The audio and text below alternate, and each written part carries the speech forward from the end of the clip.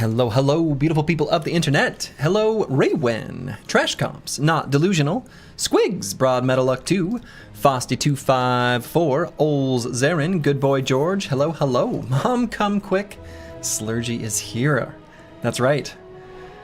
I use rotation on my pillow when one side gets too hot. Good strategy. You always got to get to the cool side. Blood for the Blood God, Skulls for the Skull Throne. Good. And we're going to slay a Spire for the Spire God. Whoever that is, I'm not sure. And we're going to be slaying a Spire today. Yesterday, I did 2 runs. We had a nice little ironclad run. Pretty fun one. 2 armaments plus. That's got to be pretty rare. What is the beta art? Oh my. Got to be pretty rare for me to grab 2 of those, but I feel like when we were offered the second one upgraded, I felt pretty alright about it. Kind of a fun little deck. We grabbed a Reaper somewhat early on, waiting for the payoff, or did we have the Demon Form first? Actually, I think it might have been. Yeah, Demon Form first. Demon Form, even though it was kind of a curse in our deck, waiting for... Yeah, okay, that makes sense. Waiting for our Reaper. Pretty nice little run. Sludgy Slaying Spires is inspiring. Ooh, there we go. Found a way to make Spire into the saying. Glad to hear it. You're slaying your Spire right now? Oh my. Is that a euphemism? And then we did a silent run that, well, didn't go so well. This is a pretty sad and pitiful list of relics to make it to floor 50. Just couldn't find opportunities to fight too many elites. The deck didn't have any tools to really deal with any of the elites in Act 2 or in Act 3. And so, as a result, just didn't have that many relics. The relics we did have were good, though, right? Tough Bandages, Orichalcum, Toy Ornithopter, especially to go alongside the sources of being a spooky ghost. But, you know, the apparitions. It would have been great to find a Wraith form. I think with a Wraith form, this deck would have just been could have still won the whole run. There's a few other ways, but we were going to be pretty reliant on the order in which we drew our cards to make it through Act 4, where it was pretty unlikely to win anyway by the time we reached this point. So, yeah, Wraith form's honestly kind of a little bit too strong. So we move on. Today I'm going to continue the rotation from yesterday, and we're going to move on to the Defect. Another try. Choose. Okay.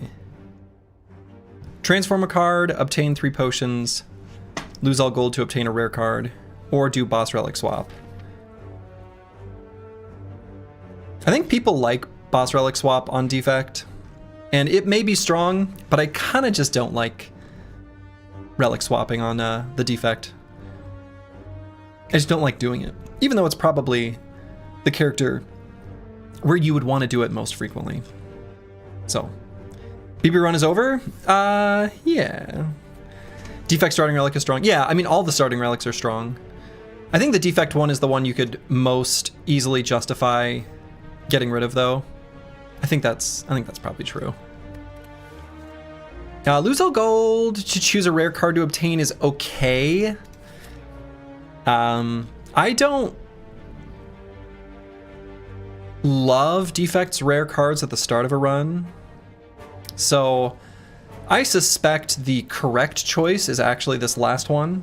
If I were good at Slay the Spire, I think I would choose this last one. But I'm not, and I want to do what I want to do. These are the chill Ascension 20 runs. Maybe at some point before Slay the Spire 2 is released, I'll do like a couple weeks where I try to choose a character and like focus on it and try to improve instead of just playing, you know, the same way I did back when I actually played Slay the Spire a lot more often, like 5 years ago. So let's choose a rare card. All right, these are pretty good choices. Especially since you get to choose, right? I think on floor 1 we just choose Electrodynamics. I think this is the best one to start with. Core Surge probably has better payout or payoff. And I think All for One is just not that strong overall. Electrodynamics is your fave. It's pretty good, right? I think Electrodynamics is what I'm going to choose, though Core Surge is pretty tasty. right? I think that there's better long-term payoff, but I'm going to go with the electrodynamics. So, I'm not going to necessarily do the smart choice. So we definitely play the Zap, and I think probably the dual cast. I don't think Strike Strike is correct.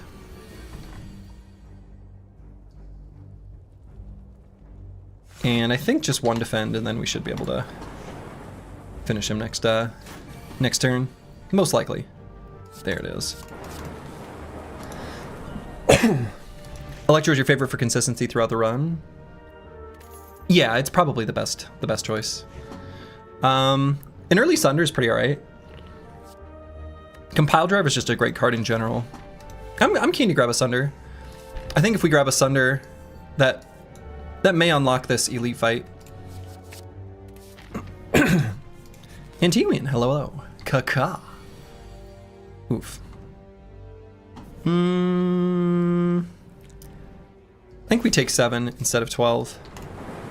I think I can avoid taking 5 more damage. Let's see. Looks likely. Looks likely. Yeah, we got there.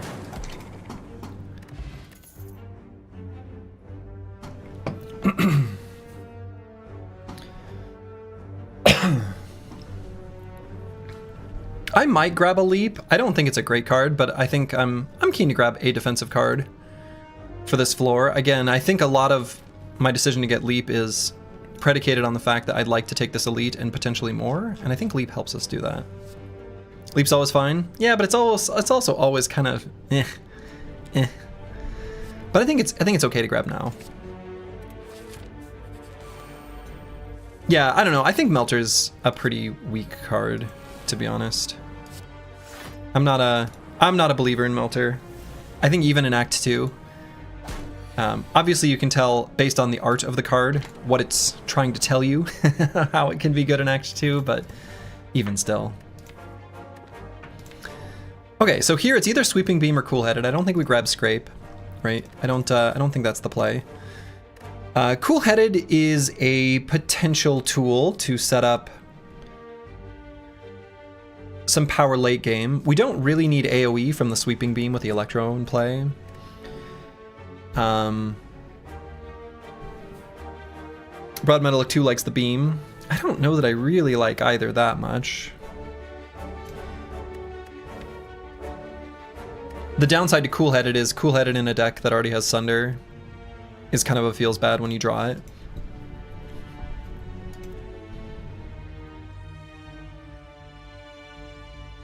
I see Cool Headed and I'm like, wow, must pick, but then I realize I've just been playing the Slay the Spire board game recently. Yeah. Have you been playing it solo or with others? I think it's a pretty fun game to play in a team setting with others, especially like the upgraded defense, being able to block for each other and stuff. It's pretty cool. I'm gonna grab Cool Headed. With a buddy, nice. And I think skip is also reasonable. Like, I maybe should have skipped, but I think Cool Headed is reasonable.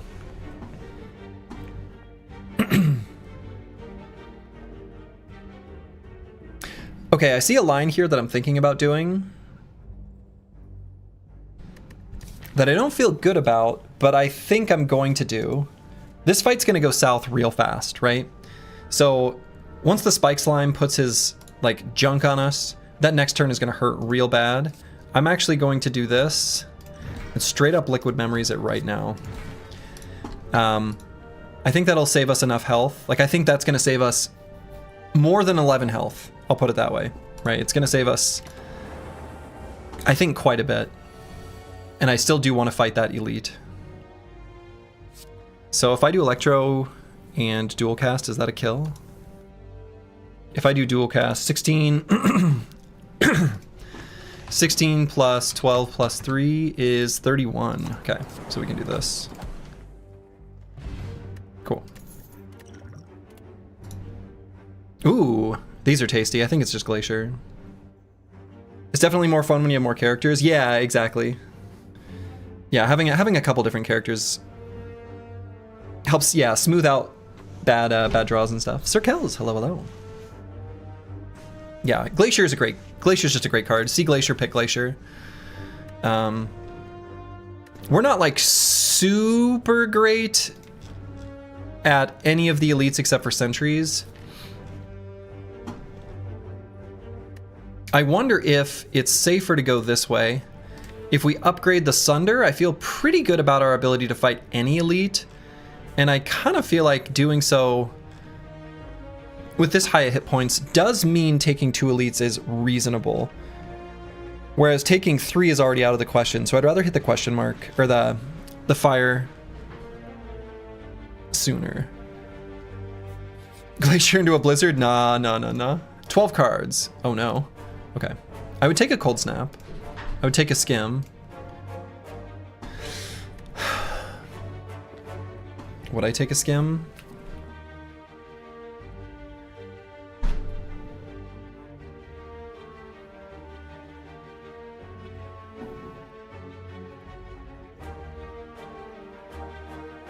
Let's see if we find the other cold snap. And if not, then I'll circle back for the skim. Okay. I think I can grab a skim. I think it's better than not adding it, even though it's not great now. So let's upgrade our Sunder. I think that'll be the best card at the moment. Upgrading Zap is also reasonable, but I think upgrading Sunder is gonna be better. Great, remove. And I'm thinking remove a strike. We're not very good against the knob. Hi.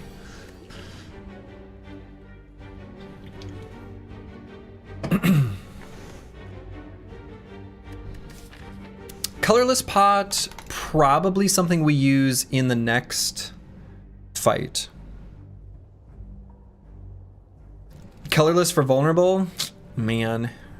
Trip is the only way we get that though, right?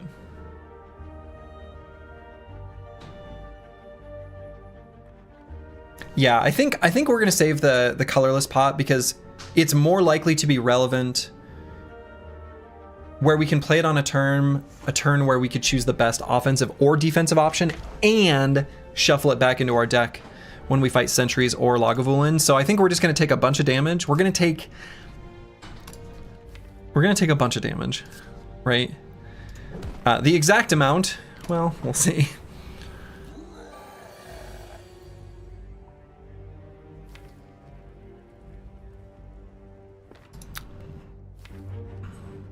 I think given how...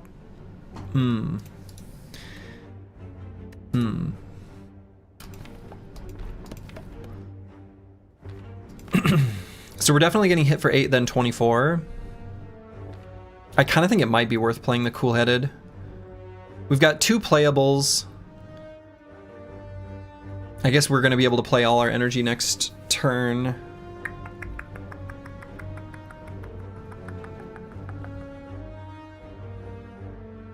Is it worth playing Glacier?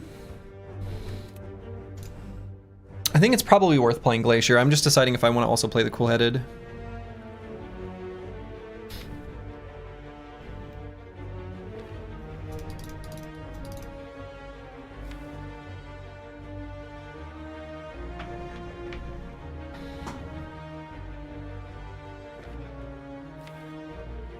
We're probably gonna brick next turn.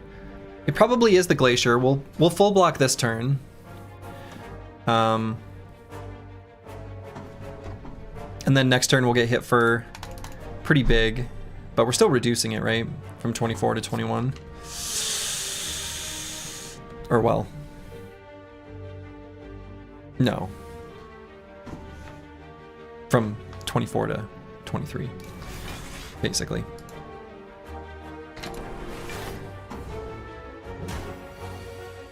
Probably have to dual cast next turn. Well, let's look, right? So we can do a little math on this, right? So he's got 44. The lightning will hit to put him down to 41.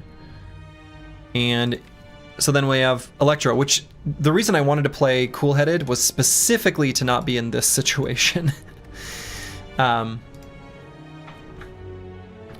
So that was a That was not good. So, playing the dual cast, right, we'll put him where Electro isn't going to kill him anyway. And if we play the dual cast, he'll gain the 3 strength when we're vulnerable, meaning he... Nah, I don't think we play the dual cast. Advanced Lightning, thank you for the Prime sub, very much appreciated. No, I think we hold and play the Electro next turn.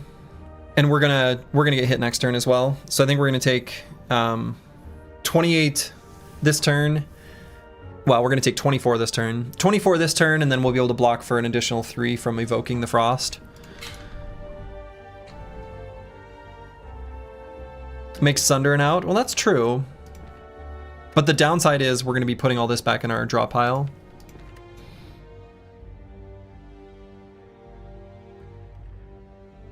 It does make Sundering out, right? So there's a 1 in 3 chance that we're just able to,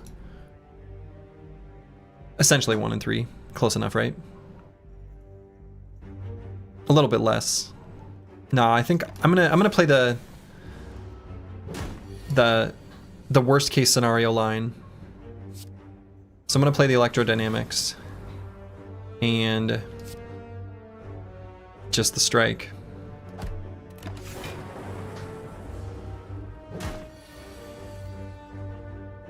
Okay, so we're fine.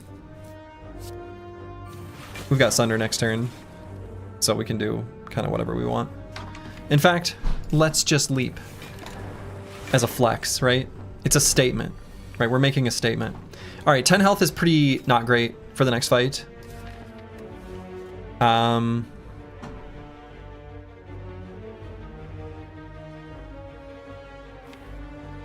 Barrage is okay with our deck right now.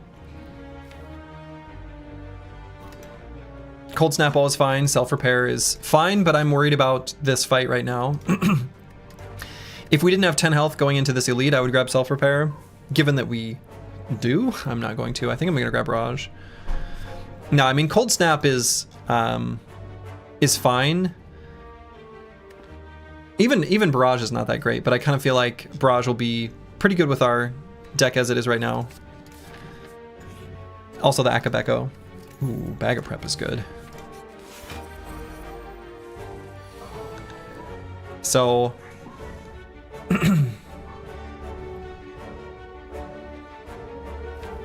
no, Barrage is good here. So I think we play the Glacier and pass the turn. And then we're gonna open with a big Barrage. That'll be the play.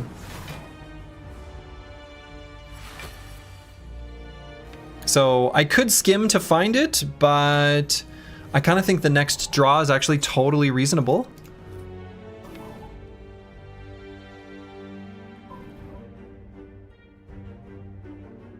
Could be Barrage Electro or Barrage Dual Cast Cool-Headed.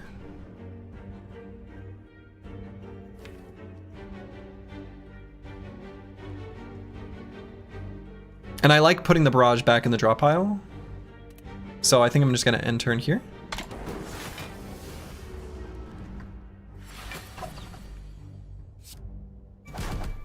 Right, so now there's a choice. I can either do Electro or Dual Cast Cool-Headed. I kind of like Dual Cast Cool-Headed. I feel like that puts pretty good cards in the draw pile. We don't want to draw the Sunder or the Glacier.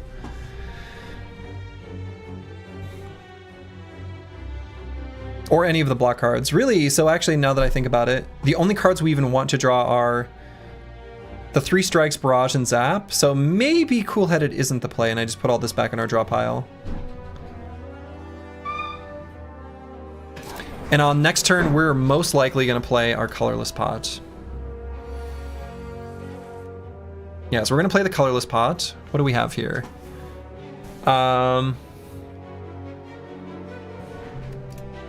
Boy. I mean, I guess we grab the Mayhem, and then we got to play Defend, Barrage. My wife just texted me, play that Colorless Pot. She was walking past. Yeah, I mean, violence is useless. We'll just play this one. This is pretty bad, though, right? I mean, we have to play defend, defend, or we're dead. And obviously this is really bad.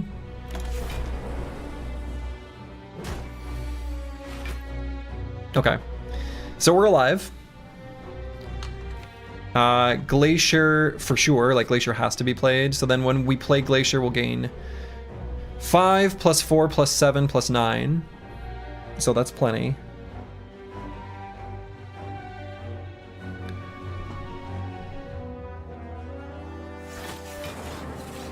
So probably just play the dual cast.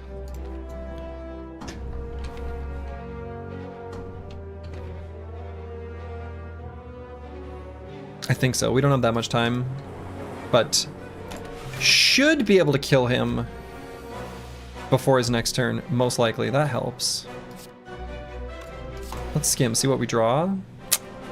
Was that bad? Was that bad?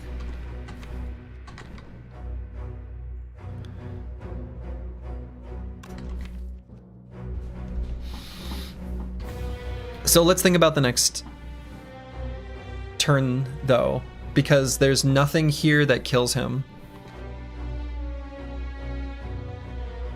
Right, there's no line where we get enough damage to kill on the next turn at all. So I think this has to be Glacier so that we have the dual cast and cool-headed to be able to live, and then have to rely on killing him the turn after. That's pretty bad. Right, we've got Mayhem, so we're gonna play... We're gonna see all 6 of these, I guess. If the Zap is on top and the dual cast gets played...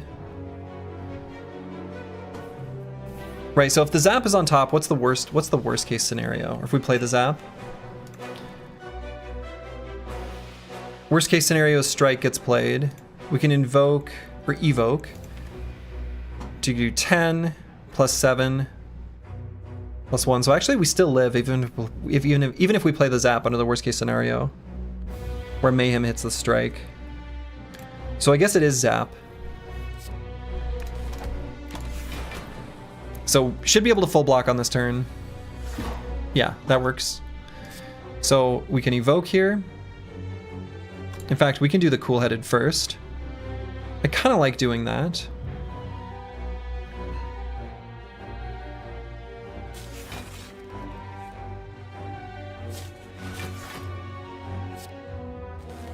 Okay, and he's dead. Whew. All right. Just like we drew it up.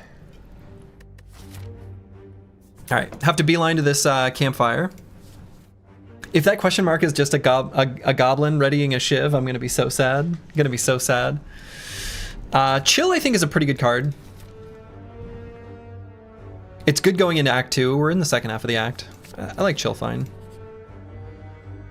I think we'll leave here. And let's rest. Just so we don't die to the final 2 fights. Hopefully find a card reward with some scaling. We've got an okay chance at a rare card-ish. Copium. Feeling pretty bad about the potential Hexaghost fight. Oh my. Well, this is delicious.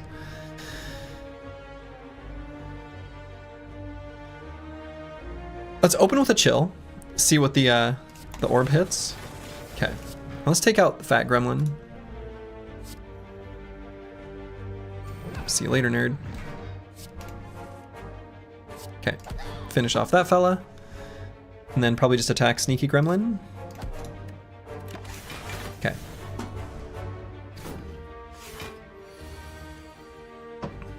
Electrodynamics is pretty tasty here. I just like it. And should be able to kill him next turn, so I'm going to play the Zap.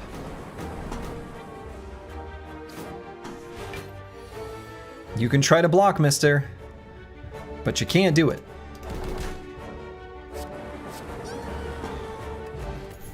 Cultist Pot, okay. We have a solution for Hexaghost. With Cultist Pot, I think Hexaghost is now doable. Reboot is not a great card for us, pretty bad in this upcoming fight. But it's the best one to add to the deck overall. I don't love it though.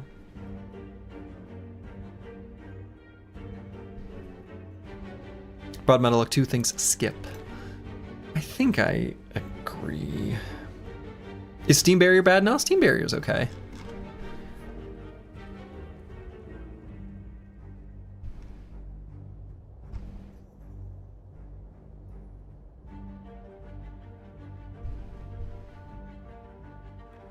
It's a little greedy to not add it, but...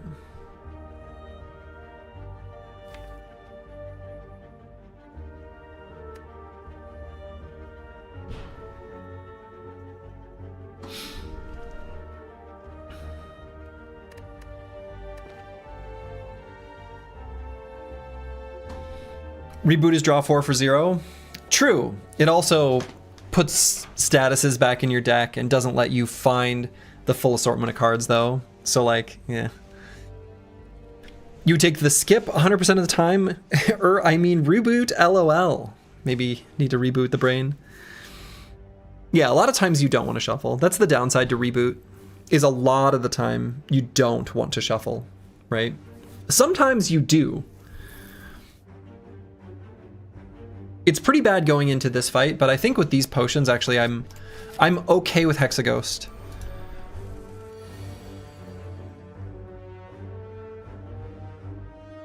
Okay, let's skim to try to find...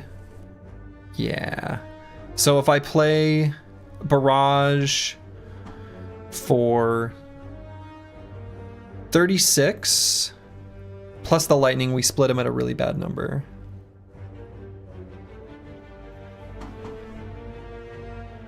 So if I play the Zap plus the Barrage, we'll do 24 plus 6, which will be 30. That's a better number. That's a better amount of damage to deal to him. I think that's the line.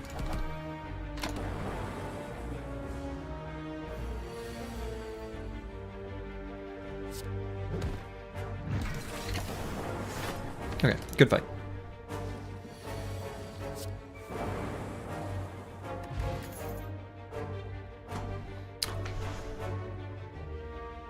See, cards like Turbo, which are good cards, are why I don't like Reboot.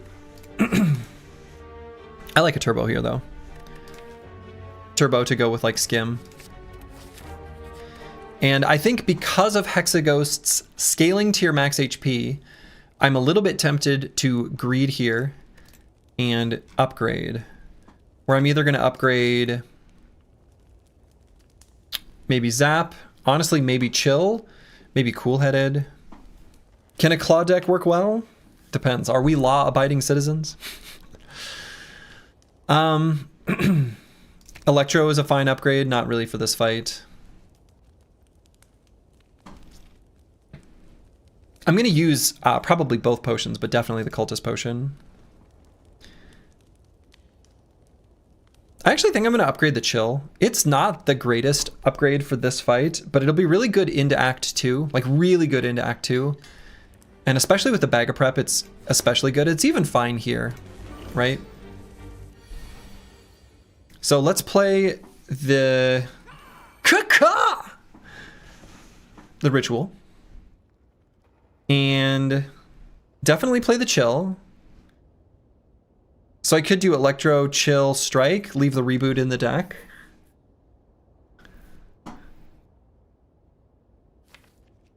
I could play the Skim just to see if we draw like a Sunder or something.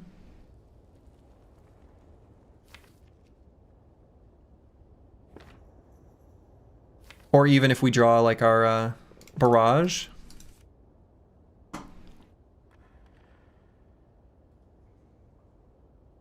I could be convinced to play the Cool-Headed as well.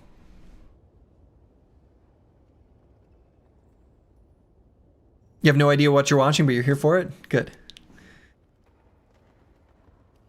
I think I'm good just playing Electro into Chill. I'm not going to play the Turbo quite yet. And I'm, of course, not going to reboot. Next turn's going to hurt, though. We don't have very good block. Except for the Glacier.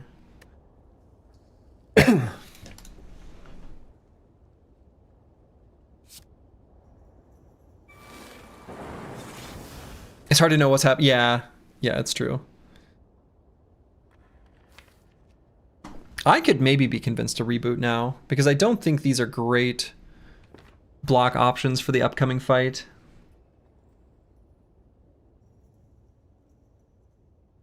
Or the upcoming turn.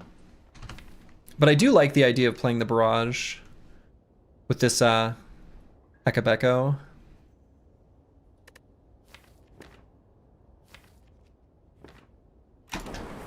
I mean, we'll live through it, so it's fine. Okay, sweet. Pop, pop, pop. And probably defend.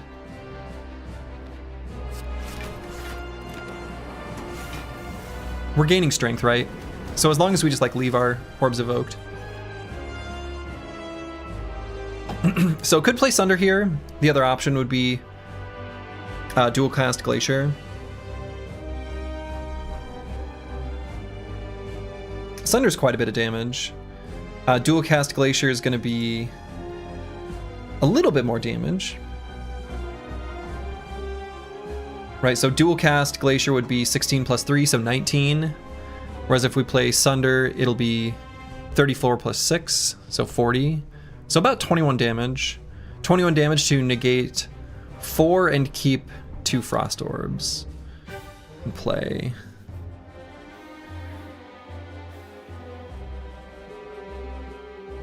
Or no, I did that first one wrong. It would be 24 damage, right? Because we'll evoke this one as well. Is music slaps? Oh, dude, Clark Abode, who will be doing the music for Slay the Spire 2. Also, very wonderful human being. Lovely, lovely person. I mean, I've spoken with him a little bit, like on Twitter and stuff. Just like instant message. Many years ago. Now let's do this. But yeah, this is a good one.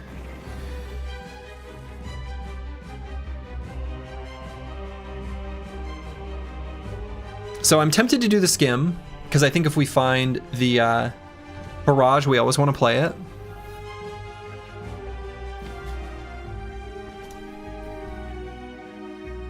And we have full block without playing the Glacier. Yeah, that's pretty good, right? So do I play the defend here and call it good, leave the reboot again? We'll just take one.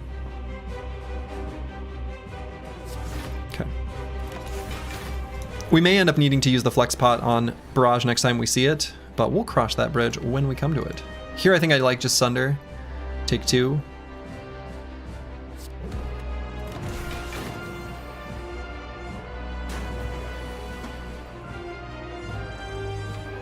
This is a pretty bad draw. A DM would be wise to take inspiration and use this music for epic fights. True. Are there any Sanderson fans here? Just seen the news that the Stormlight Archive books are being made into a TV show officially. Really? What? Hold up.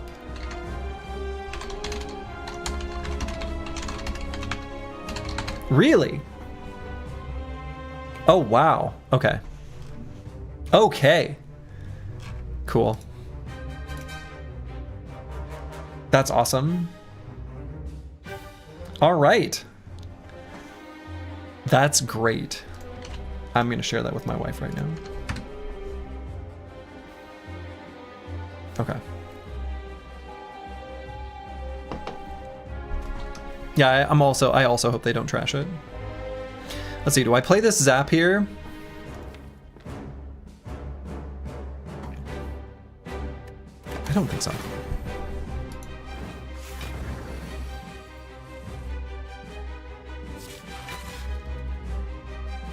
Let's see, is this enough to full block? Yes. Turbo has done us no favors.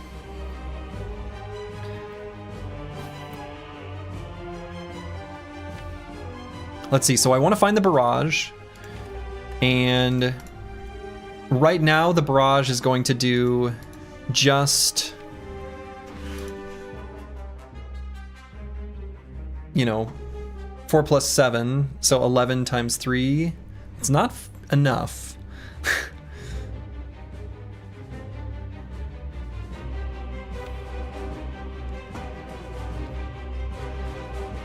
I'd like to find the reboot and play it before the next turn.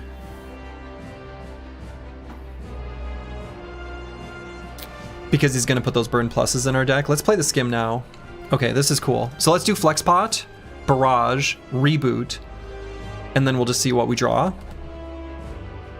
Or should I play the strike? No, we're going to reboot. Never didn't have it. Easy. Easy. Okay. So actually, I mean, let's hold tight because this next turn technically could go poorly. No, we're okay. We're okay. He's dead. All right. Well, I'm a simple boy. I see a biased cog, I click biased cog. I'm right. I'm a simple person. I see biased cognition, I click biased cognition, especially with like a chill plus. Easy. Get another reboot. Velvet Choker is pretty reasonable for defect, just in general. Defect does not mind the Velvet Choker at all. Coffee Dripper is reasonable, but I'm kind of leaning towards Velvet Choker. I don't want the Ectoplasm. I like spending money. I like money. I'm a simple boy. I like money. So Velvet Choker could run us into like some problems, but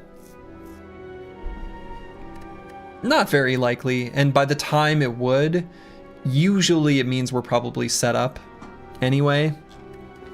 So I think Velvet Choker is going to be the play. Velvet and Skim. Yeah, Velvet with Skim and Turbo can be sad, but even then, right?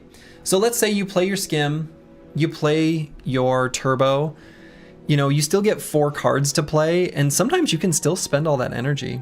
Right? You can spend 6 energy after that, easy, within 4 cards, and feel pretty good about the value you're getting out of it.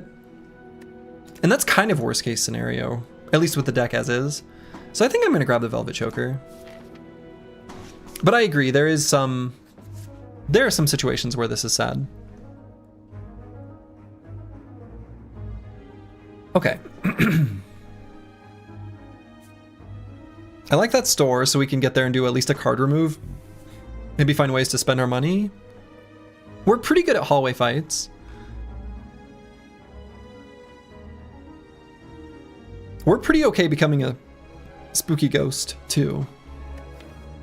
I don't think we're in a position where we would ever grab bites, but even bites aren't that bad, actually. Bites are actually, like, okay. I don't think I would do it since we're down to 3 strikes, but I don't know, it's not that bad. So maybe I'll go up this way.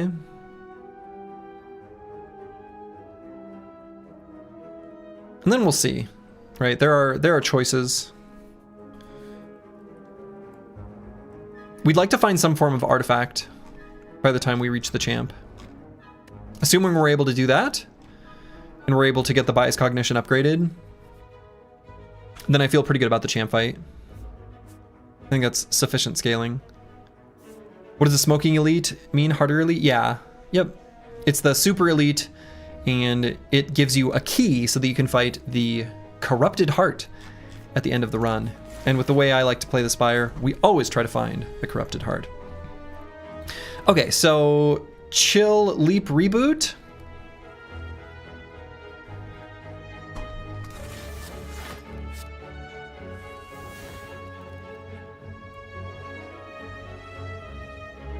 We're gonna take a bunch of damage. Get 3 more cards, but I think it's just gonna be Electro and then Barrage. I'm gonna do a lot of damage to him, at least. But gonna take a bunch here, too.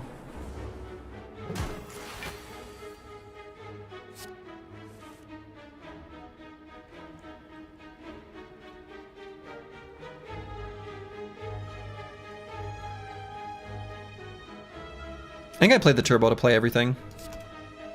Pretty sure that's just true. Almost everything.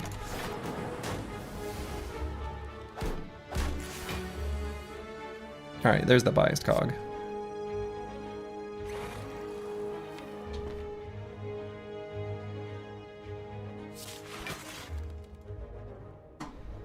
So then we are already full blocking, so I guess just dual cast.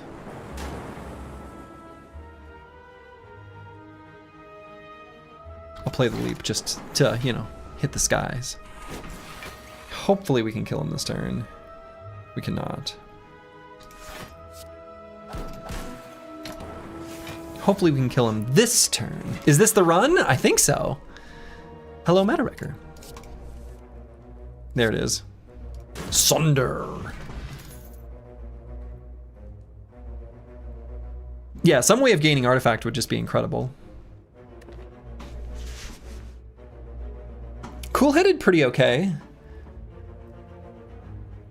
Cool-headed feels a lot better with a Velvet Choker. You would think not. Like in a way that's counterintuitive, but I think I like cool-headed fine here. You love defect, but you're terrible at using the character. I always feel like you're doing better than you actually am.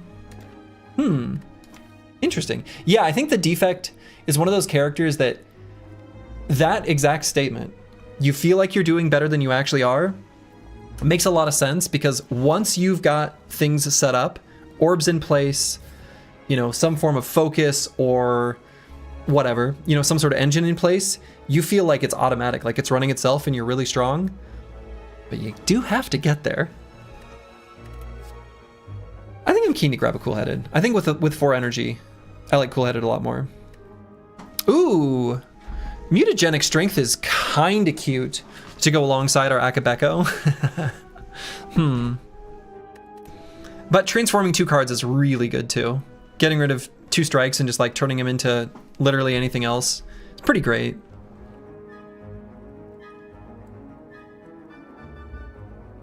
Draw spells are unintuitively good with Choker. With Choker, it's more important to find the right cards to play. Exactly. Just pick every claw and Dianac 2 every run. That sounds like you're doing it pretty well. Hello, Sins. Yeah, let's transform 2 strikes. Actually, those are fine. I'm pretty okay with those.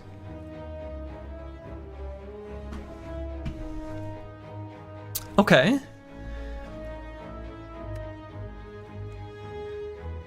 I like this event because I feel like the ratio at which I choose these 3 is like pretty close to even.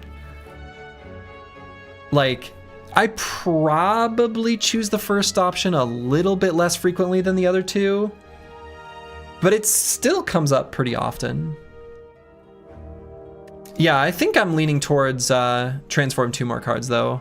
Either that or the full service. Remove a card and upgrade a random is looks pretty good too. Yeah, go for the eyes is oddly one of the defect's best defensive cards. Agreed. I do like punch. No, we're not gonna punch him. I'm leaning towards these 2. Although I don't hate removing a strike and upgrading a random card. Right, the only bad hits are the defends, and even those are like okay.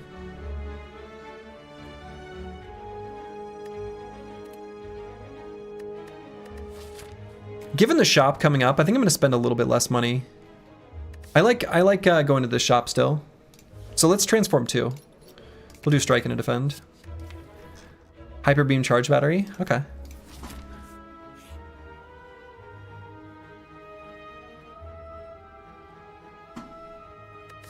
Boy, how do I feel about fighting an elite? Changed my color. Because if I just paid the 85 gold, even just going to a shop for a card remove is okay. Hi Slurgy, have a good stream. You must get this a lot, but there's any Battle Brothers streams coming soon? Yes, probably here in the next couple days. I will put the official announcement in the Discord. It could happen as soon as tomorrow. But I'm going to make another attempt at that same damn run. I just want to have proper time to like, one, take a small break, like reset a bit. And also, I rolled like a couple squads today just to sort of like think of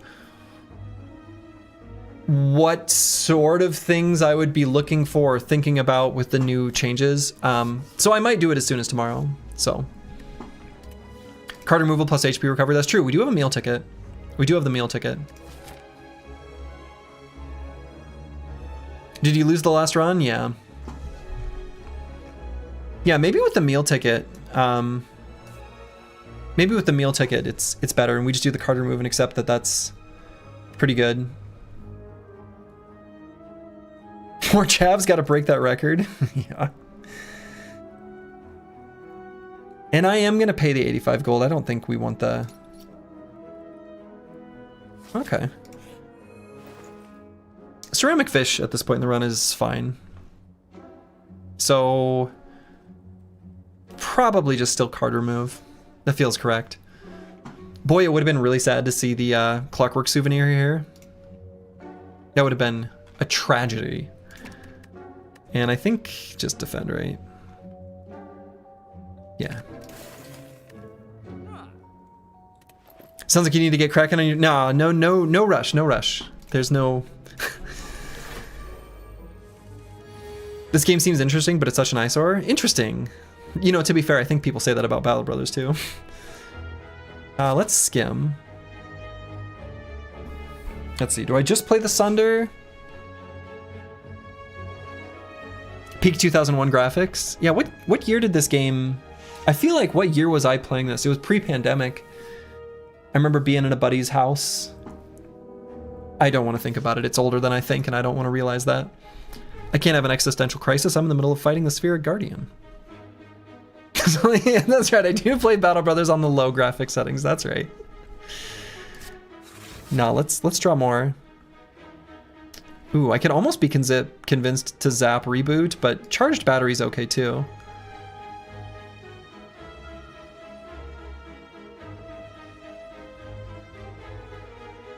...2016, 2015 maybe? Yeah, let's not think about it. Yeah, I played it pre-launch. Actually, after it launched, I don't think I played it as much. There was a period where I played it a bunch and then I just sort of stopped for a while. I played Battle Brothers. As soon as I started playing Battle Brothers, I like kind of stopped playing Slay the Spire. Yeah, I'm gonna do zap charge battery. Or maybe cool headed. Maybe I'd rather have the Frost Orb. Okay.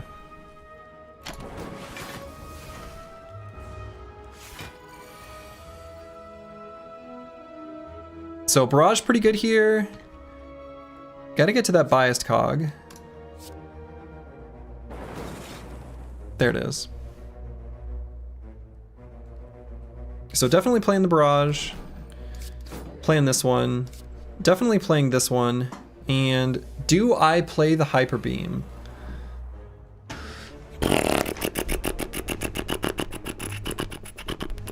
Probably not.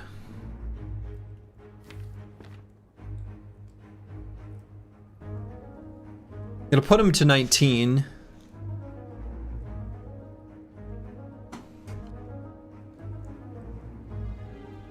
No, I don't think so. I don't think so. Yeah, most of my hours from Slay the Spire pre-launch, I haven't really come back to it since. More or less, same here.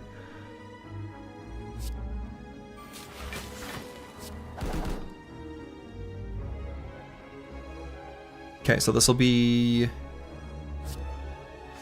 more than enough. So I want to try to kill him on this round if we can. Sunder! How do I feel about a hologram? I feel like okay about a hologram. Not great? Not bad. Force Field and Streamline are both bad here.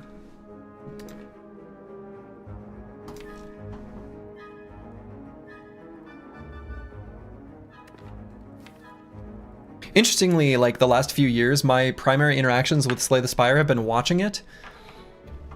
But watching it is so passive, like I'm not thinking about their decisions. I'm just like sort of osmosising a little bit.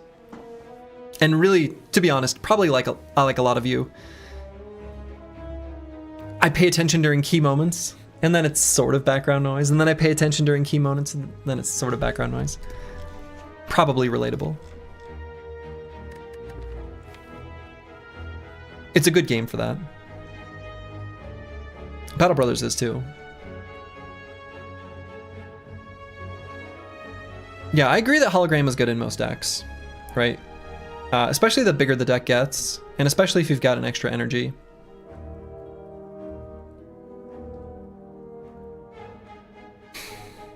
Right, because there's a lot of times where you're like, oh man, I just want a hologram, a turbo, or a skim, or the sunder, or the hyper beam, right? There's a lot of decent hits for it. Let's grab it. I don't know what you know. I might just ignore you all the time. Fair enough. Super Elite feels a little risky, but regular Elite feels fine. And then we'll see how we're feeling after that.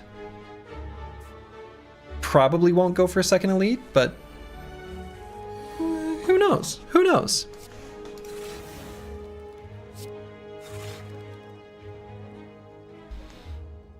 Let's skim and see if we can find some stuff. There we go. So there's that barrage. We like that.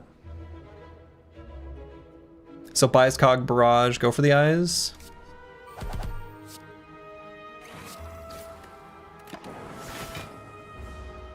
Feeling pretty good about the barrage. This card is sometimes kind of dead weight, but in this particular run, it's been really good. So let's see. To play the Hyper Beam or not.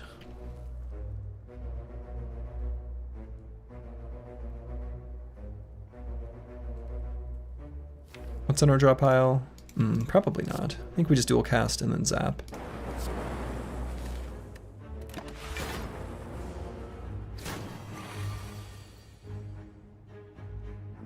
So let's put the lightning orbs in position. And hologram the barrage?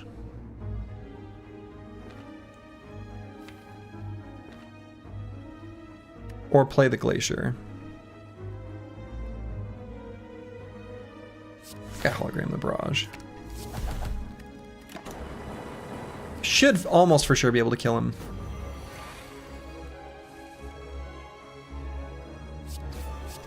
Sunder! I don't think we want a second barrage. I don't think that's a good idea. Stack is okay with the deck as is. Not terrible, but I don't think it's quite worth grabbing. Tempest is fine, but I don't love it. This might be a skip.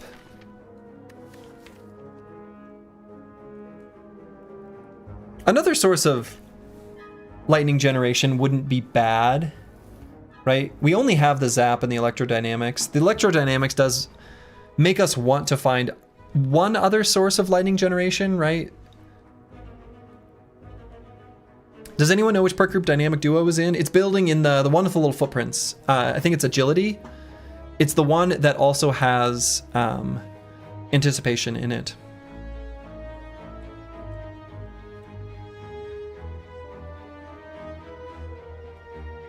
It's very good, and it's very good. I think it's almost for sure. Expect in the next Battle Brothers run to see more Dynamic Duo. Agile. Yeah, that's what it's called. Thank you. Thank you. But you should expect more Dynamic Duos in the next Battle Brothers run, and whenever possible, if I am able to take Anticipation and Dynamic Duo on a big chunky two-handed bro, you can bet your ass that's gonna happen. Put a pin in that. We'll be rolling some squads here in the next couple days. That's right. Anticipation, you say? Yep. You gotta protect yourself somehow from them ranged attacks and other things.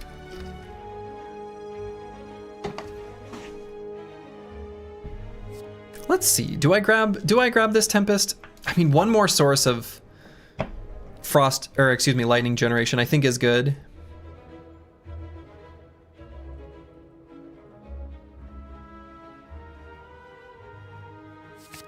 You have a bro with dynamic duo plus brace for impact plus nimble plus 1 with the shield plus indom.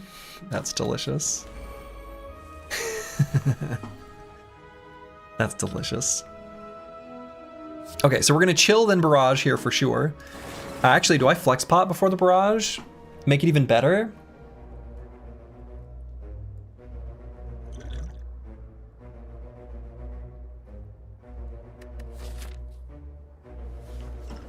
I mean, that's pretty great. In fact, I could liquid memories it back again. Right, now we're dealing 36 damage. So this would add 15.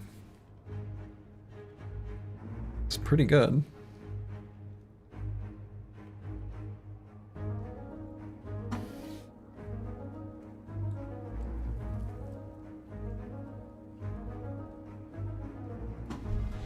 I kind of like the idea of playing both of these potions. And then maybe trying to hit up another elite, possibly 3. I think the deck's okay for it, and I want to see more relics.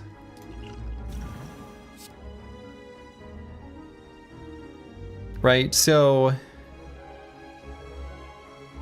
do I do this here, or do I just wait? What is 17 times 3? 51.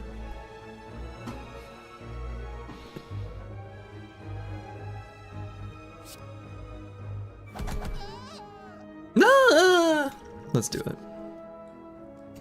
Let's do this. And then we're gonna do a...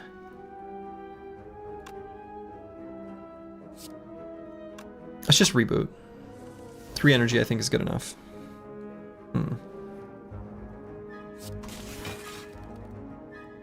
Ah, okay.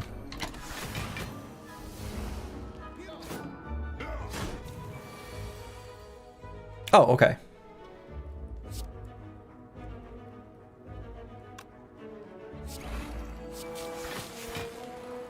We're good. I can play the Hyper Beam. It's a little bit of a may as well. But I suppose it's almost like may as well not.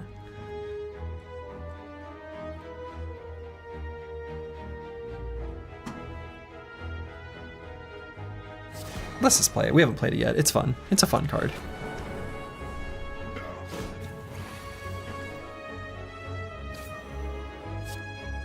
Sunder!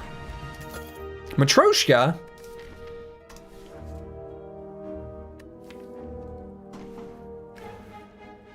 How do I feel about a compile driver?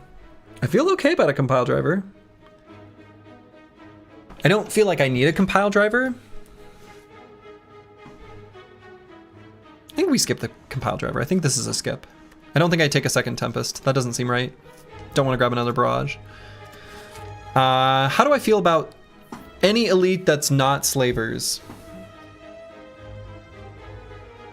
Book of Stabbing is going to hurt us pretty bad with no potions right now. Or could. Could Book of Stabbing kill us with 57 hit points? How goes Slay the Spire this evening? So far, so good. Could Book of Stabbing kill this character with 57 hit points in a really bad draw?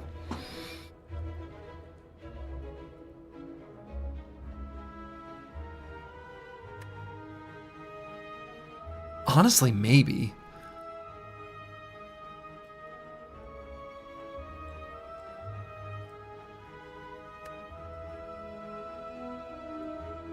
It'd have to be pretty unlucky, but I feel like the deck's really strong and we don't need to risk it. Right? Because I can go this way. And probably fight this guy after an upgrade. And whatever these 2 relics are. Omamori and Frozen Egg. Okay. The Chowser. Hello, hello. I don't think this deck wants a Ritual Dagger. Let's just get gold. And upgrade something.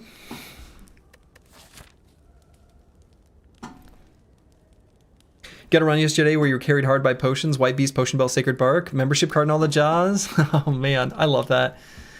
I love that. That's great. I think I'm keen to upgrade.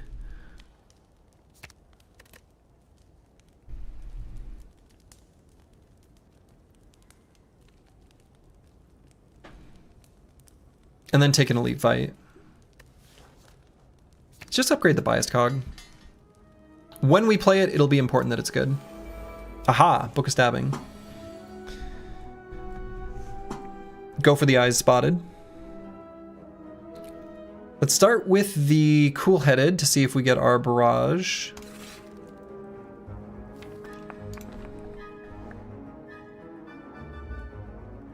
Let's play the skim to see if we find it. We don't. Okay. So we got 4 more cards to play.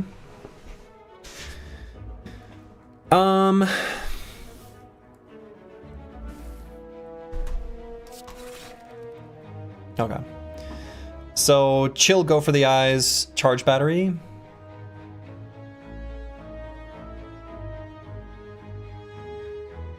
Or do I even play the go for the eyes? By playing the go for the eyes, we rob ourselves of 16 damage against him to take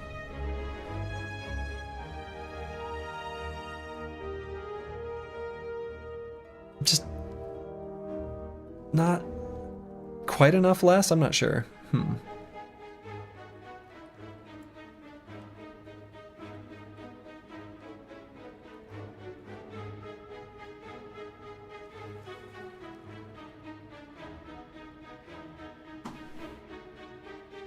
I don't think I'm gonna bother with the reboot. This is risky. This is some risky shit. No, let's just do this. We're still gonna get the wound either way, but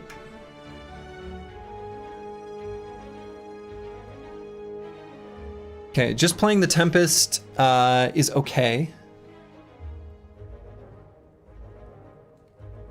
Playing the Barrage, then the Tempest is 1 more damage. No, it's yeah,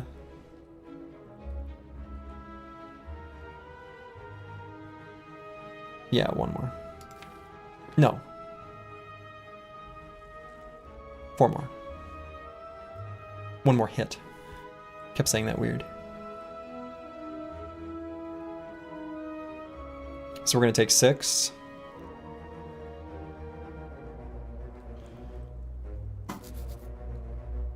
Okay.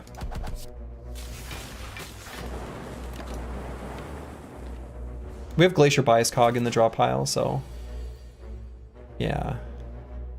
So what would I hologram?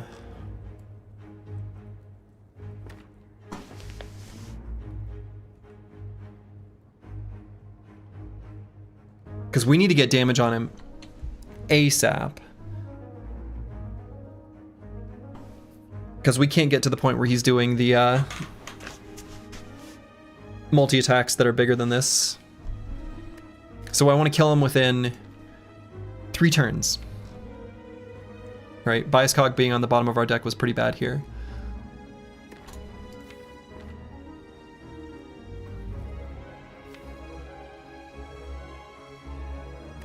Skimming go, or hologramming go for the eyes seems pretty okay. It's maybe the most straightforward.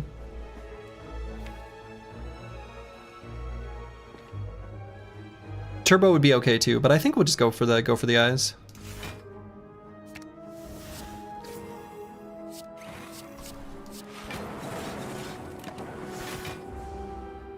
Full block on this turn, but feel kind of bad about the damage output at the moment.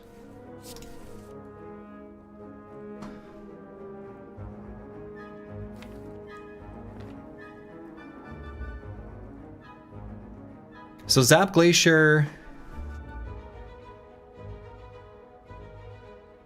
Go for the eyes. Don't even need to play the go for the eyes. Could do Zap Turbo Reboot.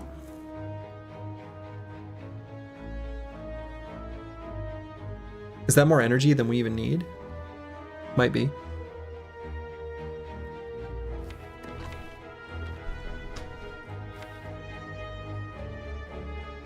2 wounds in the draw pile, so we would sort of decrease the density of wounds by doing that. What are those yellow skull? Yeah, these things, yeah, they're just decorations. The cute little yellow souls. They're just decorations. They're just decorations.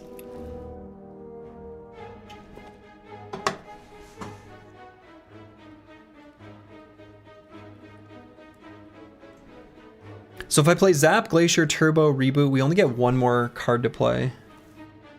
1 more card worth up to 2.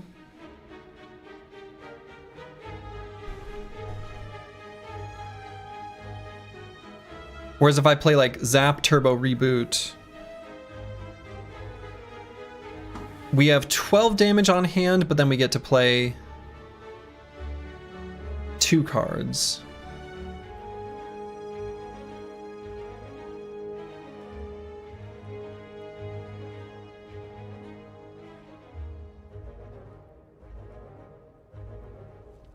Could also just cool-headed and see what we draw.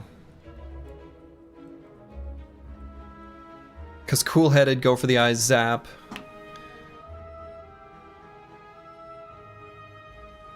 Is also a line.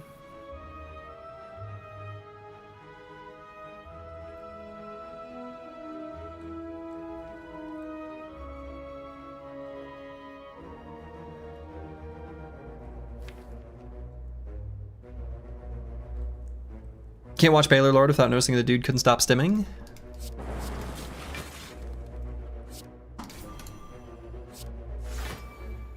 I don't actually know what that means. I've heard that phrase, and I know I should know what it means, but I don't actually know what that means.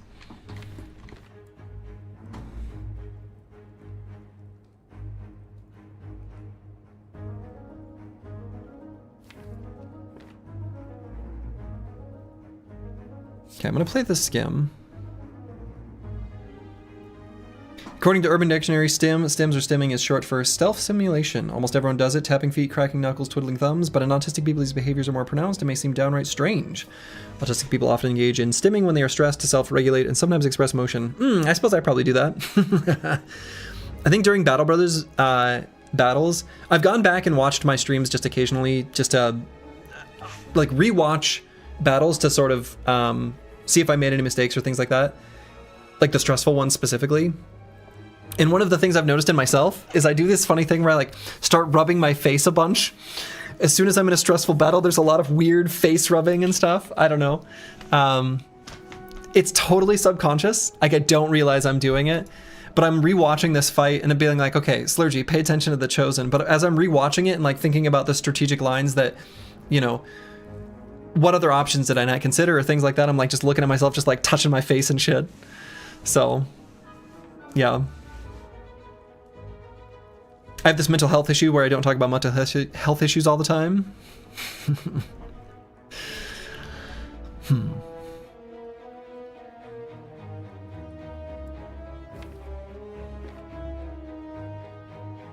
Okay, so what I'm thinking is, do we have lethal next turn? And I think the answer is yes, right? So we play the Electro, so I don't play anything else because I don't want to cool-headed into the Sunder. So I think Electro, right? So we'll do 12 here. So we'll have 12 plus 10 from our orbs. So that's 22.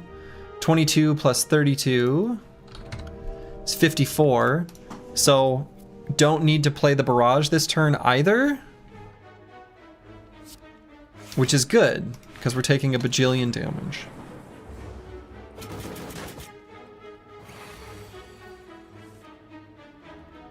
So that was me, and I just feel like my friends seem pretty normal, high functioning. You love to talk about their issues, but I suppose I should be more empathetic.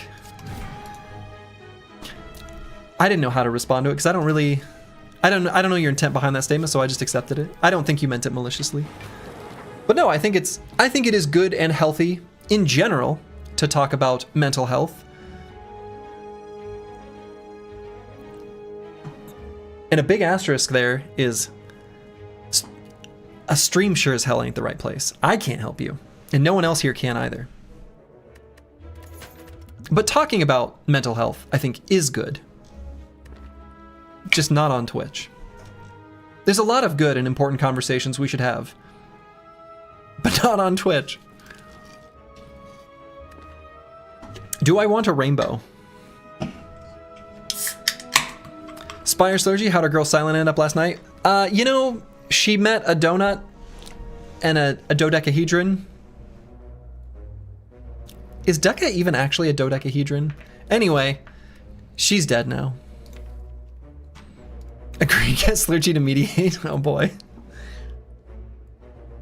Yeah, she met some shapes, and the shapes made her not be alive anymore.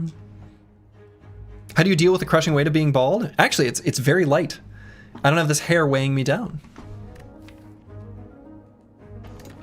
All right, I think a rainbow is fine. I think getting a dark orb in play for the champ could be our way to defeating him.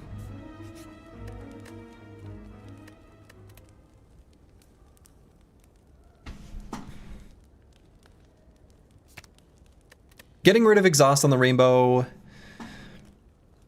is a little bit tempting for a fight like this upcoming one, where I want to try to like get the dark orb evoked, but then probably also frost orbs behind it, and maybe I have to bail on that and get more frost orbs in a turn. Yeah, 0 air resistance while flying up the spire, exactly. Yeah, going out in the sun is risky. You just got a sunscreen. But really, here's another, just like our mental health tip. Hey, you should put on sunscreen, just in general. Maybe this time of year it's pretty pointless, at least where I live. But in the summer. You kind of disagree that Twitch is not the place to talk about mental health. If you don't want it in your stream, that's that. But for a lot of people, this is one of their main social spaces, and they may not have other opportunities or outlets. Okay, fair enough. I guess I will backpedal slightly and agree that it can be a place for people to talk about mental health if they don't have other avenues to do so. I think the risk in general with doing so is for any streamer, not here, thankfully, because I think I just don't have the vibes for it, but, you know, a certain amount of like trauma dumping that people can do because they feel like they have no other outlet, and that can put the streamer and everyone else in a pretty awkward spot where they're like, hey, I want to help you, whoever you are, but like, I can't. And that can be difficult. So, but that's fair. But yeah, I think I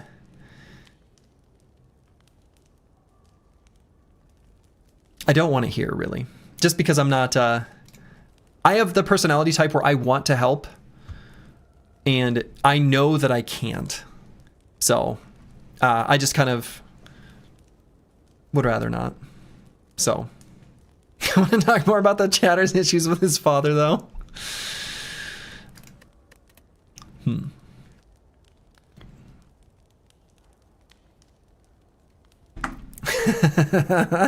Only Slurgy is qualified to help me as my father is also bald. You know, my dad has more hair than I do. And he's old. He's really old. So let's see, what upgrade what upgrade do I do here? I don't know that any of these upgrades are all that appealing. Like, there's nothing here that stands out to me as like, yes, I want to upgrade that. Like, very few things here feel worthy of upgrade. As a rule of thumb, as much as large majority of people, both online and offline, people do come here as the platform to have a good time, follow something like, or simply forget about their daily shit. For the most part, a stream is not a place to trauma dump. Because the mood and the atmosphere goes down and you get your atmosphere. Yeah, exactly. As things are for Discord or other DMs, I agree. And the other thing is, too, is that, like, exactly, one thing you pointed out there, not delusional, is people come here for a good time to sort of, like, forget about their daily shit, right? And I think that is the most important, at least for me, the most important thing, both for myself to enjoy this and for other people, right? Forgetting about the daily shit, and that's why a lot of my rules are in place.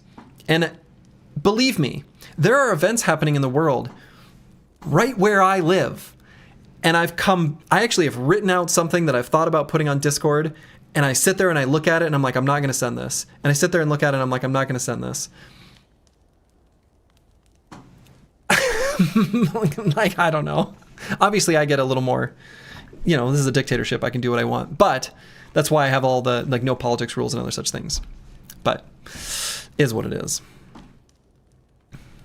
Post it, dude. Look, I actually typed it out and didn't press the enter key today. It's sitting in a Notepad++ window right next to me. But it's true. I can do it. And maybe tomorrow I will. If you see a message tomorrow that shows up in the Discord that pings everyone and then just doesn't allow for discussion afterwards, you'll know what I'm talking about. So, yeah, it's the same as parasocial rules and that streamers are to your friends or colleagues. True. Yeah. Right? I'm here to entertain. Provide a good time. Hologram sticking around is good too. Barrage and any of the lighting options are good. I agree. Dude's gonna ban... No, you can slander bald people. That's allowed. In fact, almost encouraged. What now? So no. No, it'll make sense.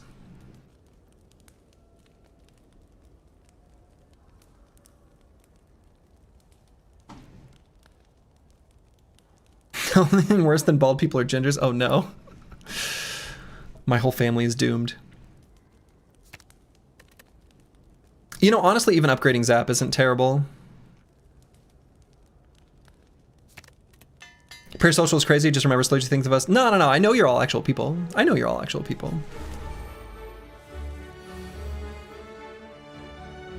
Oh my. Biased Cog, Tempest, Chill?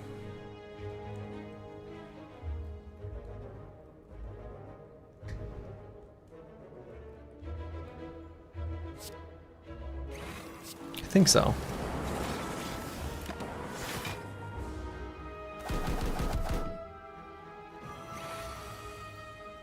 Just meat shields for him in his runs? I mean, that's true. That's accurate.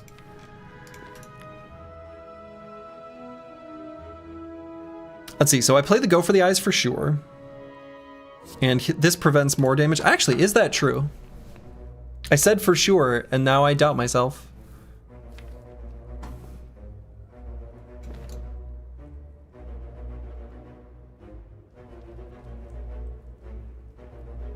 If I play the Go for the Eyes, I've negated all the damage, right? Seems good to you? Yeah, I mean, the downside is that we get rid of the Akabeko, and there's a reasonable chance with the Skims that we can play Barrage and then pretty much just kill this Chosen.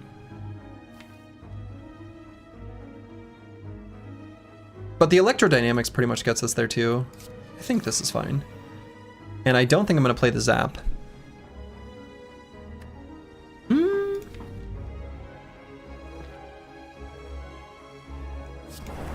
Play the Zap.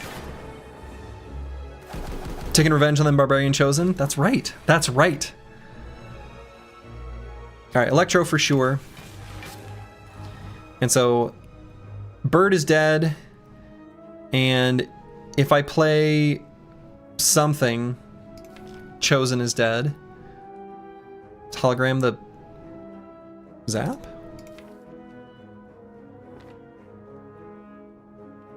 Right, because that'll be 11 plus 18 plus 15. It'll be 44 damage. Yeah, okay.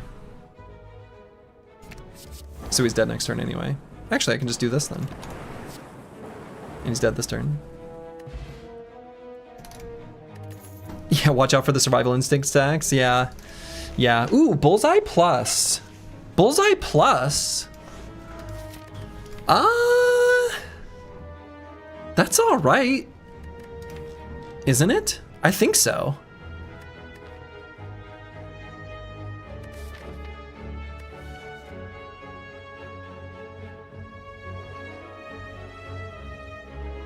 Sure. All right, so here I think I'm gonna rest, and it lets us take a bunch of damage from the champ while we juice up a Dark Orb.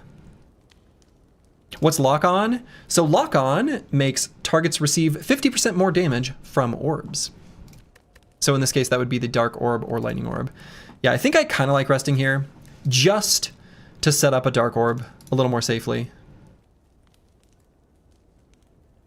You get a couple days off due to the snow and it reset your sleep schedule back to that of a normal person, which sucks because you're a janitor. Oh no. So your hours are probably not that of a normal person. Yeah, not going to be strong. I get to catch more of your streams? Wonderful. What more could you need?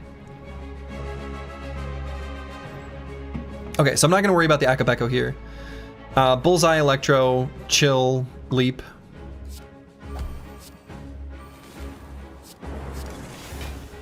Take just a light bit of damage here. Didn't Lock On used to guarantee a specific enemy got targeted by lightning? I don't know.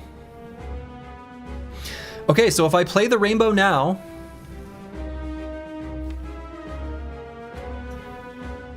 we could get that Dark Orb starting to charge up.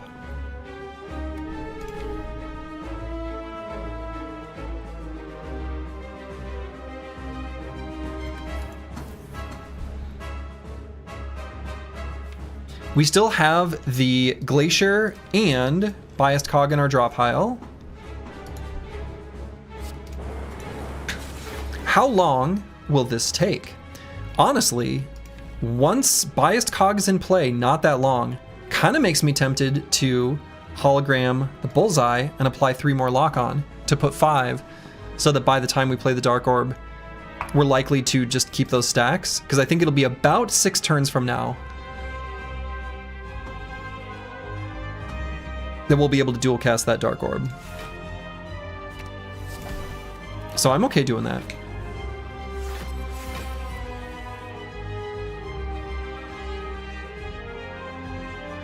Damn. So we're just going to take a bunch of damage here. I'm not going to play any of the orb cards because I want to get this Glacier in play. And we don't have any more source of Dark Orb. Right? So I think it's just Biased Cog here. Would Reboot get us to the Glacier faster? No.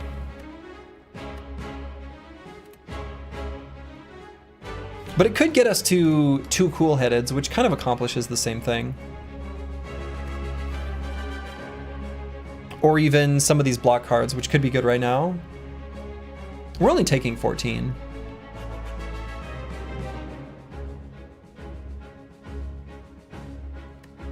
I think this is okay.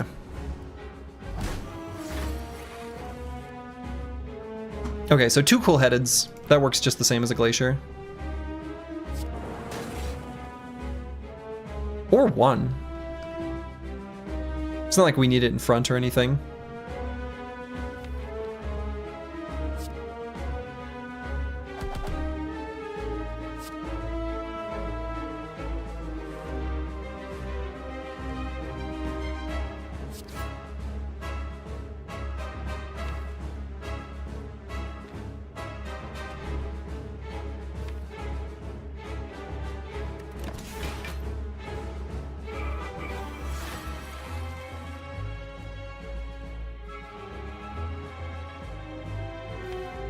Have a free shot. Weakling? He called me a weakling. That was rude. Sunder Charged Battery.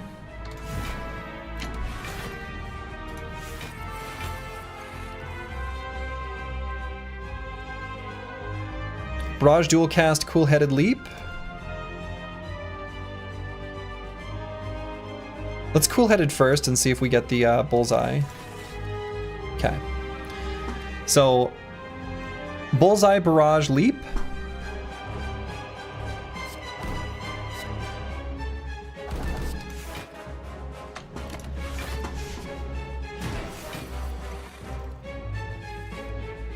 Okay, like seeing that Bullseye.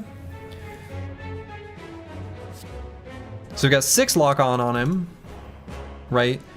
So right now we're doing 150 with our dual cast on the Dark Orb.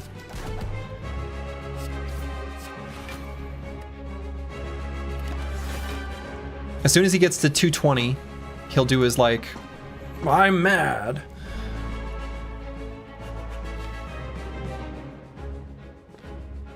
So here's our dual cast. We're not going to play it now. We're not quite there yet. One more turn around the horn. So let's just skim. Reboot? It's not that exciting of a draw.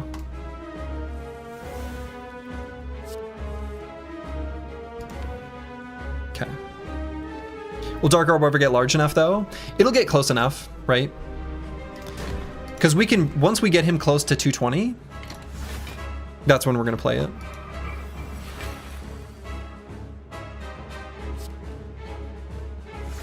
Oof, I don't like what next turn could look like if we don't draw our skim.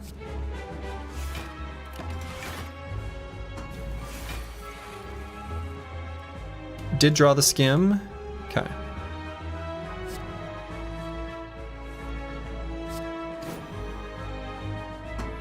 So do I need to reapply the bullseye? Don't need to.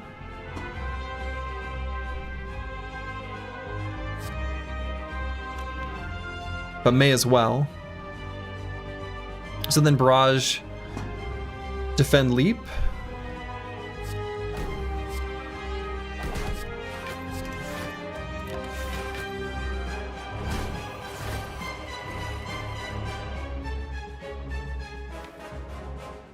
So there's our dual cast.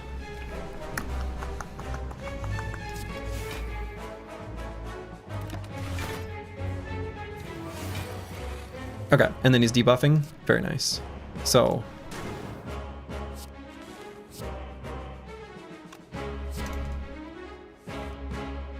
excellent. All right, I think we got there. All right, so he's gonna be like die or whatever. And lightning that evokes does 3. Just need to find our barrage and hyper beam. Being weak right now sort of sucks, doesn't it?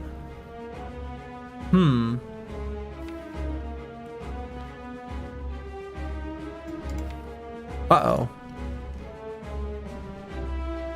Right, so Turbo Tempest is only going to do like 9.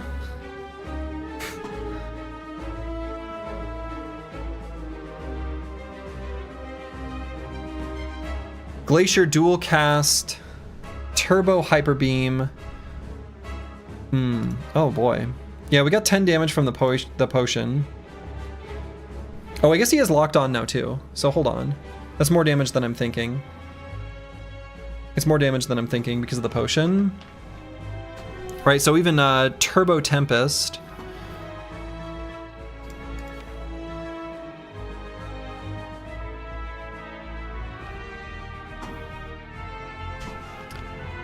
Let's see, so Turbo Tempest will evoke. So total of 5 times.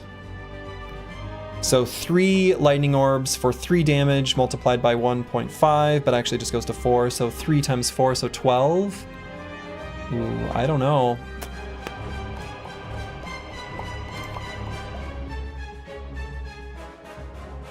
We're gonna be weak again next turn. He might have us.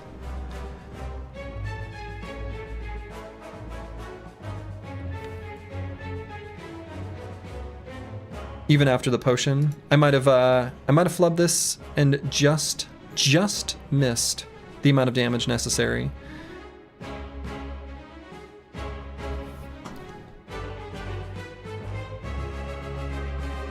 Another line would be Tempest Turbo to play the Hyper Beam.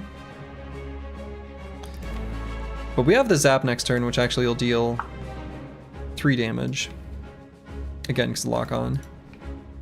Ooh, I think we're done.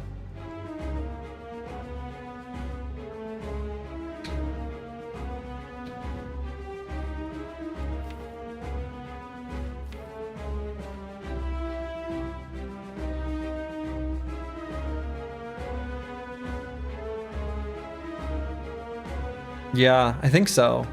I think that's true.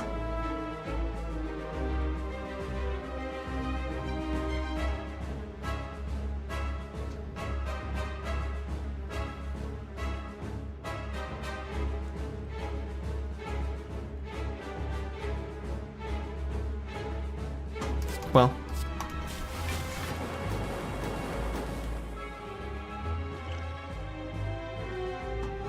It did 0 damage, actually. But it'll let us maybe do some this turn. So we're going to reapply the debuff. But yeah, we're probably just dead.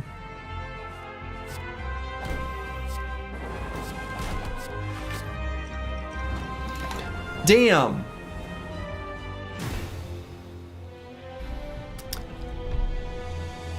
Would it have been better?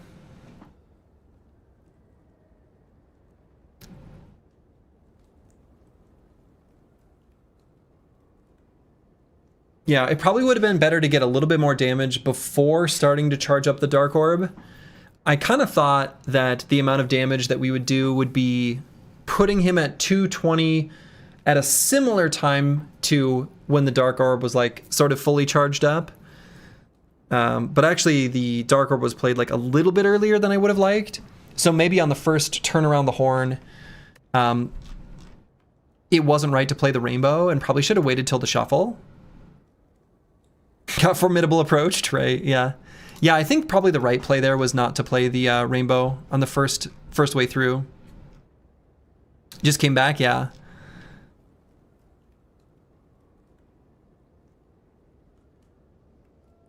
So yeah, I think that was the mistake. Also, you know, did consider upgrading the Rainbow at the campfire. And if I had done that, then I could have played it with impunity and been like, that's fine, we're going to play it again on the shuffle. And it's like a pretty fine card to play that second time. Maybe that would have been better. That probably would have been what was needed. When was Cog played? Probably near Cog was played near the end of the first shuffle. So, could have let the orb cook with low focus? Man, I don't think so. I don't think we were going to be able to let the Cog, or let it cook with low focus, since so much of the block for the deck comes from the orbs. Well, the Spire giveth, the Spire taketh. Let's move on to the Watcher.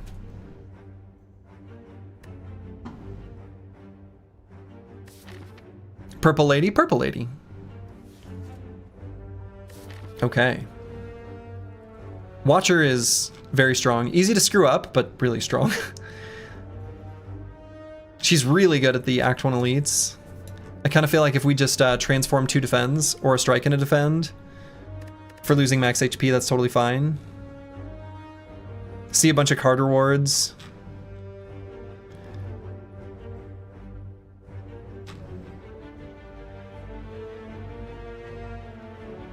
Yeah, that seems good. Yeah, she's very OP, so it'll be embarrassing when I lose. Random rare card on Watcher is really bad because most of her best cards are on at uncommon. Hello, Rushdown.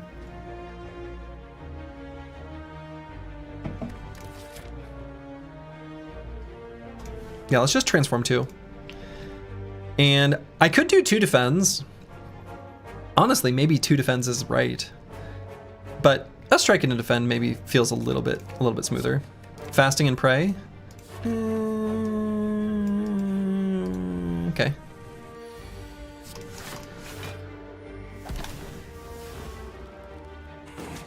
Removing defense is the line? You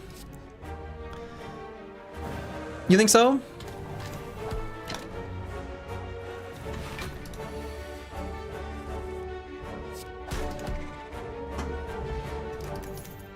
Generally speaking, if I'm going to remove 1 card, it's definitely a defend. If I'm removing 2, I could go either way. I don't think I take any of these. I think we greed this a little bit. None of these are very good.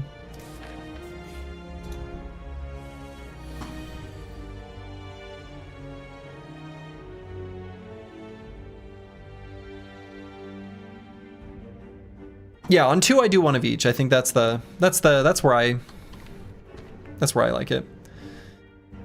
And depending on how we draw, We end up taking 2 next turn. So let's just do this.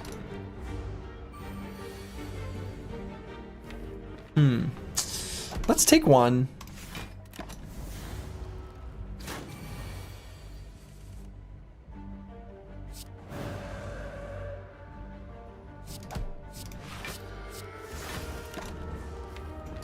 Okay.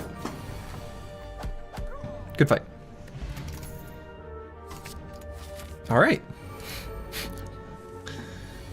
Would you look at that? It's a rushdown.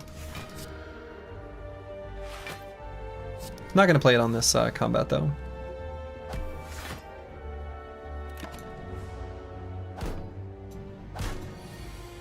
Yeah, sometimes if you break your turn 1 draw, it's just +5 health if there's a defend instead of 4 strikes and a Sender's Bane. Exactly. That is exactly right.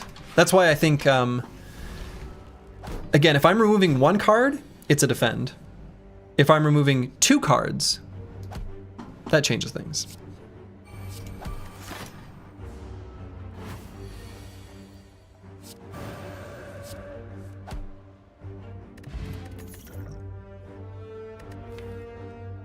Tranquility is pretty okay. I think it's worth adding to the deck.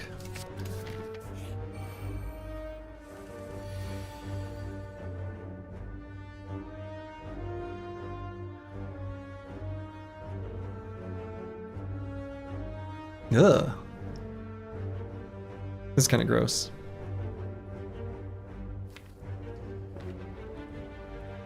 This prey is like a curse. Legit think that's the card to remove, which is sad, but I think true. Is it worth playing the fasting? Fasting Miracle, Defend, Strike, and then we strike the this guy.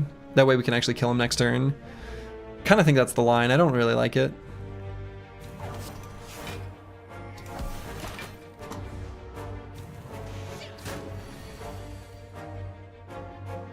Yeah, so then strike, defend. And we're going to be vulnerable, so this could suck.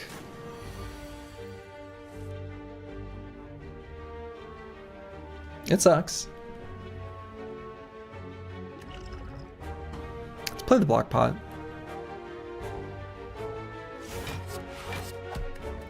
Praise the best watcher card in the board. What is it? What does it do in the board game?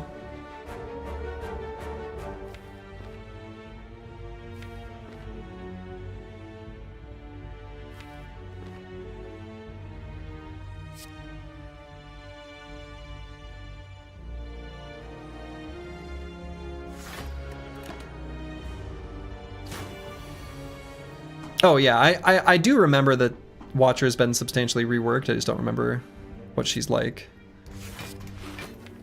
Okay, should be able to kill him next turn. Pretty sure that's true. I don't think we need to do the Watcher math. Yeah, we're good.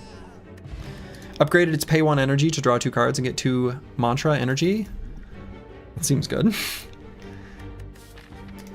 1 Deceive Reality can be okay.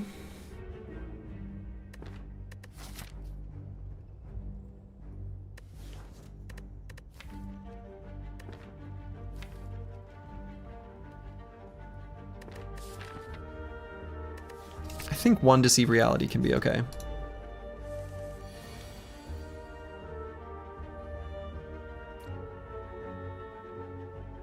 So then, what's the line here? Is it just Deceive Reality and then play the safety?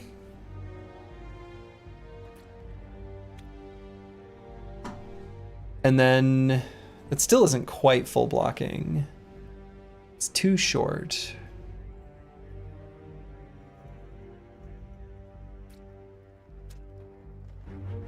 Could also save the safety for next turn.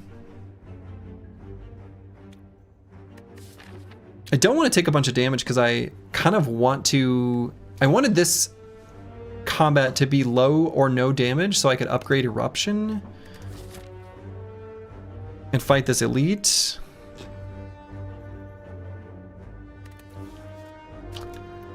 Blech. How disappointing.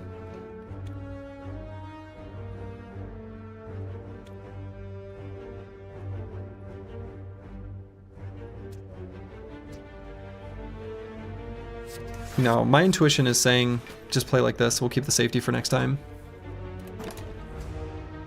Next round. We'll just take the 4.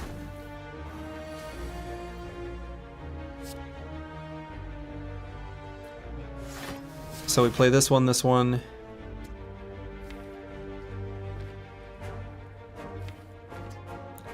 I have to start getting some damage down.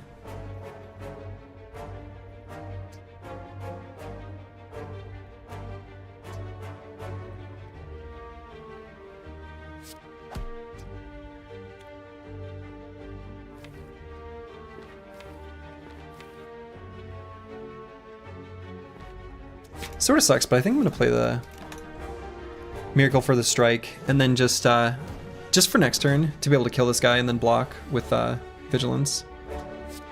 Yeah.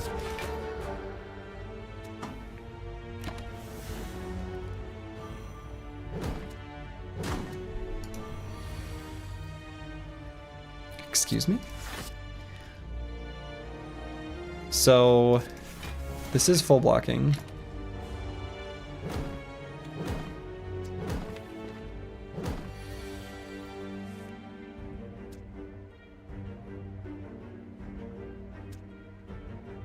So let's kill one. And then just Vigilance.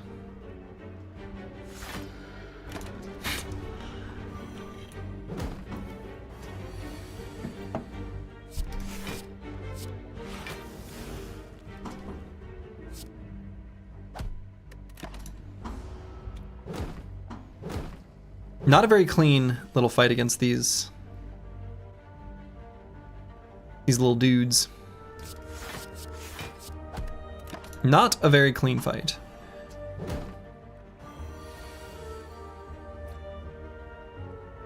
What Eruption in 3 strikes does to a Watcher deck? Kinda true.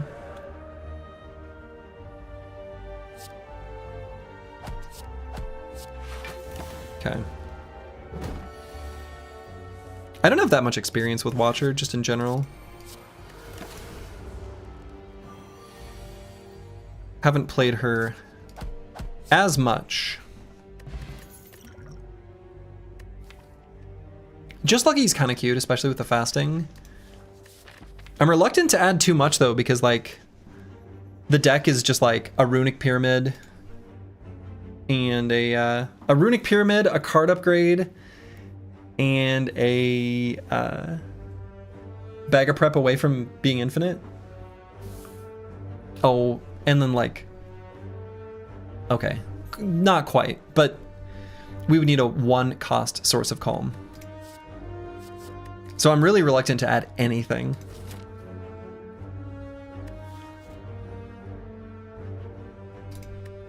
I think I add nothing. We don't really need relics as much, so I'm actually gonna rest here. I'm gonna rest here and not fight the elite.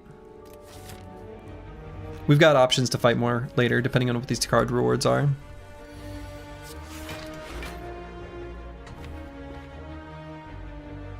Let's keep the Miracle.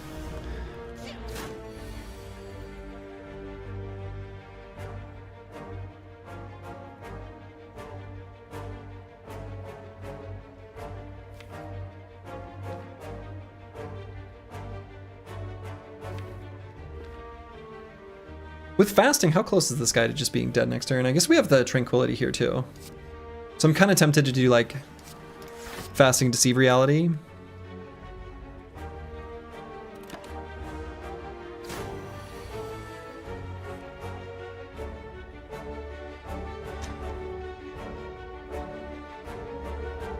So do I have lethal? Right, 12 plus 18 plus 18. 48.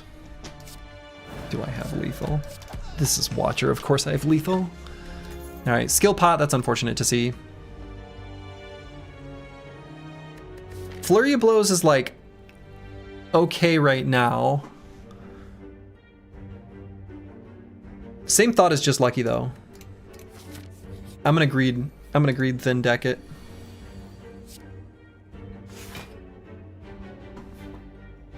Take 1 here.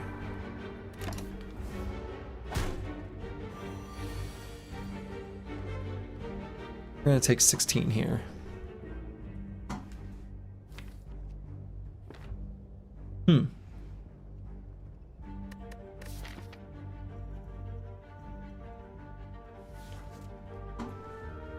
I don't like taking 16 here. I think that's just how it is, though. That's is as simple as. Probably still play the fasting. Could play an attack pot. I'm thinking if we take 16, we're not fighting this elite, right? So we're gonna go this way anyway. Could play the attack pot and see what it ends up being.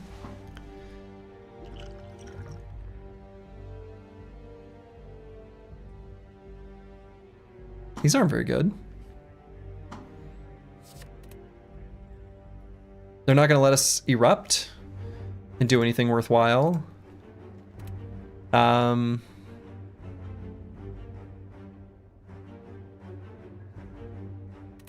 I guess Eruption, Miracle, Crush Joints, Strike on the Spike Slime makes us take 12 instead of 16. And then that's just the play.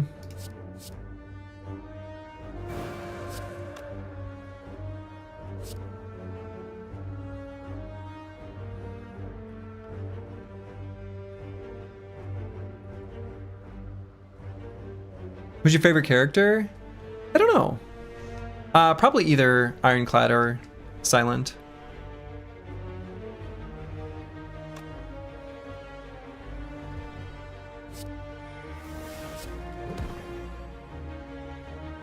Yeah, I mean, we still just do this and feel sad. Defect sucks. I like Defect. I don't know. I like Defect. I'm gonna greet it. I'm not gonna choose any of these. Can we beat the Guardian? Not right now. Ugh. Deceive Reality helps a lot though. Defect Sucks is a 7TV emote in a lot of streams that was a meme. Oh, okay. Ornamental Fan. Okay.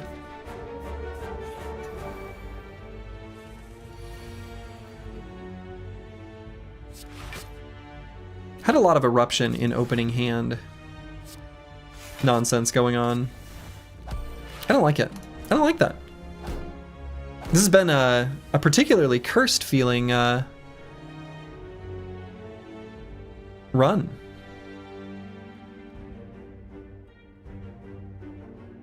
Do I just Vigilance Safety? Because I can't quite kill this louse.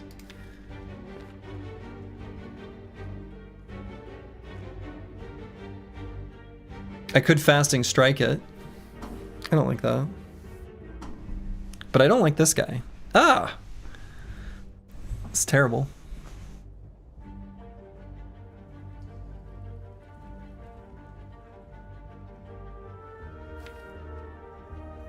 No, I think the safe play is actually this.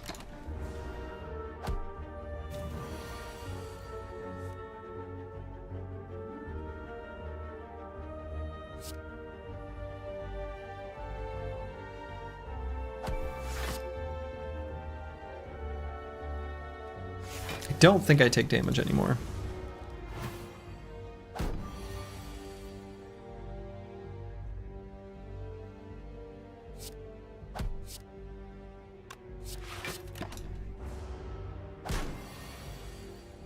Okay.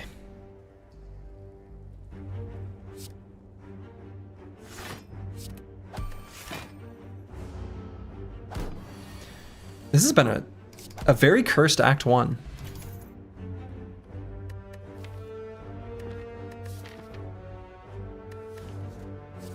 Yeah, not having upgraded Eruption makes these fights so much harder. Yes. Oh my god. Ah! Ah! No! Leave me alone! They're picking on me. They're picking on me. Oh boy. This sucks. This is really bad. This is really, really, really, really bad.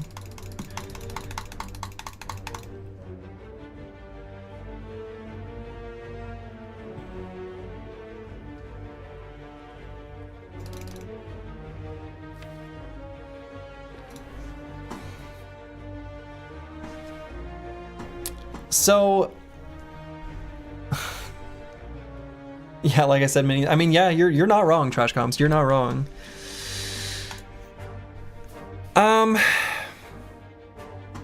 There's a piece of me that's honestly tempted by Rush Giant Crescendo, just because I think this fight is almost doomed if I don't get a lucky roll on that. And I do have the Bottled Miracle to mitigate a lot of the damage, and we know we can at least kill this sneaky gremlin. Yeah, exactly, Rufin. I think that's the line. I think that's the line. It sucks.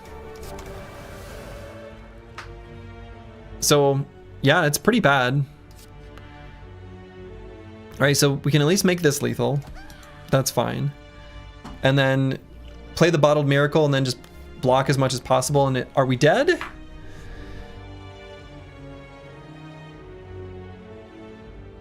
Uh, 12 plus 5 plus 4 plus 14 is 35. Yeah, dead. Could have also drawn like literally any other attack. You know what really fucked us in this run? This Prey. The transform into Prey made a huge difference. What a worthless card. Completely worthless.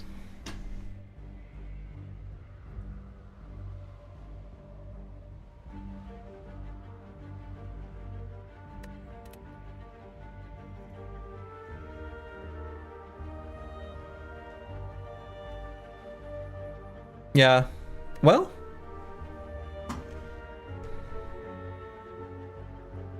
Even Empty Fist is good enough to attack to help with Act 1? Yeah, I guess.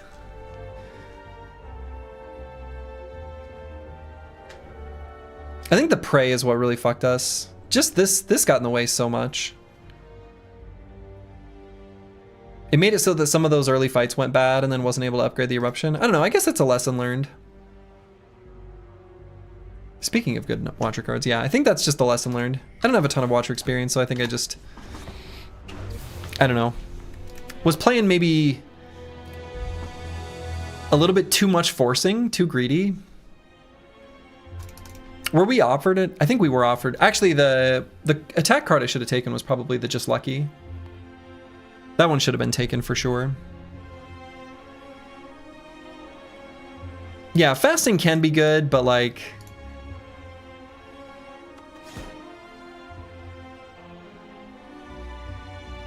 Any of the divinity cards except for the one that just makes you become divine, whatever that one's called.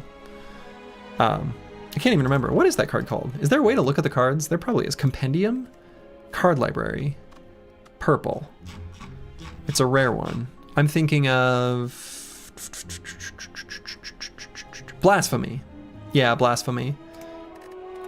Pretty much any of those cards except for Blasphemy are terrible. Let's go back to something that is at least familiar to me. Back to the Chad. Lose all gold, choose a rare card is pretty decent. You're in time for the Ironclad? Hey. We've got a decent little starting route with a bunch of fights right before an elite, and then an optional elite. Elite after a campfire into second elite, potentially third, or just skip for later in the Act 1 question marks. If we take too much damage, that seems pretty good. Obtain 100 gold, always reasonable too, and we could hit up this shop and then head up that way. Pretty good. That's also pretty good. But I think spending 99 gold for choosing a rare card for Ironclad is pretty good.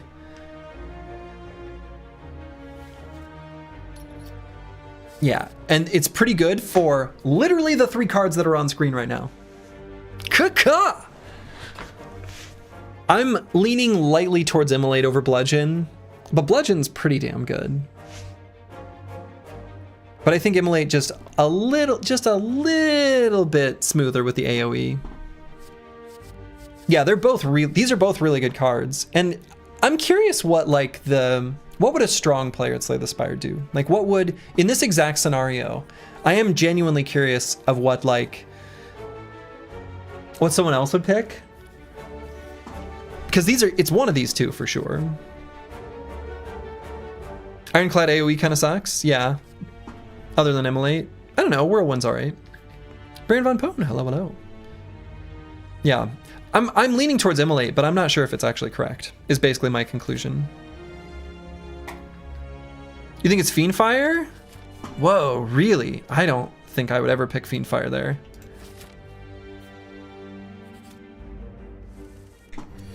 And I like Fiendfire fine, I just...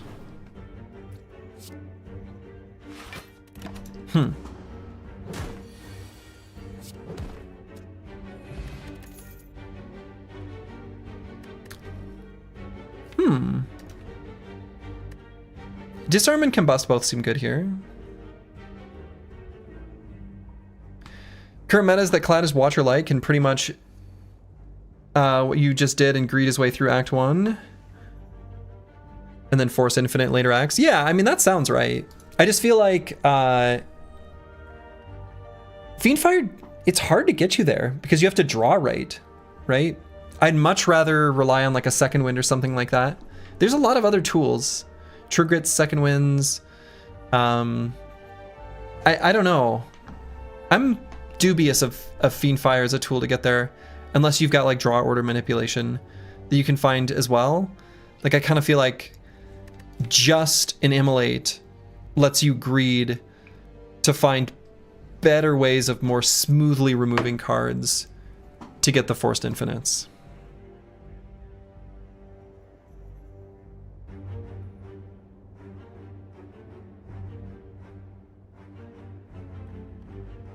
Kind of just upgraded on the first fire, grip it and rip it on draw, and usually enough to kill Nob or Lagavulin. Is it? Not without them being vulnerable or you having card draw. I don't know. I'm skeptical, but I'm willing to admit I'm probably wrong. But I would need to experience that to understand it.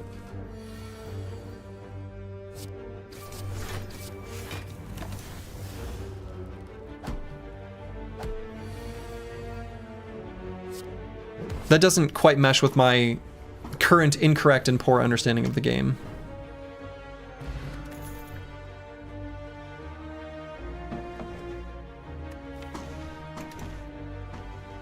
Okay. Headbutt's pretty okay, I think, with the cards in hand. I'll grab a Headbutt.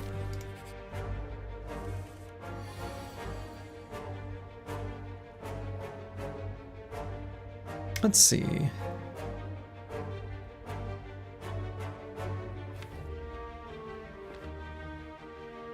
I mean, in my Ironclad run last night, I took a Fiendfire.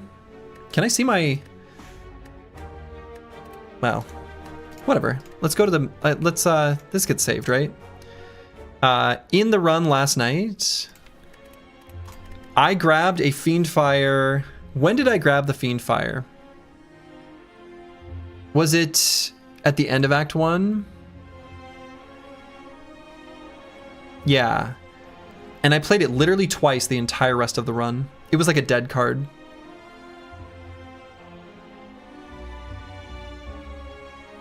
Literally 2 times. Pretty sure.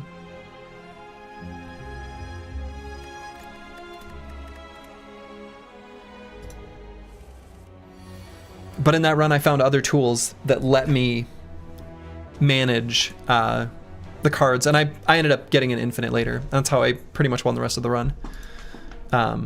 Building up a lot of block, strength, Reaper, infinite, Ironclad stuff.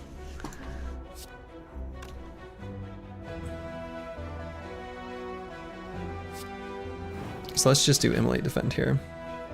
Could have headbutted the Immolate to kill him next turn, but I think we can... I think it's possible to not take any more damage. So if I do 8 here...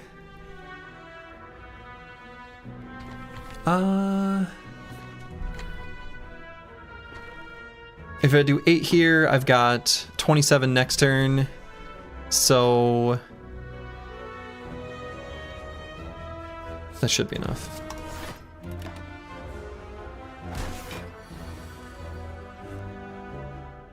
There were a couple of times where Fiend Fire was lethal with other combos though last night, but I think it was missed in the moment. No, but I think in those cases I didn't want to do it, right? There were a lot of cases where I intentionally didn't play Fiend Fire when it was lethal, like a lot of times, to block instead and get a bigger Reaper to end the fight with more health. So I don't know, like I said, I'm skeptical. All right, I'm okay with an evolve here.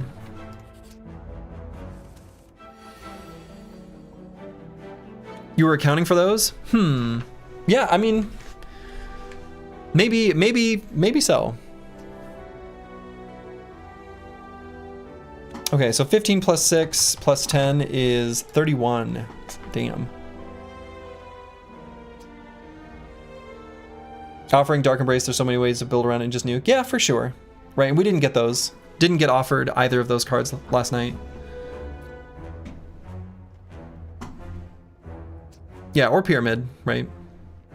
But I don't know, my evaluation of Fiend Fire is that it is like a good card, definitely a good card. But also that I kind of suspect it's maybe a bit overrated, dare I say.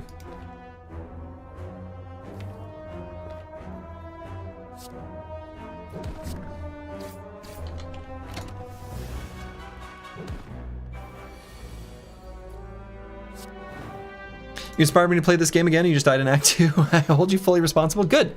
You should. I am responsible.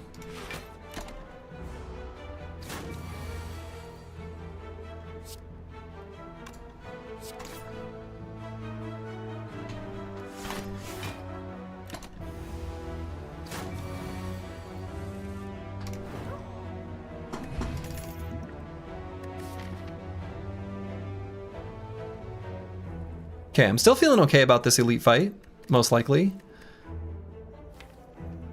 I don't love fire breathing, but it's kind of okay with what we've got going on so far. It is slime boss at the end.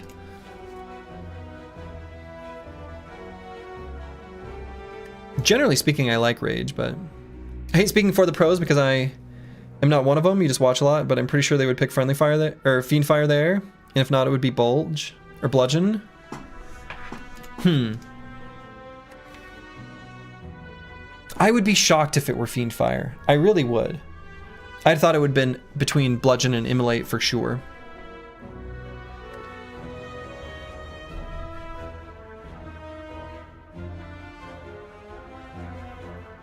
I'm gonna grab this fire breathing.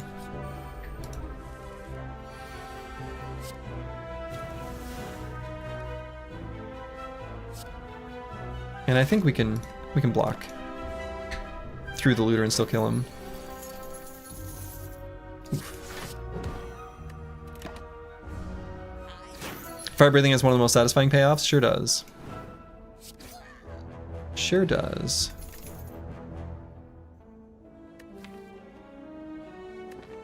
Right now, Havoc is fine. I don't know that I want it though. I think I just skip here. Feel pretty good about our potions. I think we're good for any fight. I'm gonna upgrade Immolate.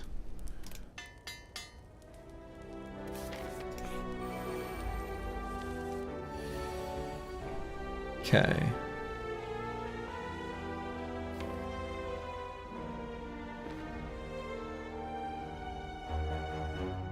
I'm gonna headbutt defend. Evolve upgrade looks good too. Does it? I don't think the Evolve upgrade looks good. I think Evolve is fine. Let's play this colorless pot. So if we get, yeah, let's draw an attack. We'll take this one. We get to at least kill this guy. Not gonna play either Fire Breathing or Evolve, which feels a little funny, but I guess I could do Explosive Pot and kill this sentry and then just end the fight next. Let's just do that. I'm just gonna play both potions. Quite a 50% potion chance right now.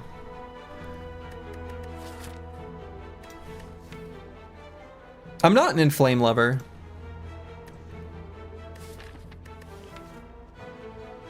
This is one of those cards that, like, I'm not sure I want it. I don't think I do. Actually using potions in time? Yeah, it depends. Sometimes I do. Yeah, I think skip is right. Right?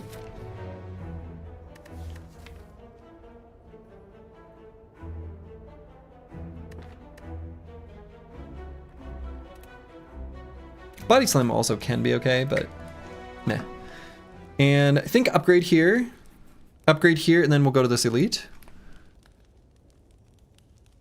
It's probably true. And later in the act, question marks to decide whether we want to do this elite or skip. And then get the fire, or the store. Evolve's one of the better upgrades for a status deck. Sure, but I don't think we're a status deck yet, right? We do want to upgrade Evolve. I just don't think we're quite there. I think it's like, that might be the upgrade like here.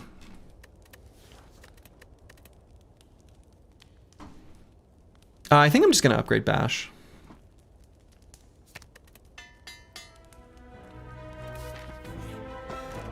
Toxic Egg.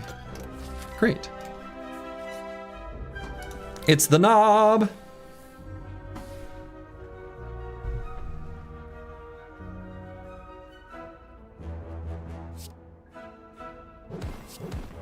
Bash Headbutt, and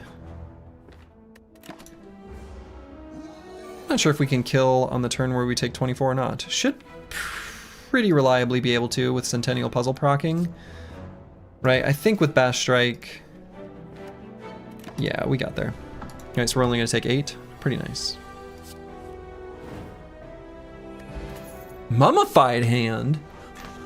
Ooh. Ooh! Reaper?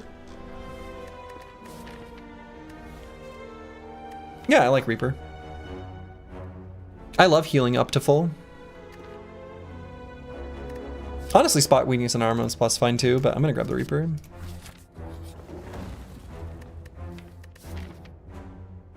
So... probably transform a Strike? Probably transform Strike.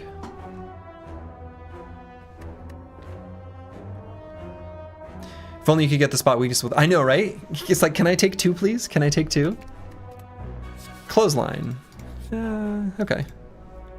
Now, this is incorrect to choose good face, bad face. And I know that. Kaka! Oh my god, we are blessed. Dovcool is with us. Oh, I love it. Here we go. Love it. Absolutely love it. Okay. I don't think I play this Bash? I don't want to. I suppose if the Evolve hits it with the Mummified Hand. Man, even this is like okay.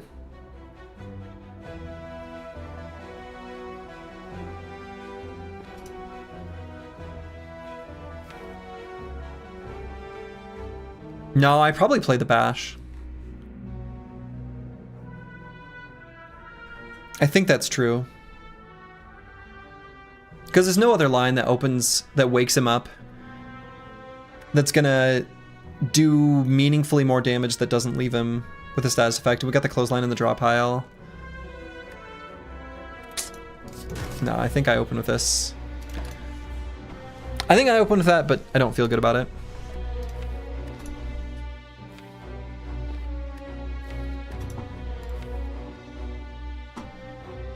So pretty strong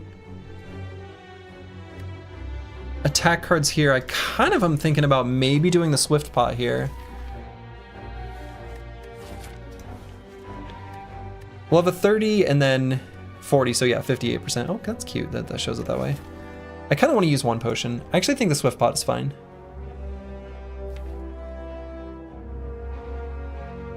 There's a lot of ways we could draw it that are all fine with me. It's not exactly it. I'm going to play the Fire Breathing just because we're going to draw the Ascender's Bane, and we've got the Mummified Hand.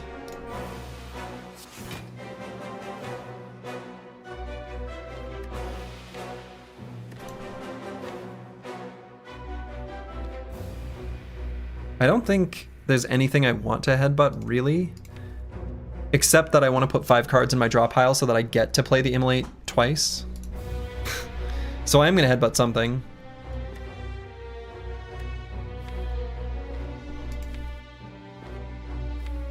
It sucks I didn't get to play the Clothesline. I guess the other option would be simply to play the Gambler's Brew. Clothesline is a block card here, after all.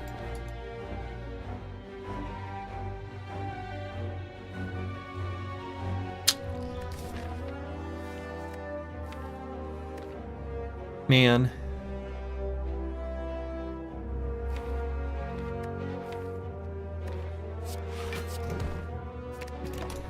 I don't know if that was right. I think I was probably wrong. Oh, shit, I forgot about Centennial Puzzle. Uh-oh. Oh, no. I forgot about Centennial Puzzle. Completely forgot. Oh, our draw next turn could suck. Well. Nice, 17 bros. 17 bros, yeah. I think it's still just the Immolate. Should be able to kill him before he gets another attack in.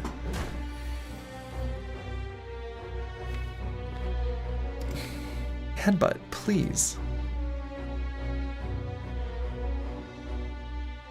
Oh, Jesus.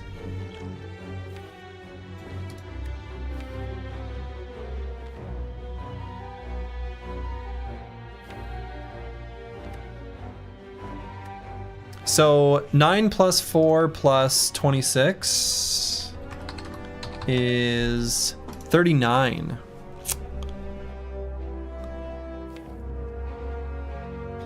But 9 plus 6 plus 6 plus 24 is 45. Yeah.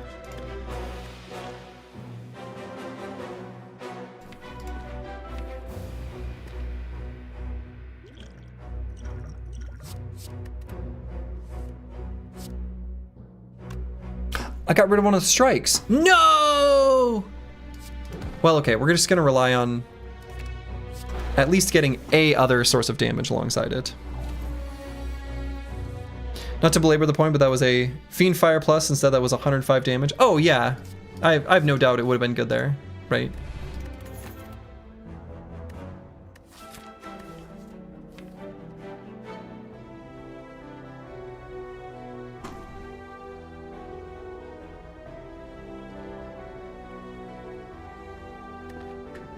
Let's see.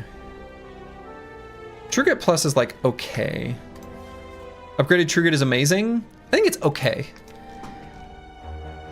For when you can't have Second Wind, have a True Grit Plus. It's okay. I think it's the pick.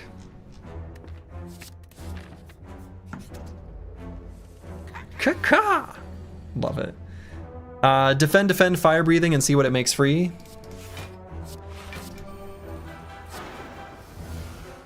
Okay, then take a bunch of damage and don't think about it too much.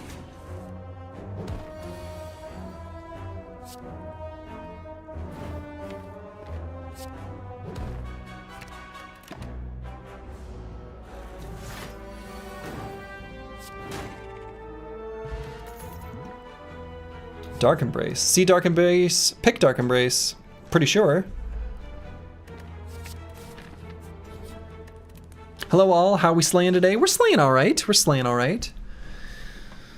So, I think, based on the fact that I will always play them, and I think they provide pretty good value, I think I upgrade one of the power cards. Baylor Theory, is that is that what he says? That's probably purely osmosis. I've watched enough Baylor Lord that if he says that, that's definitely where I got it. But that is also my philosophy, I guess, independently. It's a great card. Baylor always greets the Act 1 Dark Embrace. Good, I'm pretty sure that's right. So based on the fact that this is Slime Boss, There's a little piece of me that's thinking evolve, but it might still be better to grab Fire Breathing or even Dark Embrace as the upgrade now.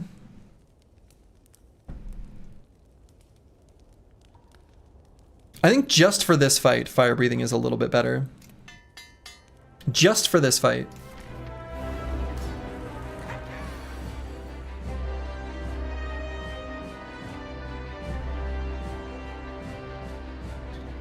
Boy. I'm gonna play the Reaper here. But this is a pretty sad opening.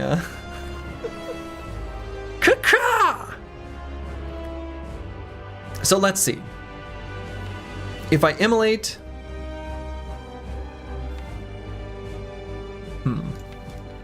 I might actually clothesline here. And then headbutt a defend. I'm okay with him putting slimes in our deck one more time, right?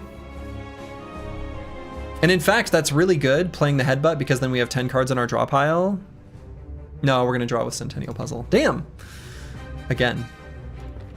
But I think this is still the play. Clothesline, and then we'll plop a defend on top. And we'll eat a pretty big first attack, but not too bad. So let's trigger away the strike, evolve, defend, defend. Pretty good with that.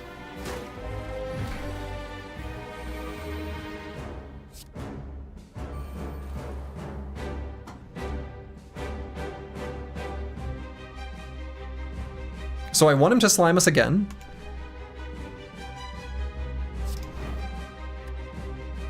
I'm gonna leave this slime here. We like that card. It's a good one for us. Let's see, so I don't want to do 12 damage, but I'm good doing 6. Let's just get rid of a defend. That's right. Slime Crush, you say? Haha, joke's on you. Fire! In fact, I could have put that burn on top. Get wrecked. Okay.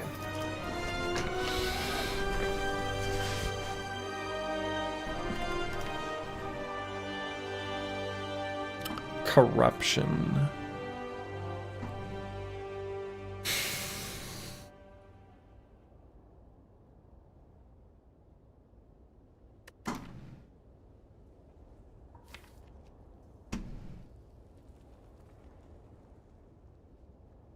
Probably just corruption.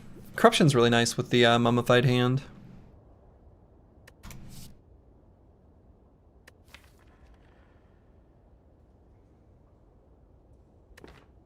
Yeah, okay.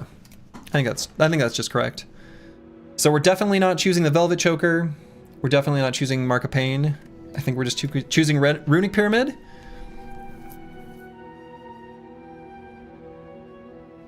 All these cards are great, but one leads to more broken combos. Was it Corruption? Presumably it was Corruption. And here it's probably just Runic Pyramid. Runic Pyramid, pretty good. I think I like it just fine. We really want to find like a second wind. Corruption is so good. Dark Embrace is so good, and Corruption is fine.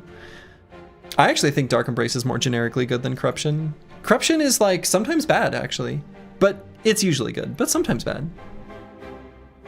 One feel no pain away from Exodia. True, true. Which I learned last time I streamed Slay the Spire. Someone told me what Exodia is. In fact, Insane Killer, I think it might have been you. I think it was. All right, I think this deck is actually pretty good against Act 2 elites.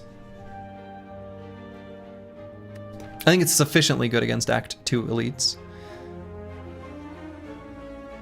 I don't know that I want an early Flaming Elite. I think that's unlikely to be true. I would like a shop.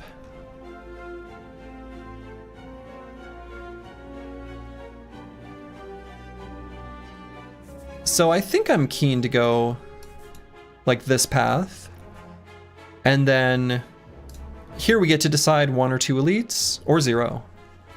I like having that flexibility. Optional store versus campfire. I think that's good. So I'm gonna go up this way. I like this store here. I like the store here too, because if this ends up being a store and we spend all our money, we can just deviate and go that way. This is a really good route. You can lose the run playing Corruption, but that'll rarely happen playing Dark Embrace. That's true. Okay, so I'm going to actually take 1 damage on purpose. I think I'm going to headbutt, strike, defend. I think that's going to be the line. We're going to attack like this 27 health bird. Taking 1 damage on purpose so we can draw more cards. Fill our hand with junk. It's all junk. Huh. Block potion. Nice to meet you. All right, so let's play the evolve. That's a good one.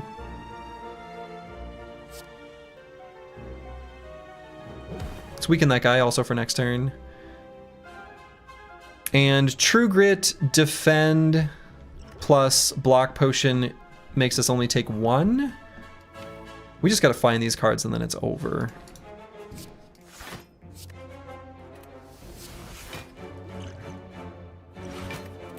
So let's do this.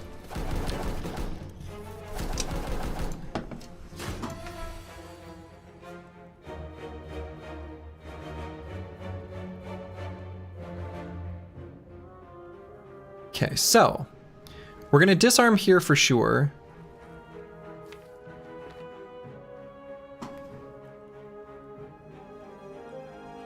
And then is it defend, defend, or do I play the fire breathing and see what it hits?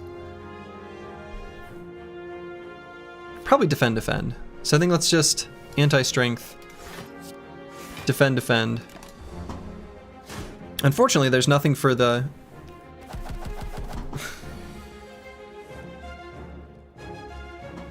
Okay.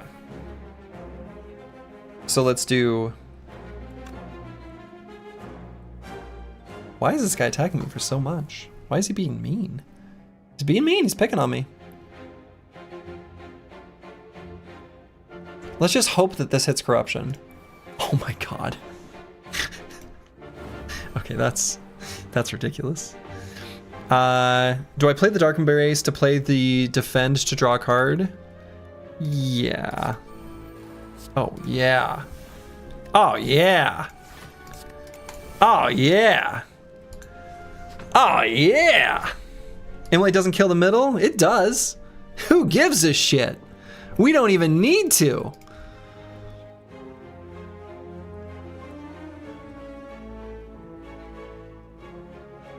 Great. Admin! So let's play the Bash and then the Reaper. We're never going to get more damage than this out of it. And let's just full block. Right, so we need to block, let's see, 18 plus 6, 24.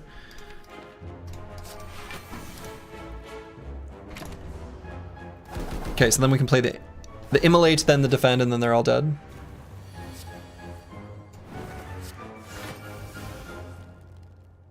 No. Because I needed to draw the burn and not the Immolate. I am dumb. Okay, so I take a little bit of damage. Take 7, you know. Not a good joke. If you understood, then I'm sorry. Okay. So what's interesting is last night, I did not take a Feel No Pain, very intentionally, because I was like, the deck doesn't need it. The deck did not need a Feel No Pain, even though it was very exhaust heavy and focused. This time, I kind of feel like with the Mummified Hand in our relic pool here, I love a Feel No Pain.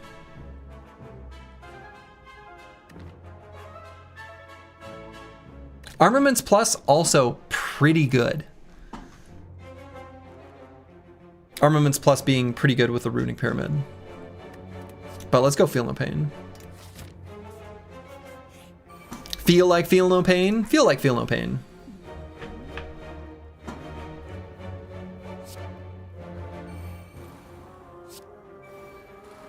Easy. Okay, we're gonna take a bunch of damage here.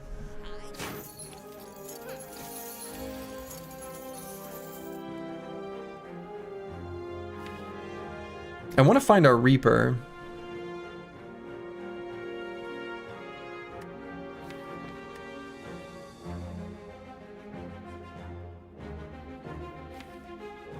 Why are all these defense and true grits all at the bottom?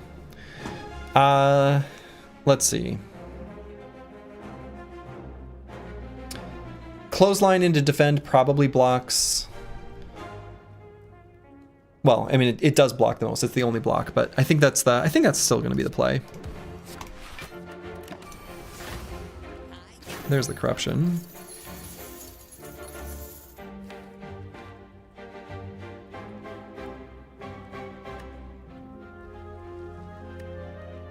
So Reaper Strike. Do I think I can kill this front looter next round?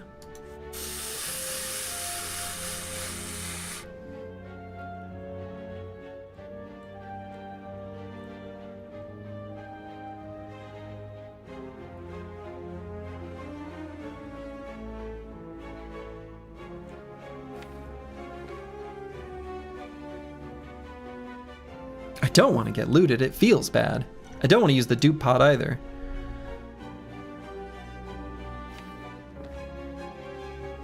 If this strike weren't here, I would just play the corruption. I honestly might just play it anyway.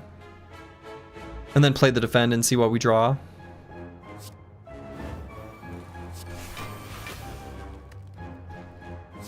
Alright, so I'm going to do bash here because we're going to reap. So I'll take these 4 and that's fine. So let's do the 9 here. Is that true?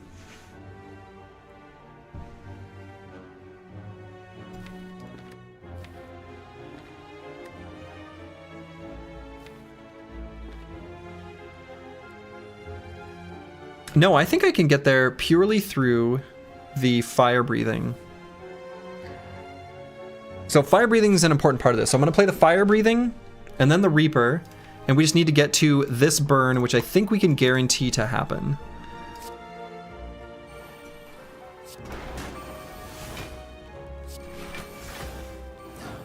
Yeah, okay.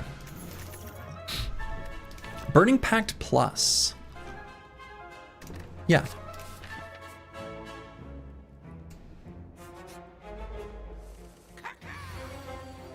Well, hello powers. Hello 14 damage. Well, okay. Fire breathing, we'll see what it hits. Dark Embrace, we'll see what it hits. Bash Clothesline.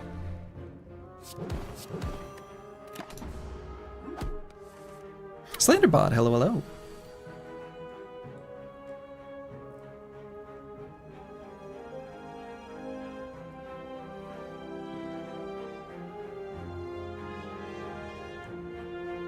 So I'm thinking I'm going to do Evolve, Defend True Grit.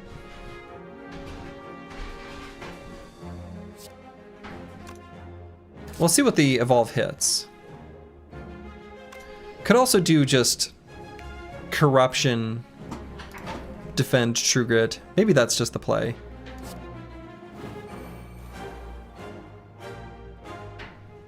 Or Burning Pact the Strike, see what we find. Some stuff.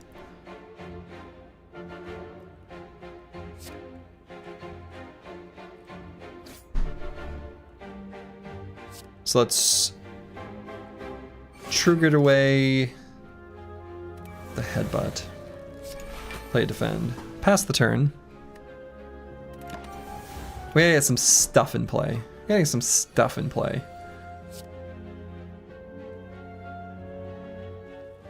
So I want to try to get them both vulnerable with the bash before I play the Reaper, if possible. Should be possible, right?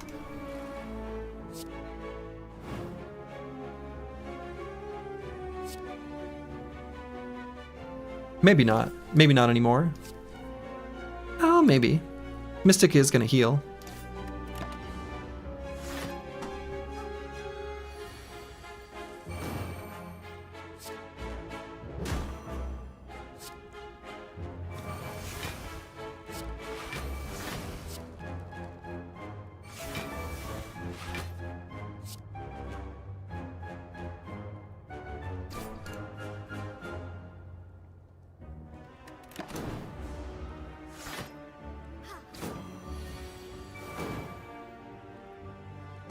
Okay, so now I think I'm going to...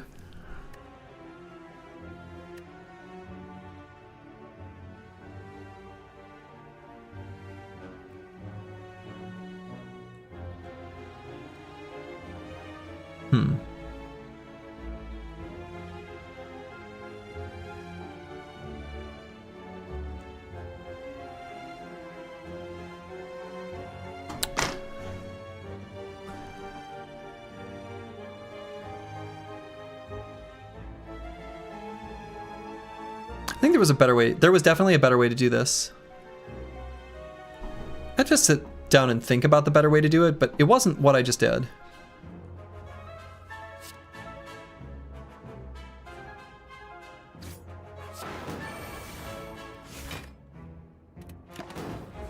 It wasn't what happened here.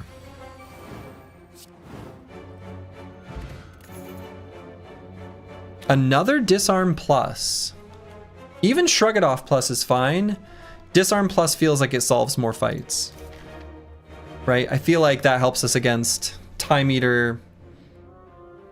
The list goes on. Basically all the Act 3 bosses, but I think it's still good. Receive 3 Apparition.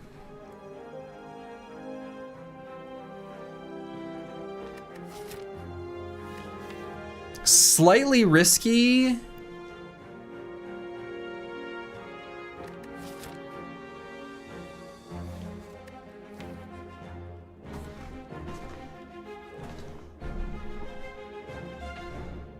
We can heal back up. I mean, yeah, pretty easily heal back up. Right?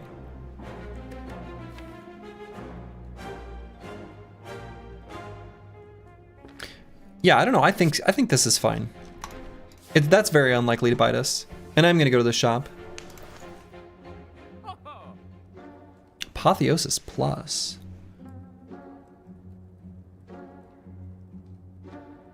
Sundial and Abacus. Oh. So I feel like with the deck as is, I really want... Shit. This type of deck, I think, really wants a Sundial.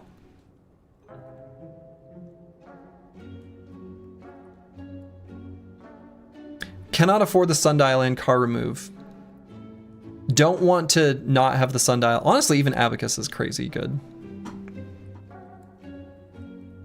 But Sundial is more important.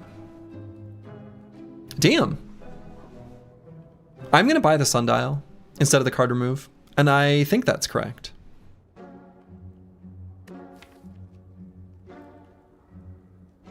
Because once we've played through all our cards, we just find something, right? Some tool to draw cards. And then this is just how we win all the endgame fights. I'm going to do it. It's an important tool for us.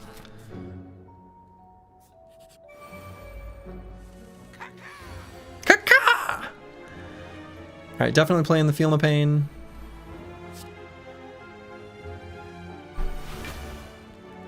Apparition.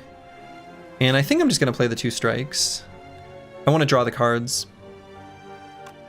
Do I take out a sneaky gremlin? I kinda think no. I think I attack Gremlin Leader. We're gonna draw up to nearly full hand. Okay.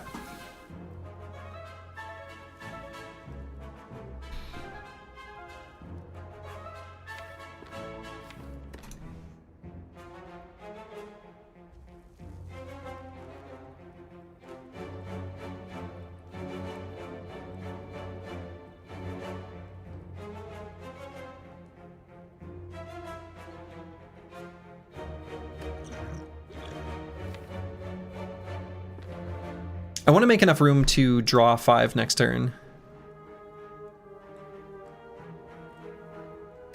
There's a lot of hits that all work for us. Right, this one, this one, this one, this one. All of them get us to what we need to find to be able to stay alive next turn.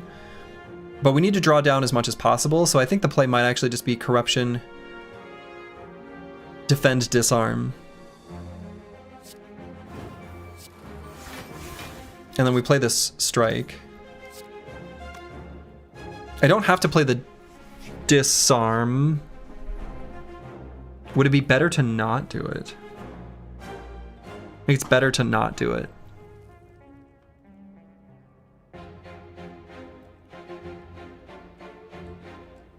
Because we might get Dark Embrace in play, right?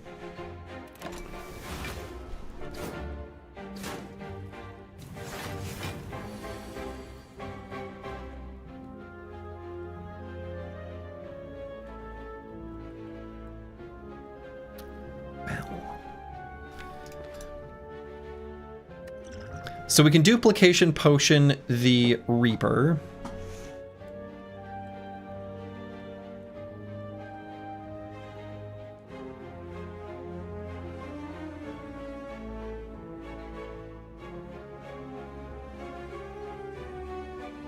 Can potentially play both the Fire Breathing and the Evolve.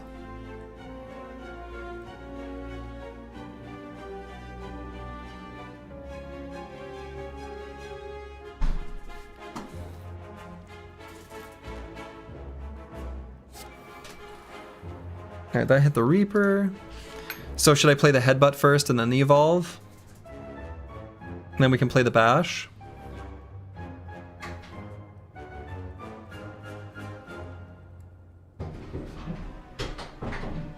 And then who do I hit?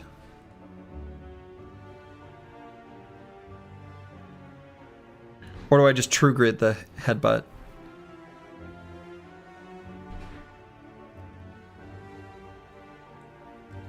Because if I hit this guy with the Bash, the double play of Reaper does kill him. And the Headbutt doesn't do that much extra damage anywhere. And it gives us a little more block to actually just exhaust it. So I'll play this here. Gonna do that. Duplication potion the Reaper.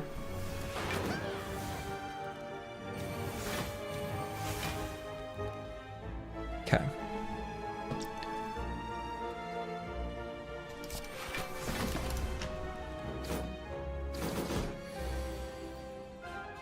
There you all are.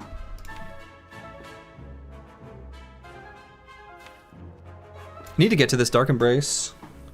So let's play the Burning Pact, then the Dark Embrace.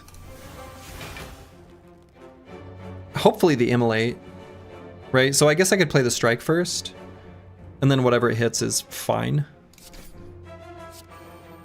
That's the ideal one. Okay.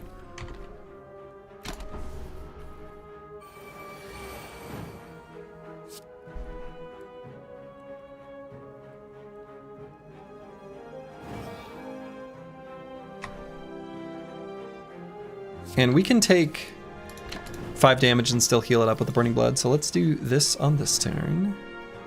So that we can do this and then kill him in a fun way.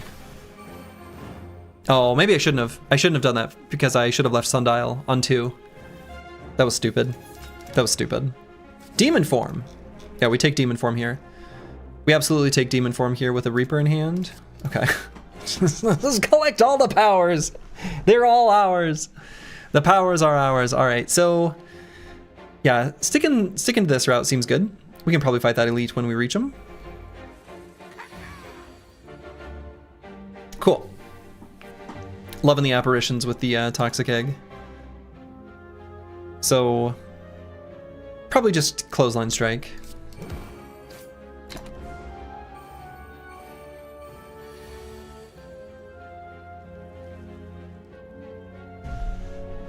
Woke Bloke gonna be very angry? Nah, we're gonna just disarm him.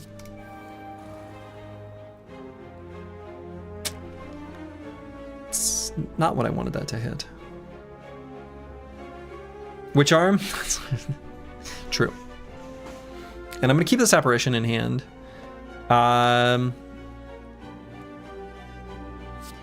Let's disarm the healthy boy. And then True Grit a strike. And I'm gonna leave that Reaper in hand. Yeah, and then we'll drop to 10.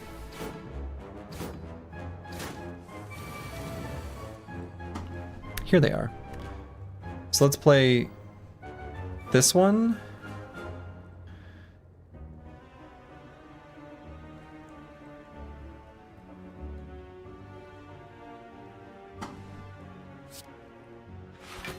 This one. This one. We still got 2 more.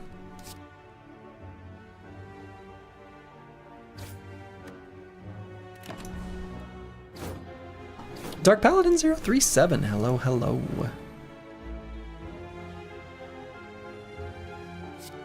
Alright, let's play the Corruption.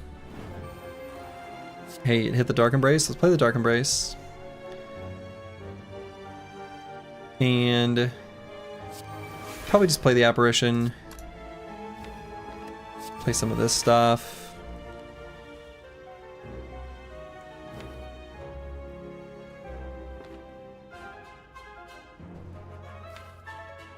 I've only got the 1 more Apparition.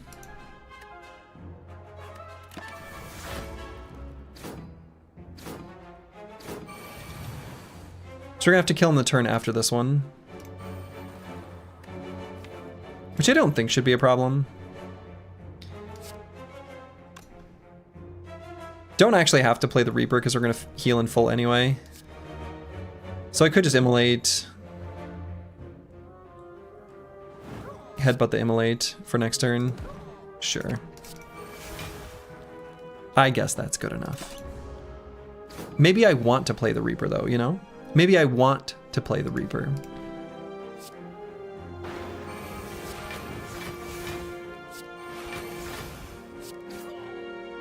Oh, I guess I could have put Sundial on too. I should be doing that.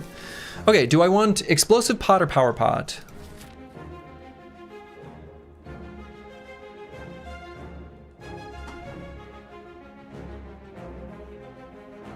Probably Power Pot. I think if it's Book of Stabbing is our next elite fight, we might just use that in the first turn of combat. And we smith. And what do we smith? We smith something to make it cheaper. So Corruption's a decent choice. Dark Embrace's a decent choice.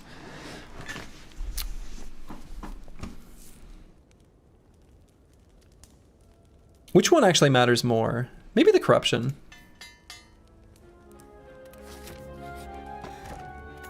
Sure can. Sure can.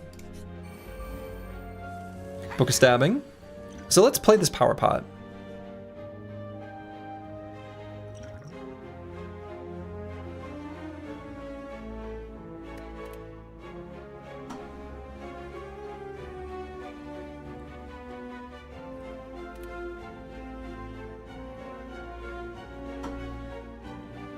Yeah, I guess I'll just play this Corruption.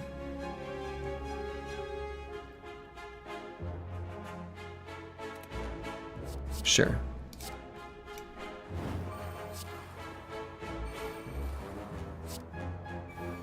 So I don't think I put the Clothesline back on top. So I'm gonna play the Headbutt first.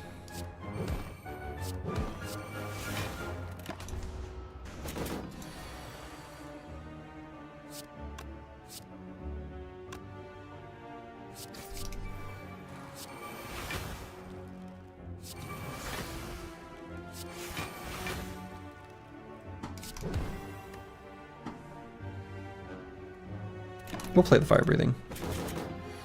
Feels like a good idea.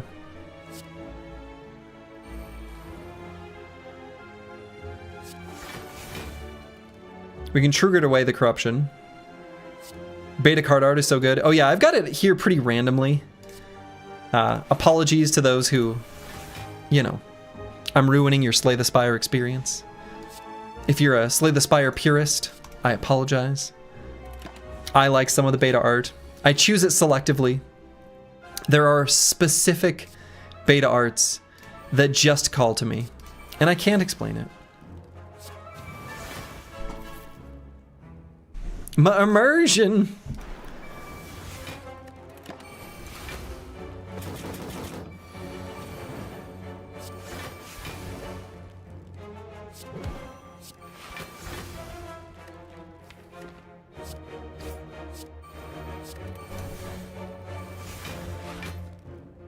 Oh, I gained this extra energy from the Sundial. Let's proc the Sundial. Let's be responsible. Let's proc the sundial one more time. And leave it on... What?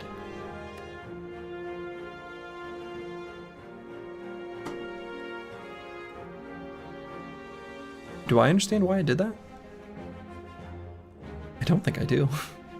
Why did it proc twice there? Because I guess it shuffled and then the second attempt to shuffle, kind of like when you play the draw cards. I didn't know it did that for like this situation where you don't have any cards to draw during the draw step.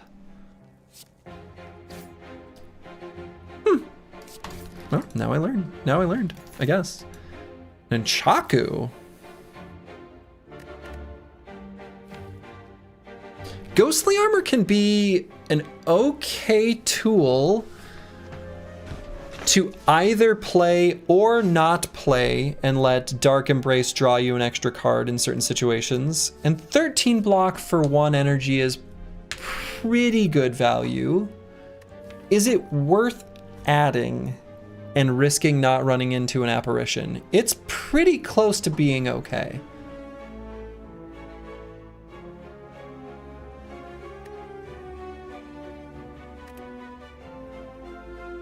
It's also one of those cards that we could play to avoid playing an apparition, right? So that's one thing to consider as well. There are certain turns where by playing the Ghostly Armor, we can avoid playing the apparition and keep it around for longer.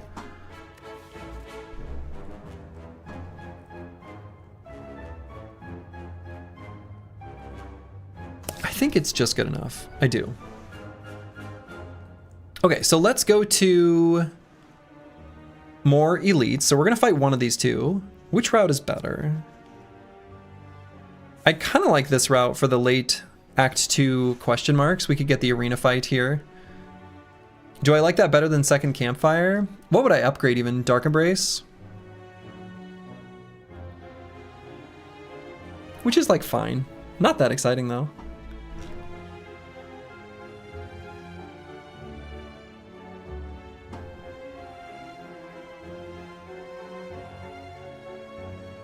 Maybe even Demon Form or Disarm.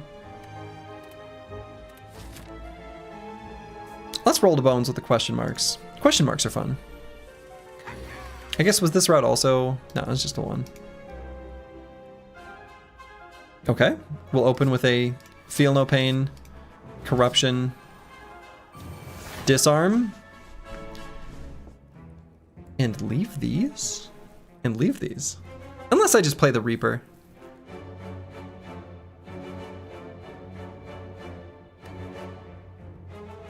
Let's leave it.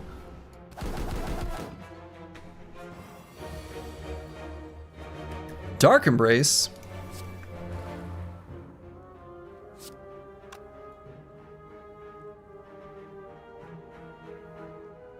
So I could let them both hit me here.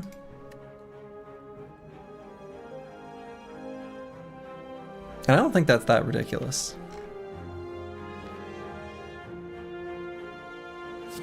But I don't need to.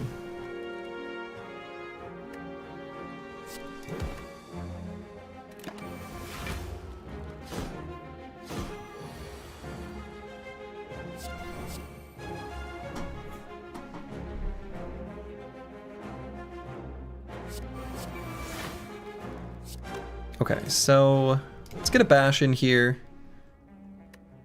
I don't think it really probably much matters what we do, just in general. This fight is over. I just want to get this, whatever. It doesn't matter. They're gonna die here real soon, kind of suddenly. To like, just random nonsense.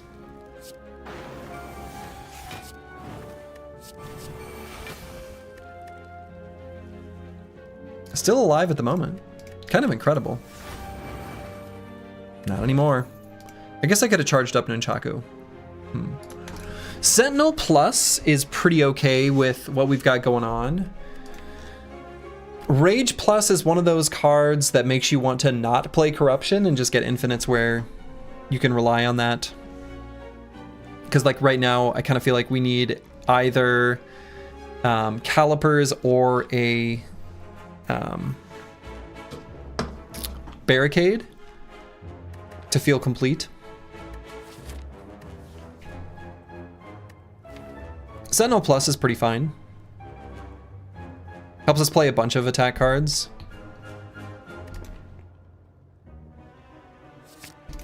I think it's better given that we've got the Dark Embrace.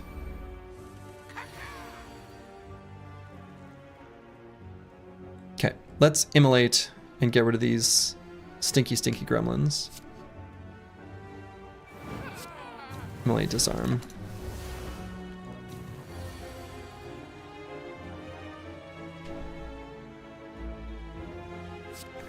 So feel no pain.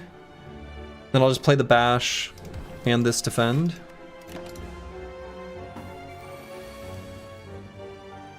There we go. So probably corruption here, because if nothing else we can play the Sentinel and then play the Dark Embrace. Nope, we can just play the Dark Embrace. Alright, this fight's over. Neat. Let's put a Immolate on top. Play an Immolate. Evolve? Sure.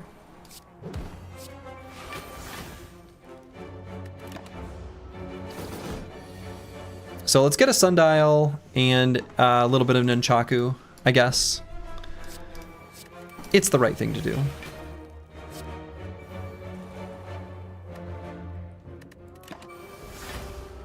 So we'll let him rally. Play a couple strikes.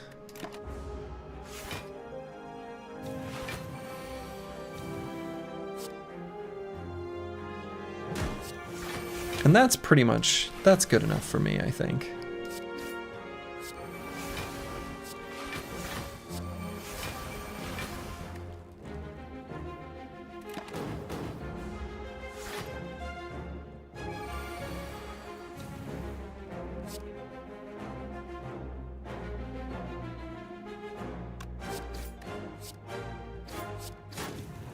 Look at me go.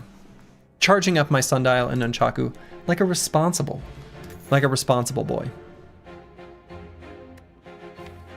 Shrug Plus is like fine. It's like fine.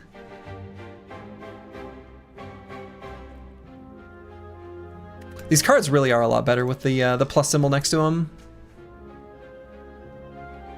It's very rare that in the first like shuffle through your deck you need more than 33 block, for example. I'ma charge him on Nunchaku. That's right. So do I want to go to this shop? Card remove's pretty good here, isn't it?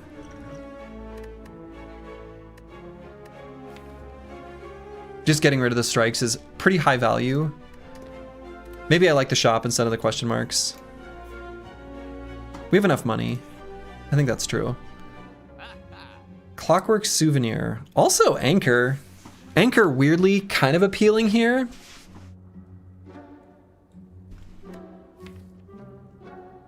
Right? Because all we really want to make sure is that we don't die on like, you know, turn 1, turn 2 kind of thing before we're able to get our apparitions in play, and then we're set up and then the fight is fine. So I feel like the safety provided by Anchor is actually pretty sweet. Yeah, Anchor could be clutch, right? There are 37 hit points. There's just some combats where could be a problem. So I kind of feel like Anchor and card remove, yeah, they're just too good.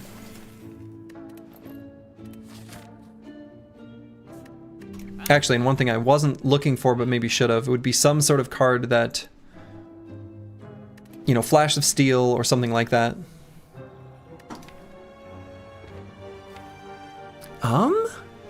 You know, usually the right option here is upgrade all strikes and defends, but with this deck, at this point in the run, I kind of feel like removing a strike is actually better.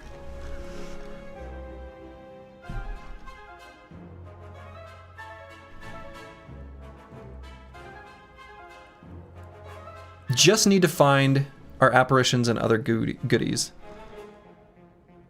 Especially with the Anchor in hand right now. I don't think, I think I go with a remove a strike. Okay, so here I like upgrading Demon Form. I think just for this fight in particular, this will be nice.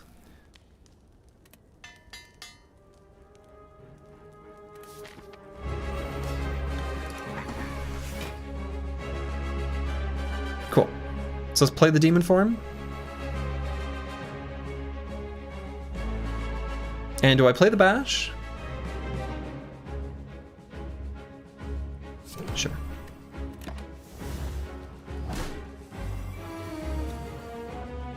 So I want to avoid playing the apparitions, if at all possible. Right, so like on this turn,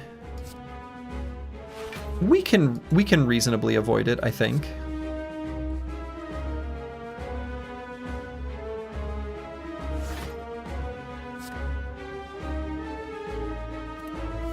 We'll take a little bit of damage, but that's okay.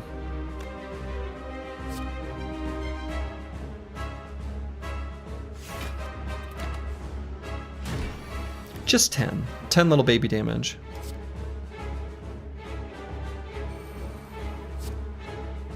And I want to make sure not to get rid of, like, too many attacks.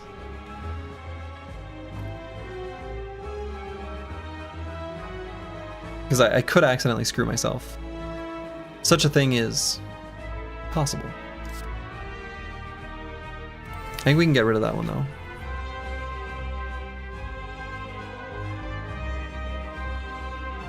So do I play the corruption already? Probably can.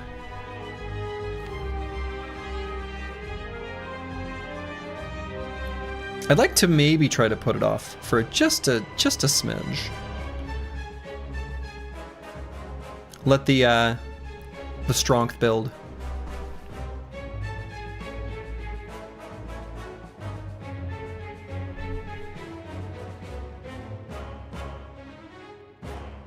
Ba-da-da-da-da. Ba-da-da-da-da. Ba-da-da-da-da. Ba-da-da-da-da. Ba-da-da-da-da. Ba-da-da-da-da. Bum, bum, bum, bum. Okay, let's play this one. Let's play that one. Play that one. And let's put a shrug on top. I'd like to play one more attack card if I could. I guess that's not going to happen.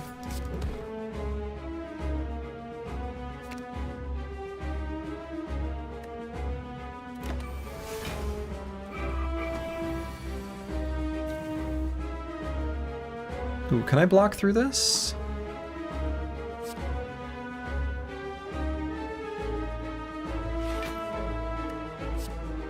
Pretty much, yeah. Close enough. Where's our bash? Bash is down there.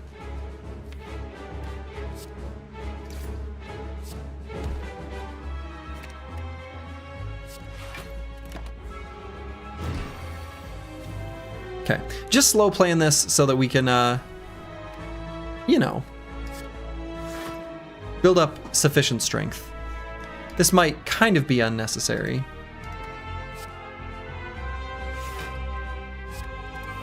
Don't need that anymore.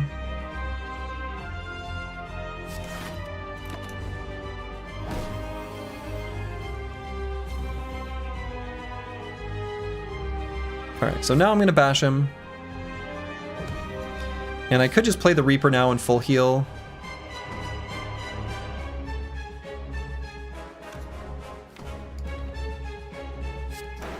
Sure.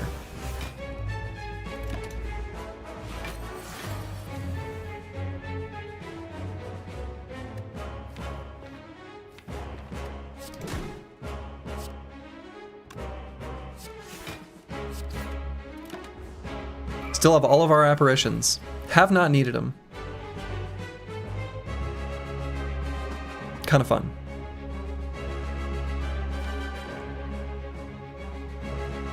So he's pretty low on health. I think we're just going to chill here. And then we're going to do one big attack where we do like bash immolate. And then pretty much just kill him.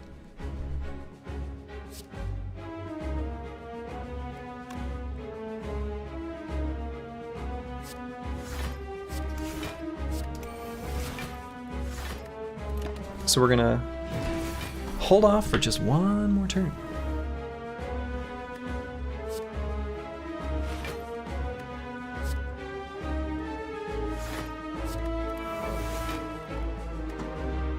Okay. Oops. I didn't want to do that yet. You know, it's not gonna matter. It's not gonna matter. But we'll still go in. Yeah.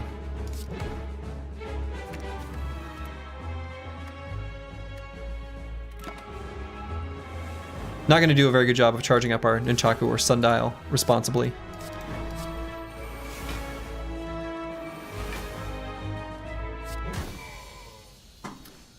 Well, it is what it is. Would I rather have the blood potion over the strength pot? Probably not. Is brutality good here? Brutality with 37 hit points is a little bit of a feels bad. It's a very long clock to put yourself on, but it's a clock. Champ, more like chump. That's right. More like chump. You'd tap that? Double tap? Nah. I'd rather just have better attacks. Double tap's like a fine card. I feel like it's maybe a little maligned. It's fine, but I'm not super excited about it. I kind of think this is just a skip. Double tap with immolation feels good for Act 3 mobs. It feels good, but I don't think it's necessary. I think it just gets in the deck's way of what it wants to do. There's double corruption theory. I think the most important one is to find the Dark Embrace. The second corruption is actually also okay, but corruption's less important, right? If we find that at the end of our like shuffle, that's actually usually okay. I think I skip. I think it's a skip. I was really hoping for like either a Juggernaut or Barricade, actually.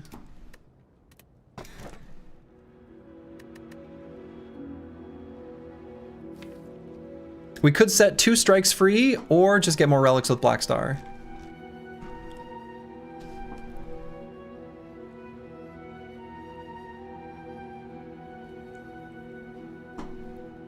I definitely want to fight at least 2 elites in this act. We haven't fought our Flaming Elite, so it's possible there's like just a junky path where we're only able to get to 1, but I think this deck is really good against Act 3 elites. So if I can fight 2 elites, that's 2 relics. I think that's better than removing 2 cards. Even if they are the strikes. The strikes actually, like, weirdly aren't that bad with our strength scaling. Let's do the Black Star.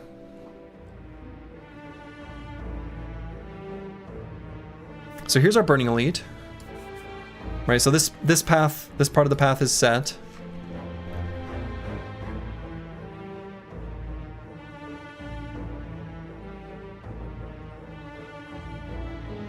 So I want to fight this elite.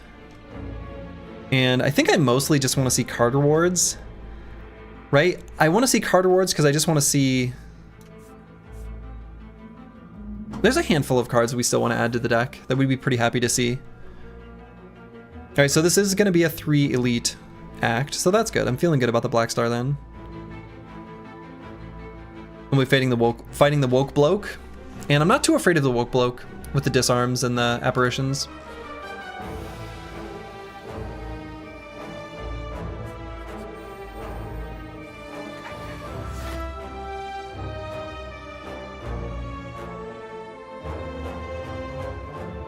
Alright, so I'm going to take 1 damage on purpose here.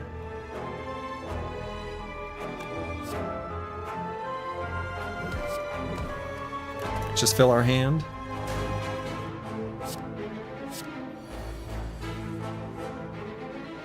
Okay, got there.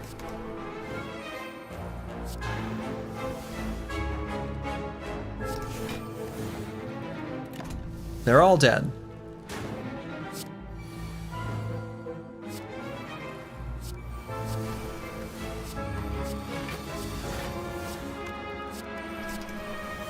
Just gonna play a bunch of cards? When will they die? When's it gonna happen?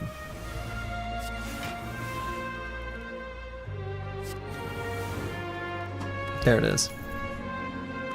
Havoc Plus. Are there any cards we really don't want to hit with Havoc? Honestly, we get the deck so thin. Probably not. Does it make the deck better? It does let us get through it slightly faster if we have Dark Embrace in play. It's essentially like a draw two, sort of.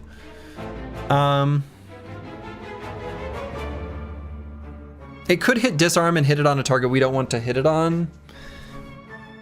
It could hit Bash if we want to keep Bash in case we get like a infinite that relies on Vulnerable. I think I don't take the Havoc Plus. I don't think it is likely to have been a problem, but... Alright, so same deal here. I'm just going to take... I'll take 6. And fill our hand.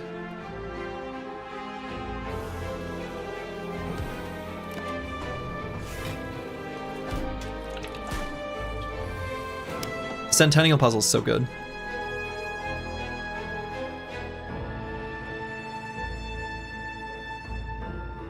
Now we're going to take some damage here. Maybe just Ghostly Armor, Sentinel, Disarm.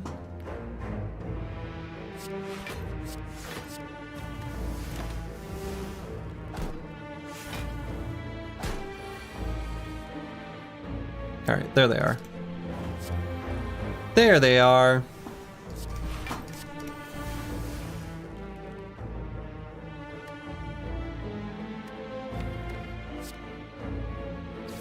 So we'll get them all low.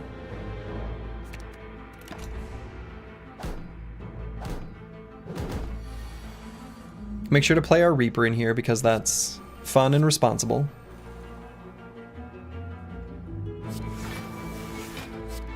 Not that we aren't full healed already anyway.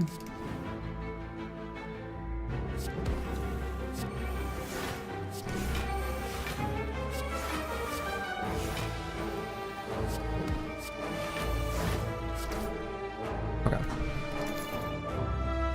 We'll just leave the Strength Pot. I don't think second Feel No Pain actually helps the deck at all.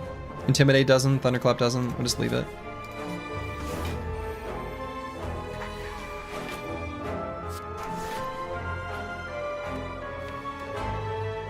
Headbutt the Shrug?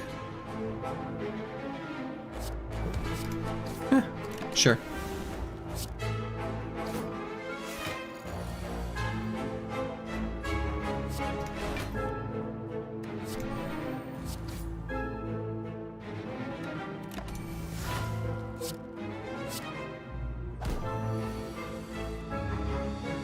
Demon Form.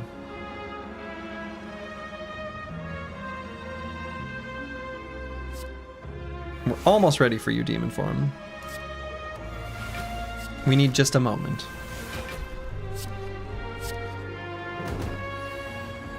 Yeah, this turn's better.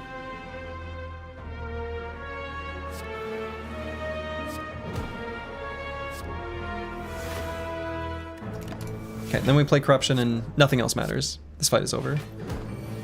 I suppose after finding all these tools, it's basically... I really can basically turn Brain off for these fights. No need for Brain. What good Brain do? Brain good, no, none do. You know? You know.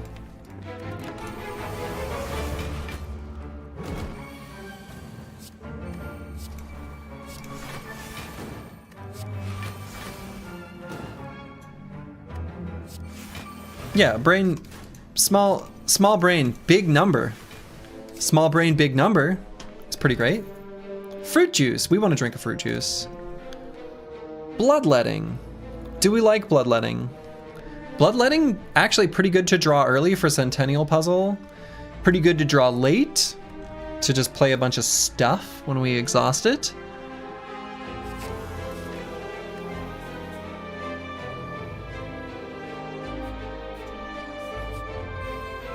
The Maw.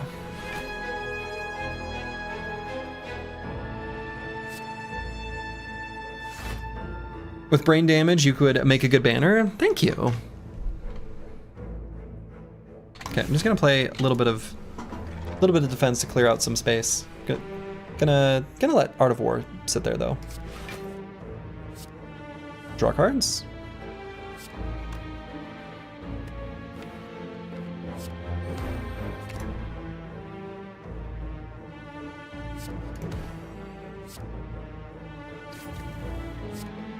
We've become stronger.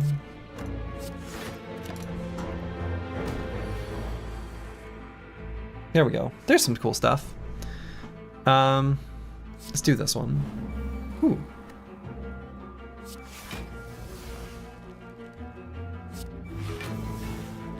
Oh, well. Let's at least draw 5 cards. Oh, right, goes, yeah, well, whatever.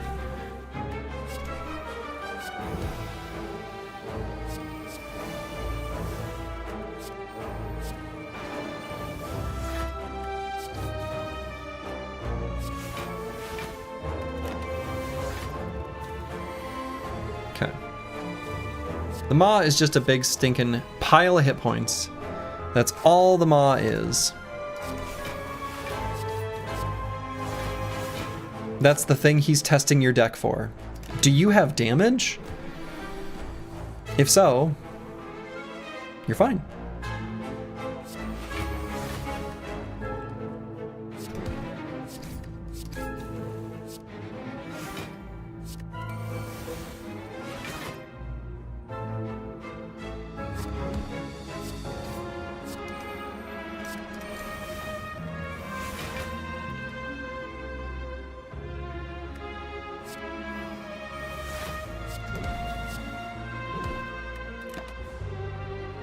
Okay, should die this turn.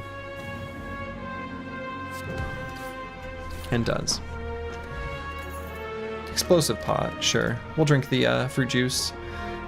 Is Metallicize useful? I don't think so. Havoc Plus, same deal as earlier. Just skip. Transient.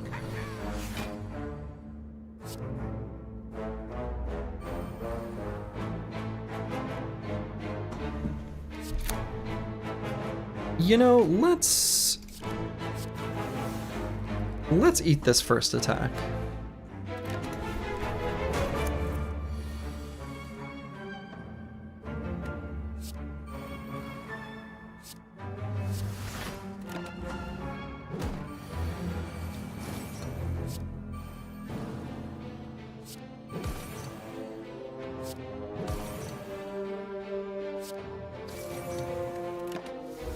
Okay, should be good.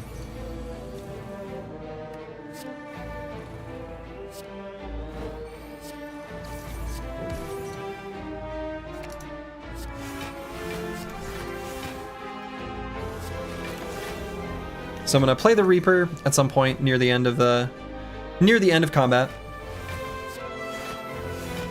Just to do it.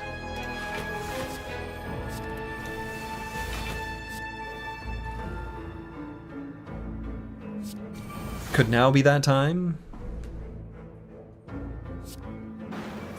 Sure. Still gonna full heal, right?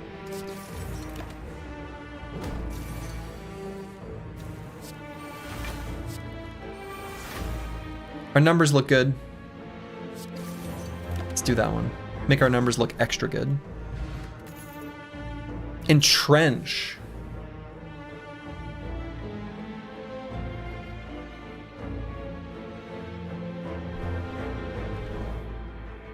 I want to find a barricade. Right, because the only thing this deck doesn't solve for at the moment, I'm pretty sure, is just the heart. We could get Entrench and potentially still find ways of, at least in the heart fight, not playing Corruption and getting some sort of sufficient block built up with Apparitions and then be able to just like Entrench.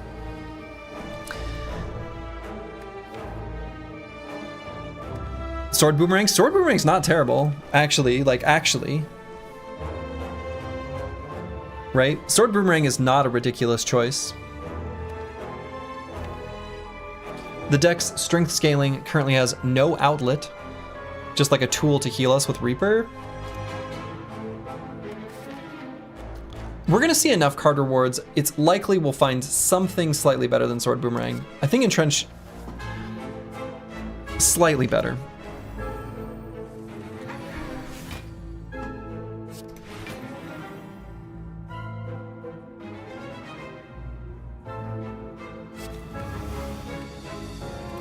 Okay, let's let Art of War build up a little more energy. And draw cards with Bloodletting, so I'm gonna play the Bash. Play the Powers.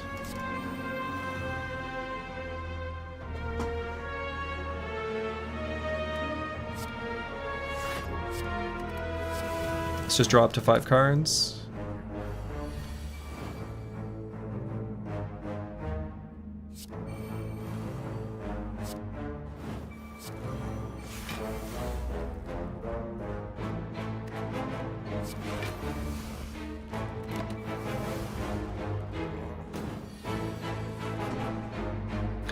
Play the demon form because we can. We do what we must because we can.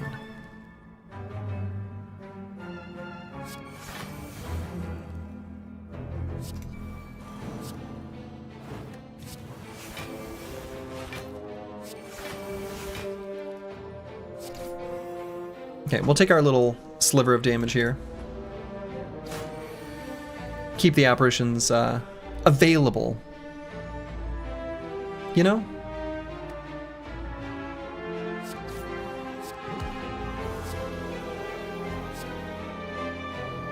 We'll play one more Bloodletting. Why not?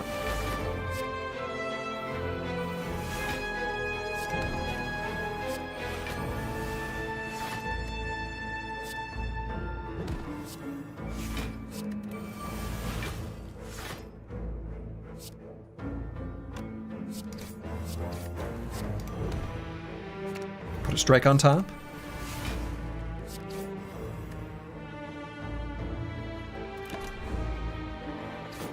Okay, should die this turn.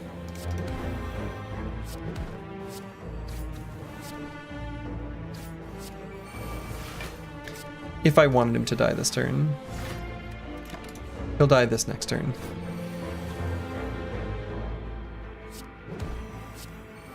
Let's prime our sundial a smidge. Okay. Vajra Lizard Tail. Okay, those are nice. Those are pretty nice. Don't need any of these.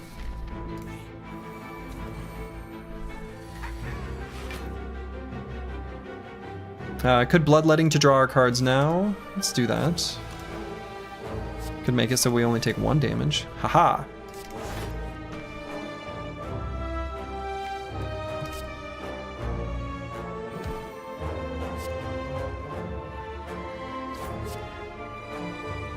Let's not put that junk in our deck. No junk.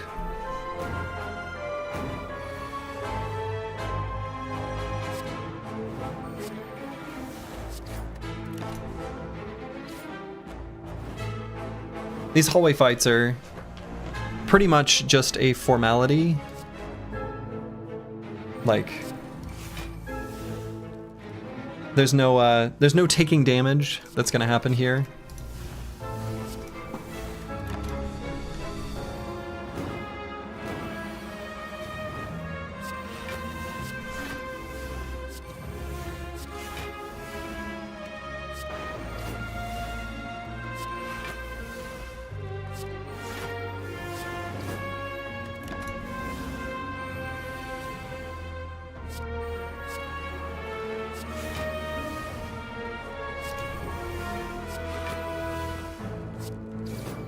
Okay. Ooh, Pommel Strike. So Pommel Strike might actually be a necessary thing for us. We need something that is an attack that draws cards. We need 2 of them, right, to go with the Sundial. And Pommel Strike could be one of the 2. It could be both of them. So let's get that one. And do I want to go to a campfire to upgrade something? Yeah, probably. So, Pommel Strike? Let's make it draw more cards. And we're gonna grab the Sapphire Key here. Yeah.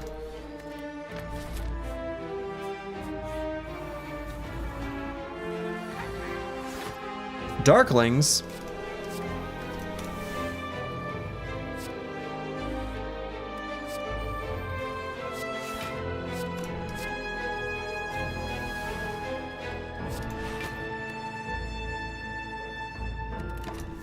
Okay.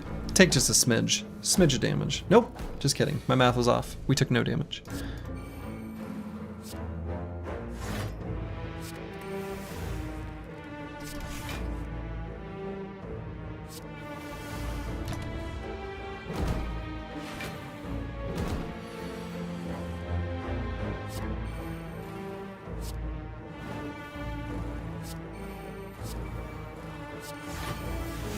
Okay, I played a bunch of powers. Exodia has been achieved.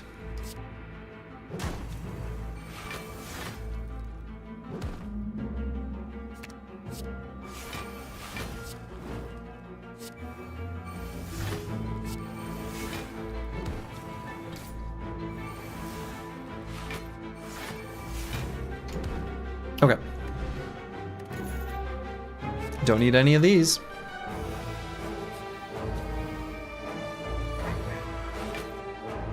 All right, and this is why we have the anchor. Sometimes Nemesis is mean to you.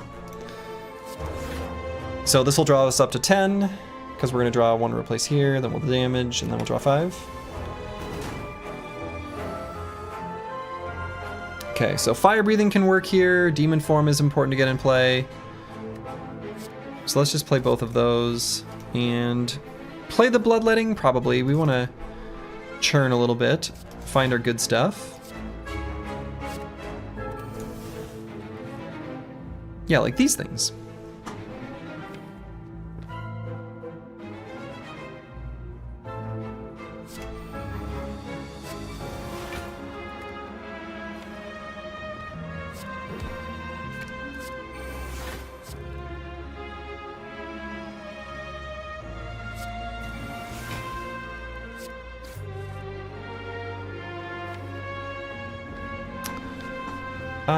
We can stop there, I suppose.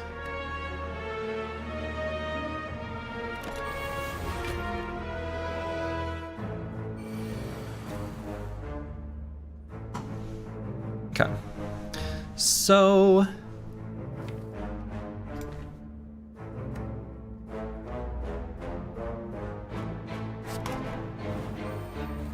just get the corruption in play.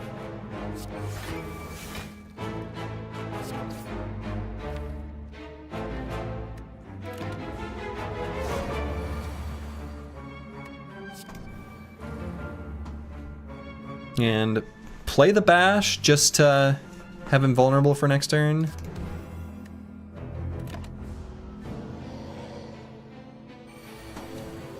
Many burns. So let's reap and then play a bunch of stuff that isn't the apparitions quite yet.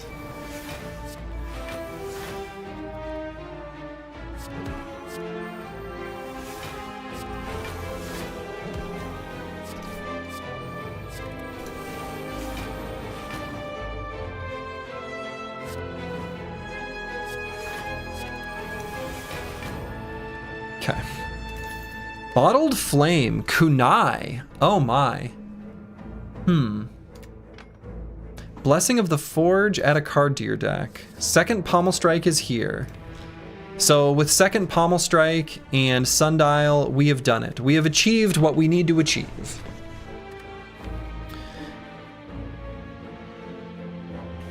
It has been done. So, Bottled Flame.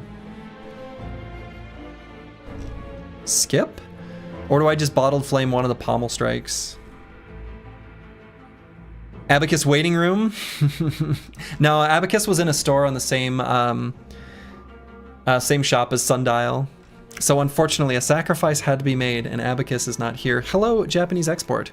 I've watched you play a tiny bit. I'm not good at Slay the Spire, like you good Slay the Spire players, but I played way back in the day.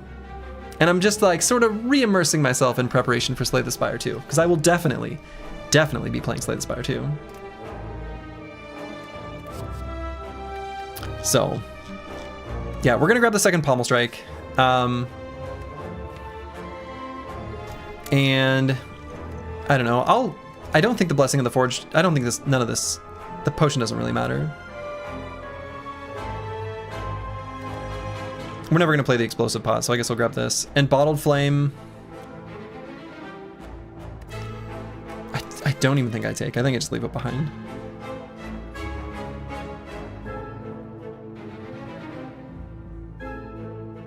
Depends on map. Here, this is the seed. You can see it here. I'll even type it. I'd be curious. I actually said out loud, I wonder what a strong player would pick here. I think that's right. And I went with Fiendfire. Excuse me, I went with Immolate. But Fiendfire was the one that people were saying they believed a stronger player would pick, which maybe is true. I'm gonna skip the Bottle Flame.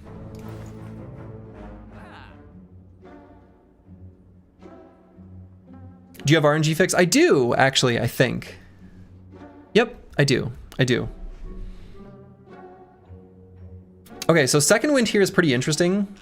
Second Wind makes it so that against the heart fight specifically, absent a barricade, we cannot play corruption. We can get set up, sufficiently exhausting things except for entrench, and make it so that we can have a block engine that we can still pump up with our Pommel Strike.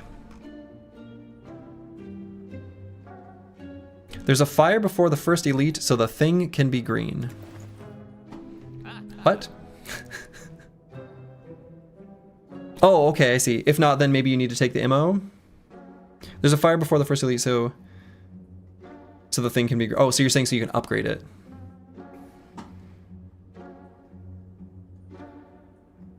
You can just upgrade the Fiendfire. I see.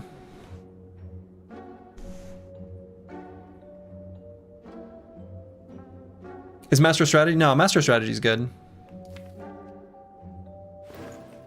Master Strategy is like always good. Yeah, no, I didn't, I agree, not taking the Burning Elite in Act 1. I rarely do anyway. I say I rarely do. Like I play this game very often. I don't know. It seems unlikely that it would happen.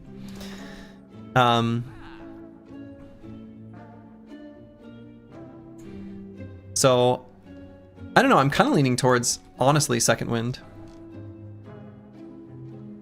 And then we can not play the Corruption and do shenanigans with getting sufficient block with, like, these cards. And that solves the hard fight.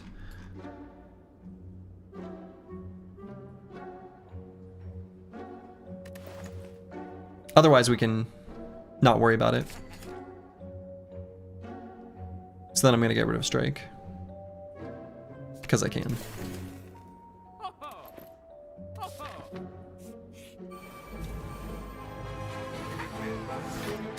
Can literally farm max hallways though, 0 events, 3 elites. In Act 1, what did I do? Definitely just did all hallway fights at the beginning, since burned all the gold to get the initial choice. Okay, in this fight we can play the Corruption though. And I'll just take a little bit of damage here and draw up to our full hand. I see Cultist Mask, so there's some events. That was at the very end. end of Act 1.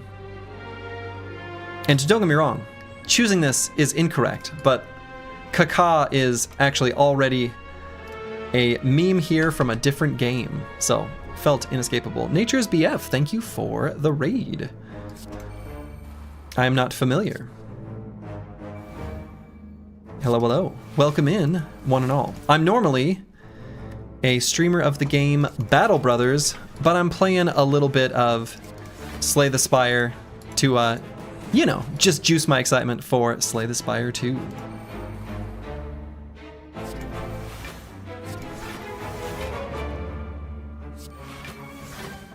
Okay, there's our Reaper. Let's play it next turn.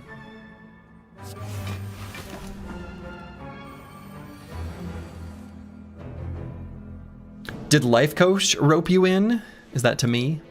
No, I played Slay the Spire like way back in the day, like before Defect was a character. That's most of the time that I played this game. Oh, because Life Coach also played Battle Brothers. I see. That's probably why you're saying that. Okay, sure. I don't know. His Battle Brothers playing was like...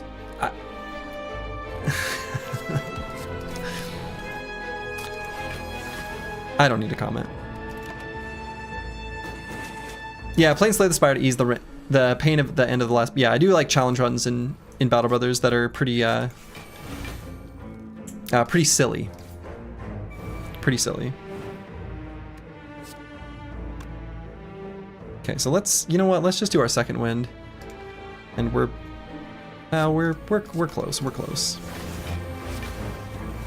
Let's second wind the wounds.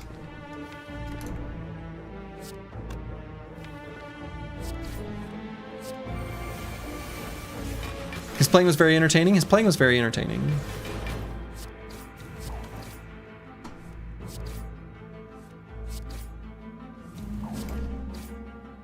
Look at this. Infinite strength, infinite dexterity.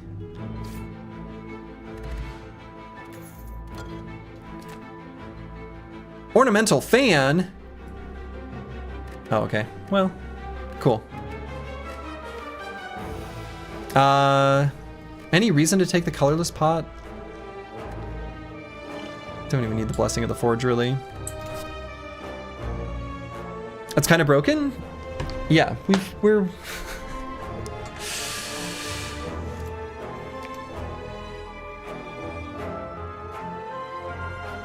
There's a Life Coach stream where he discusses some weird sin strat Reddit post for like 2 hours. Oh no.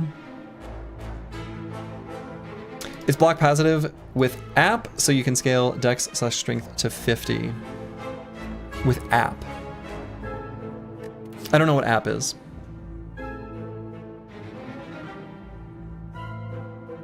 Apparition? Oh, right. Yes. We could put one Iron Wave in the deck, so that when we fully exhaust everything, we can have an Iron Wave that has like infinite strength and dex. That's kind of cute. And not even totally irrelevant, because we can play like... I mean, it's pretty irrelevant. I don't think this deck ever loses. I think as long as I like don't make any major piloting errors, there's literally no way. Iron Wave is cute. I like having Iron Wave in the deck because it's cute and unnecessary. Okay, so I just don't want to get a Parasite put in the deck here. So I'm gonna let him hit us. Just to see 10 cards. Oh, oops. I accidentally blocked too much. Whoopsie.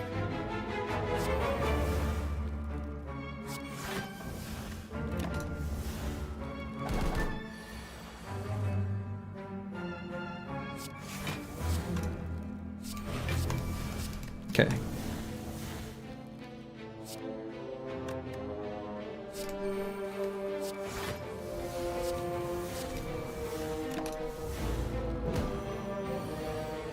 He keeps trying to put these parasites in my deck. It's kind of mean.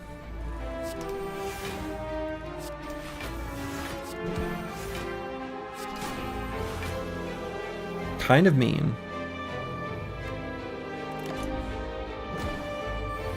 He can make me vulnerable. That's fine.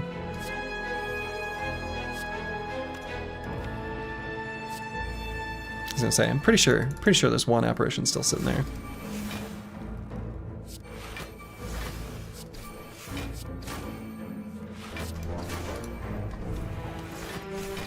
Okay, now we just click this button over and over again.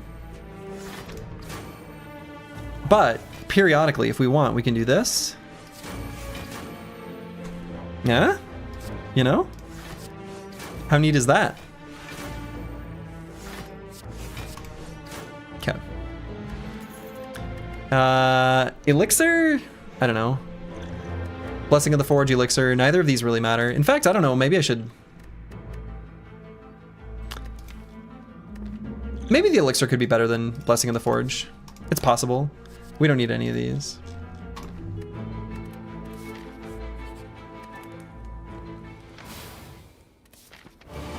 Okay. So just need, I guess, yeah, none of this matters anyway, because we've got our infinite, right? So we just get to our infinite and then call it good. So who cares about playing our powers? We'll let him damage us here. So we'll play that one. Draw 10. No! Blocked too much.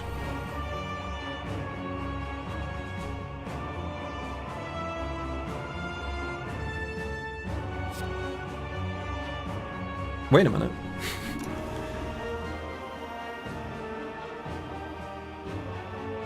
Oh, Jesus.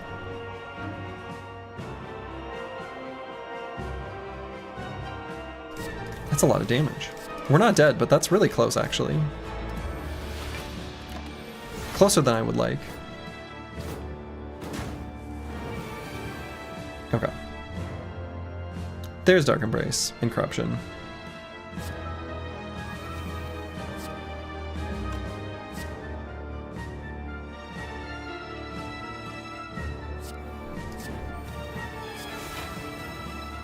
So we'll play a big Reaper at some point.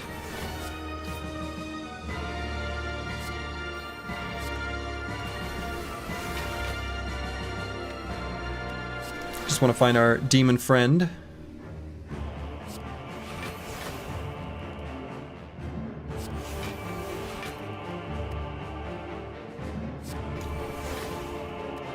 There he is. There's our friend. So let's just play all the apparitions. It's fine. None of this matters.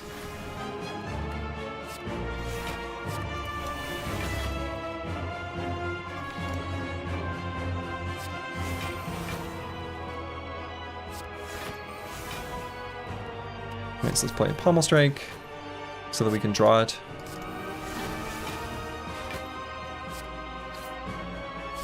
Build up our strength. Play the Reaper.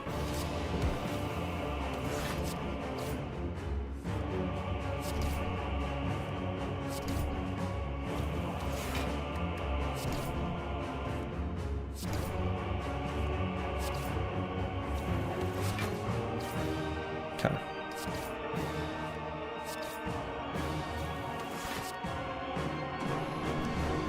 And let's build up a little more strength on these boys.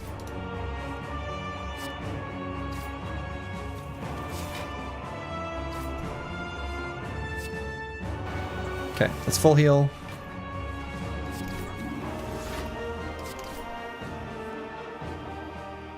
Okay.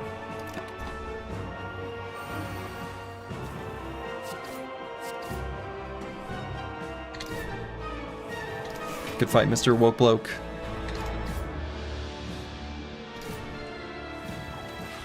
And we can do Iron Wave Pommel Strike if we want to build up a little bit of block. Could be fun.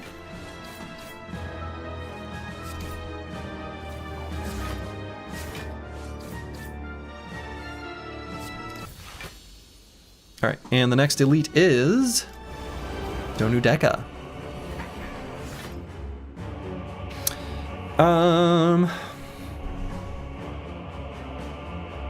Poor bird. Nah, no, we don't. We never feel bad. We never feel bad for the woke bloke. Are you kidding me? And so let's see. Let's just get all this stuff out of our hand. So let's play the headbutt first, actually.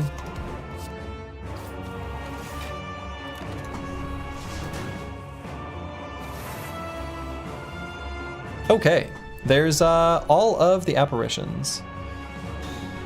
So why don't I just play all three?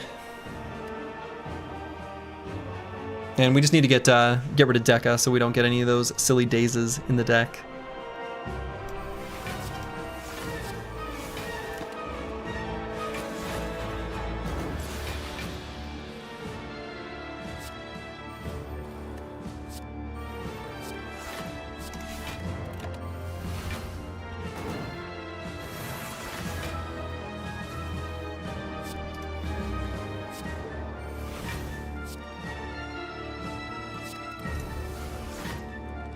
Oh, Dark Embrace, where are you?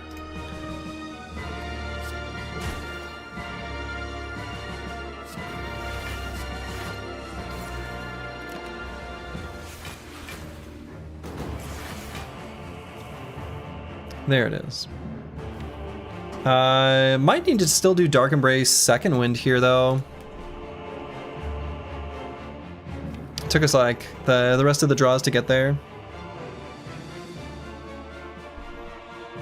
Or I suppose like True Grit, Defend, Entrench also pretty much just gets us there. So I suppose I'll just do that. Get rid of some of the cards that we don't need to play.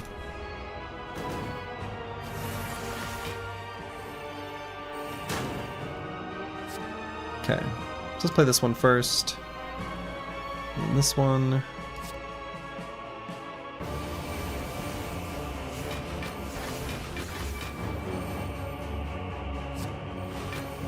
And I think they're dead. One must imagine.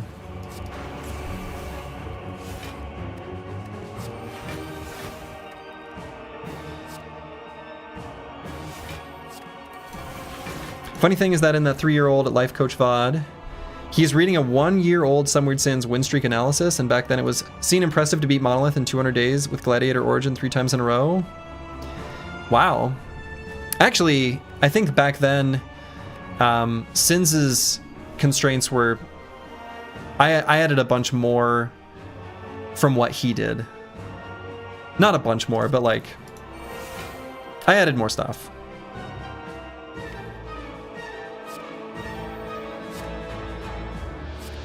I think we can...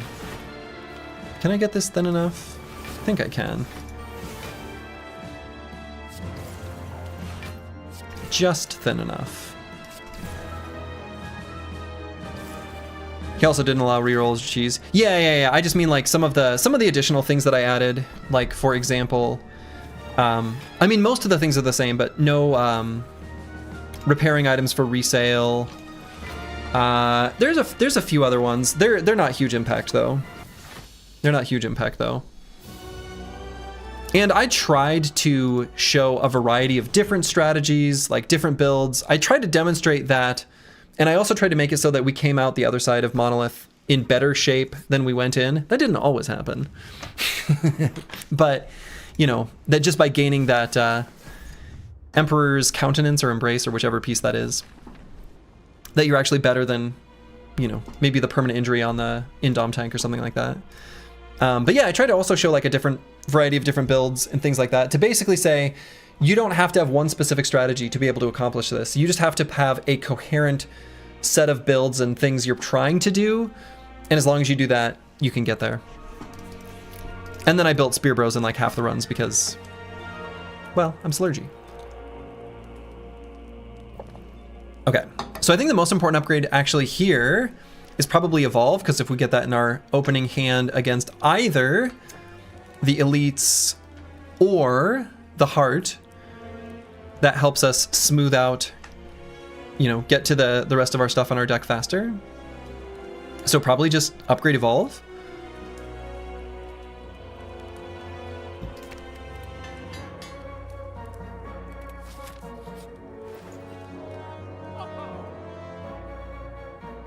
Offering plus seems pretty good here.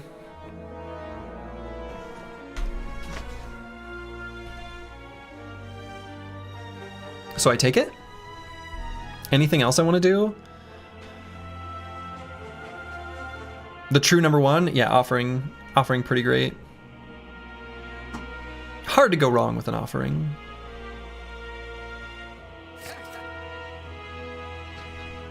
It's a thing of beauty. And I can't afford anything else unless I wanted this twin strike, but I don't.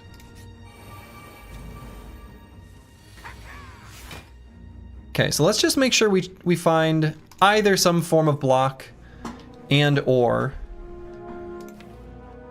apparition. We'd hate to take like a bajillion damage against the Spire Spear.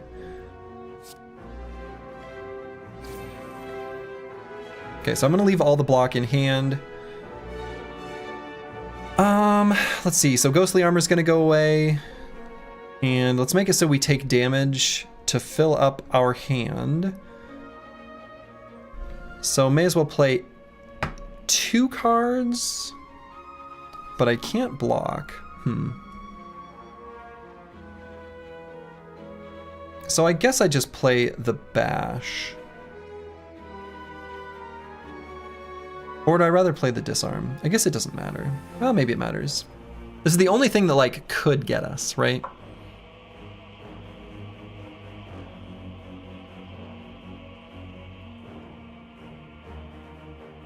I'm gonna leave these block cards in hand.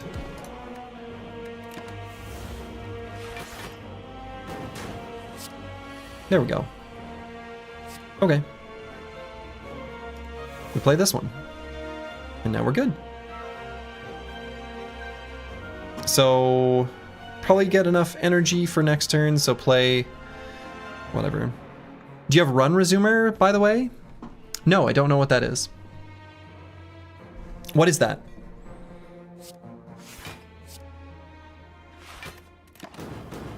Sick mod? Can't you just always resume a run? Or I don't get it. Lets you go to any fight after the run. Oh! That is cool. Huh. I like that. From the Pro Stern Summer, you can right-click on any floor to pick up from there. That's actually really neat.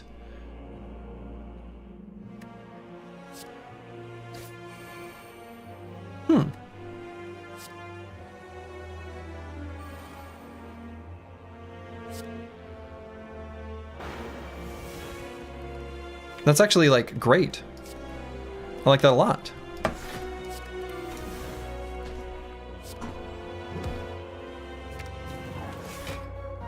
Huh. That's actually really cool.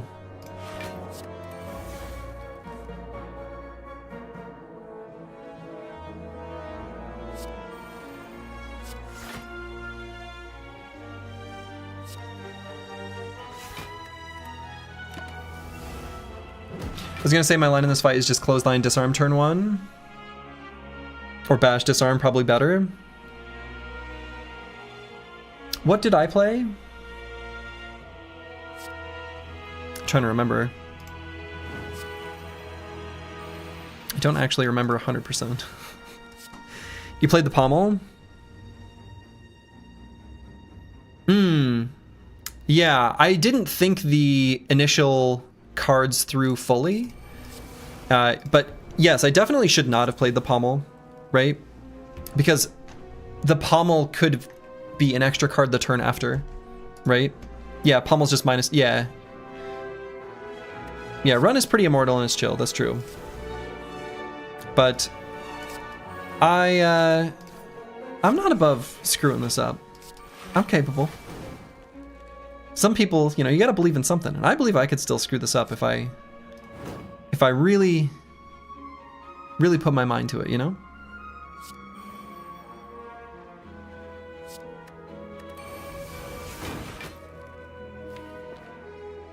Actually, I don't think that's true.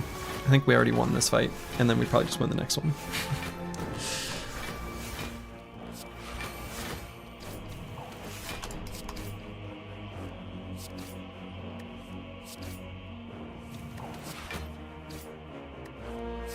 Oh shit, are shots being fired here?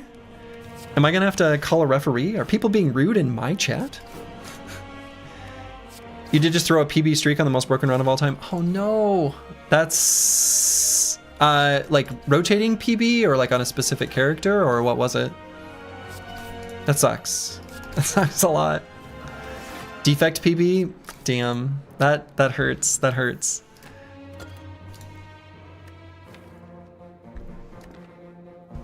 Should have been at least a 16. Damn. Damn. What was the throw? What was the specific play? And what was it you should have done different? Was it like a sneaky throw, or was it like a terrible, embarrassing blunder of a throw? Just clicked random cards in Repto? Ah, yeah, that can happen. This is kind of a click random cards kind of sort of deck that's going on right now, so. Okay, I think we're good. We got the apparition in our opening hand, so feeling pretty good. We have corruption here, feeling pretty good.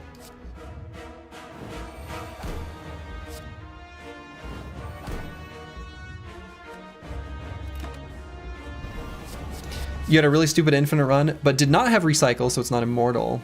Just get wounded and die? Sure. Yeah. Well, I'm glad to know that that happens to other people too. That's a feels good. Maybe not for you. Actually, let's draw 5.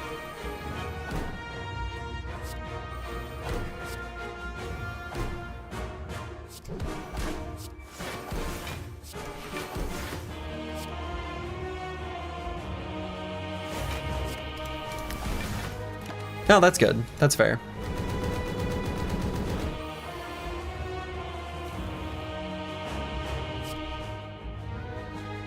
Okay, I think with Dark Embrace, pretty much have gotten there. Okay. There it is. There's the big wowza.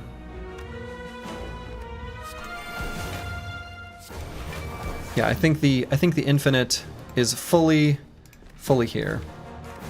Just get rid of that burn.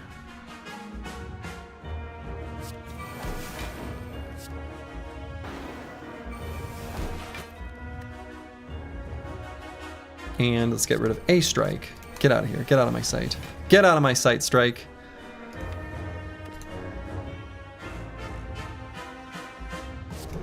Let's put the burn on top.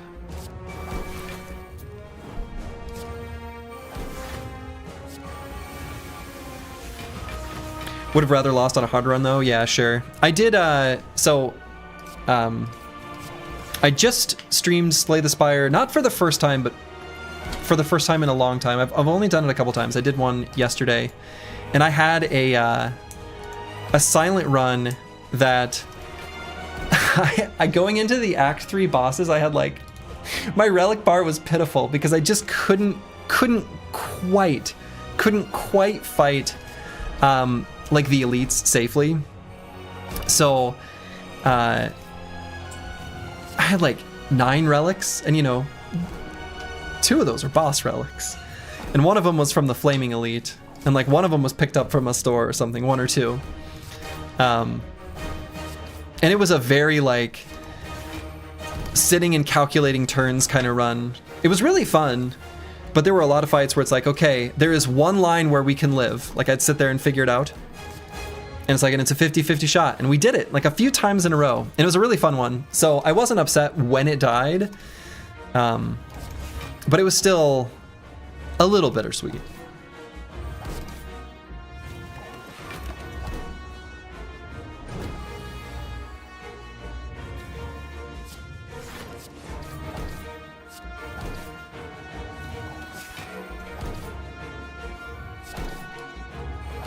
That's how your silent streak died too. Really awful run with cool moments. See, I think those are to me those are the funnest runs of Slay the Spire. Like that's where the game is at its best, where you have to be really scrappy and there's a lot of oh shit, oh shit, oh shit, oh shit, oh shit, oh shit, oh shit, you know? I don't know. That to me is when Spire is at its best.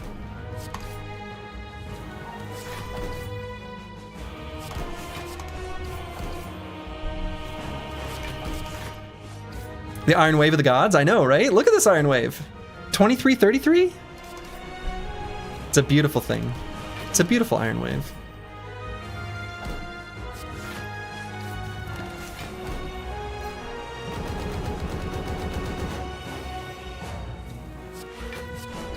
So what is the mod you were saying? What was it called again? Run Resumer?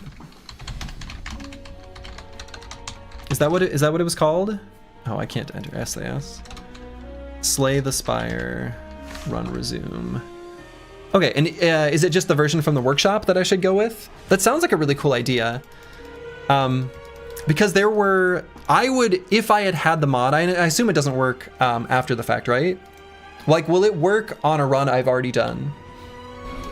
Because the run that I did last night on the silent run, it's not retroactive? Okay. It has to like save data along the way. All right, interesting. This silent run was like, look at this relic bar. I mean, these are good relics, right? But going into the Act 3 elites, that's a thin relic bar. But it was a really fun one. And I grabbed a bunch of cards that I didn't want to grab, that I hated grabbing. I grabbed 1,000 cuts just to be able to beat Slime Boss, which probably wasn't correct, but I don't know. Yeah, I'd have to see floor by floor, but it was a cool run. But had a fun ironclad run right before it. But anyway, let's do another one. Let's do silent. Yeah, most of it just comes out in Act 1. Well, and I think the thing is like I did not greet it very much at all because I don't feel comfortable greeting Act 1 in silent just because I'm not, you know, I just don't.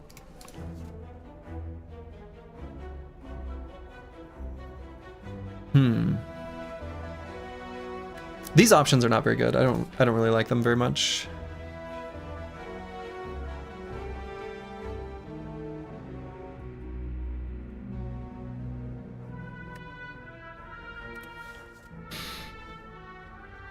So I'm almost leaning towards random rare card. Usually is fine for silent, right? Most of silent's rare cards are not bricks. They're all pretty much fine. So I could start going through here and potentially 2 elites here. Unlikely to do that one.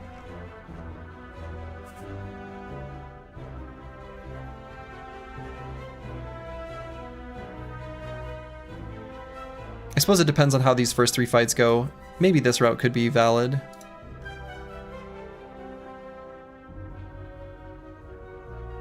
But more likely fighting 2 elites with this one being skippable at the end of the act is something I'm more comfortable with. Let's do random rare card. Is it really funny now? I mean, they're not. Like, Curse for Transform 2 is pretty cursed. 3 random potions is pretty bad. And why would we ever get rid of Ring of the Snake? You think option 3? Obtain a curse to transform 2 cards. And then presumably you would just try to get rid of the curse here at like the shop at this point.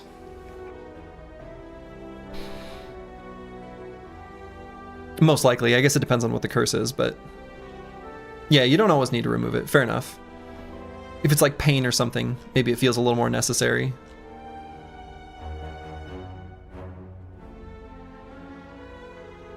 Right, exactly. You can dodge first elite. Yeah, I think that's interesting because I think that sort of speaks to me.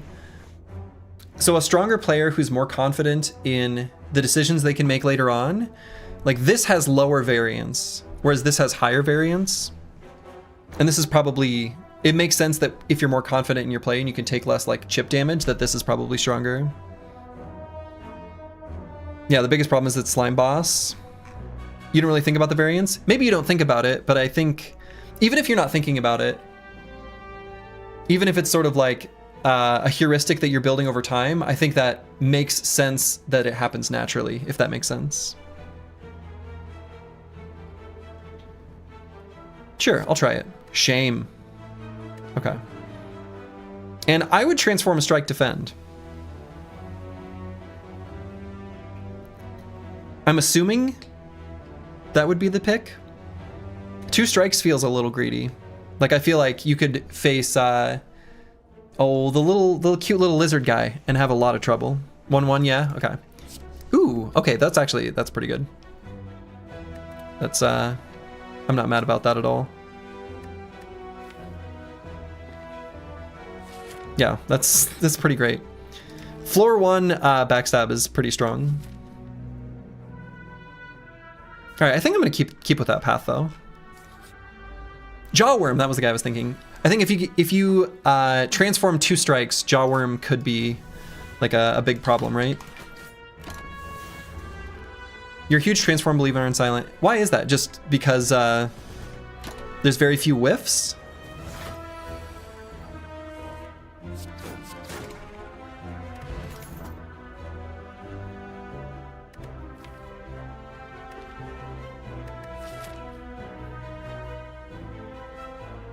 Few whiffs and it just leaves into Force Infinite style. Okay, fair enough. Like, try to take the first, the cartwheelie card. Not backflip. Boy, I haven't played this game recently enough to remember all the cards. What is the card where you draw 3 and discard 1? Acrobatics. Yeah. So, yeah. Yeah, that makes sense. You can just skip this now and play into the Eviscerate. Sure. Right? You wouldn't pick any of these at all? Basically, so the idea is, as long as the deck is thin, and you've got either like Eviscerate or Sneaky Strike or something like that, to just sort of rely on those until you find, things like Wraithform, Malaise, whatever, that are like super good later in the run. Interesting. Okay. Yeah, let's run with that. That's not how I would normally play this. I'm playing from knowledge acquired back in the year 2018, and I would pick Poison Stab.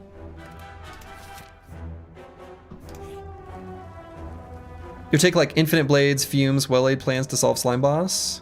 Infinite Blades? That feels surprising to me. Infinite Blades feels really surprising to me. Well-Laid Plans absolutely makes sense. Same with Fumes. Huh. So yeah, let's trigger the idol. Max HP, sure. Infinite Blades is kind of new that people like it. Really? Why would people like it? That's weird. That's really weird to me.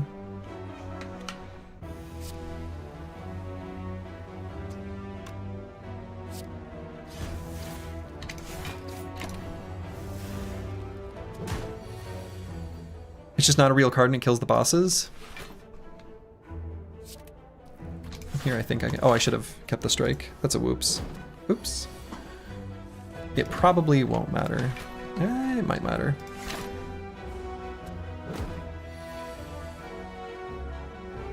It mattered. Oh no, I'm exactly that amount of damage off. That's 7 damage I did not need to take. Cool. Yeah, so like Well-Laid Plans, you always choose a Well-Laid Plans here. Just because you want it in the deck, even if it's kind of a curse for now, right? That feels correct to me.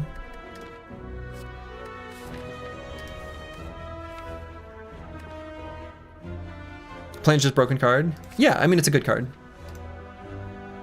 Probably still go to shop.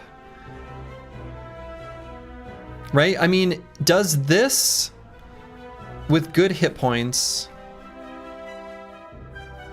I guess I don't have to think about fighting the elite. Probably still go that way. Removal plus potion is good. Apotheosis.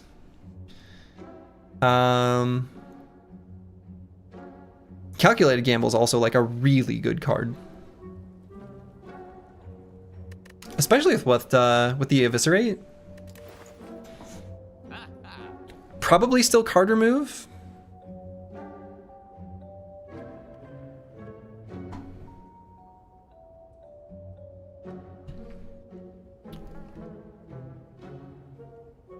Yeah, the curse is bad. Frail is pretty bad. Calculated Gamble's like such a strong card though. It's like a really, really strong card. And it's really strong with Eviscerate and the way the deck is moving.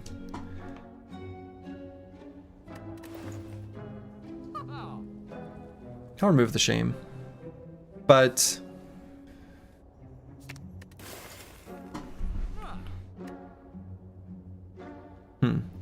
Fear Pot is actually pretty good for any elite fight, right? Potion chance at 40%.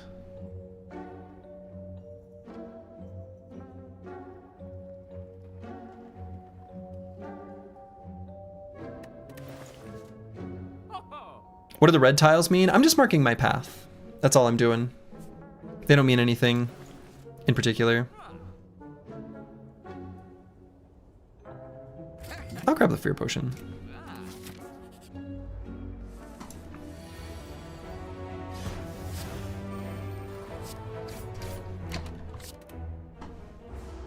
You manually did that? Yeah. You don't get another shop, you like removing the curse? Well, that's true.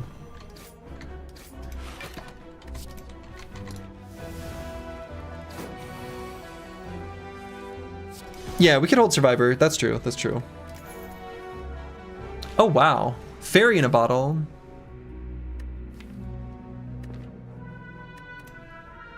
So, would...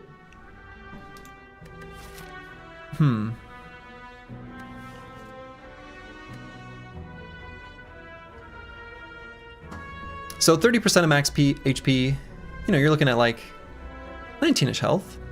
18-ish. Is Fear Potion 27 damage? Because you're comparing it to Duplication Pot. 27. 21? Or are you doing math to compare your own health to the damage you're dealing? Is Fear Potion 27 damage?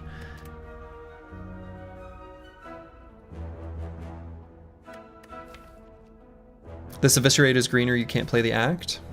Okay, I see what you're saying. So you're already assuming the upgrade, and that makes sense. Like, that would be the sensible upgrade here.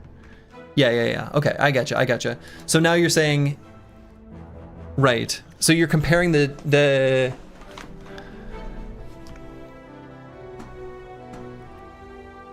Fear Pot to the Duplication Pot to determine which to drop to grab Fairy in a bottle? Am I reading this right?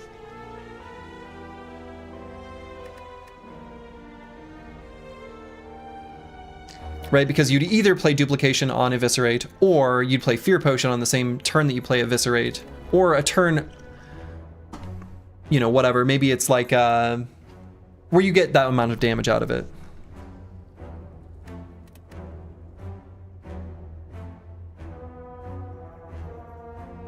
Yeah, okay. I see what you're saying. Sure. Yeah. I do most of my decisions based on vibes. That's my Battle Brothers strategy as well. It's very vibes based. I've done like, you know, combat simulators and all sorts of deep analysis that I do like outside of the game, and then in the game it's vibes. And I don't think I take any of these. I'm gonna run on that assumption. And Eviscerate, yeah, that's definitely the upgrade. And I think, given that this elite can be dodged, I think taking this one is okay. The knob. Okay, so probably Duplication Potion, the Eviscerate. Backstab, dupe, the Eviscerate. So we're looking at 27 times 2 plus 11. And so, let's see. 65 damage. So then you'll have 23 remaining. Yeah.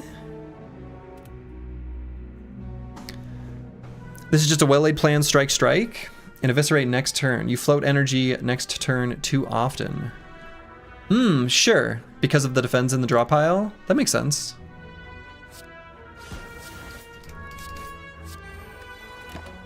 Yeah, that's right.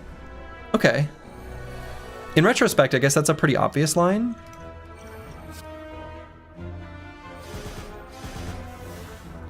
So here we just neutralize and then hold the strike and he's dead. Take 6. No, he's dead. Yeah. In fact, we still neutralize him. Okay, Vajra's pretty good. Okay, so I would take the catalyst here and then build around it.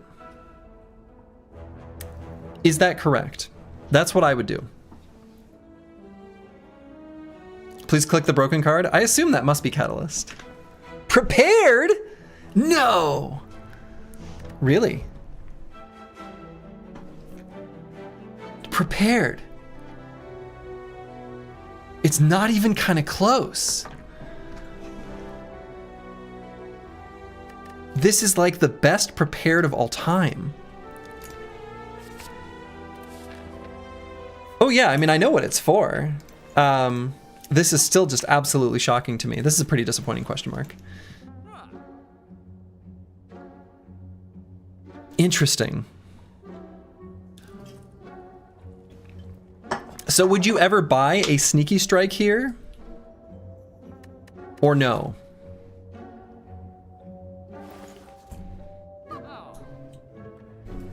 Right, like could sneaky strike be the play here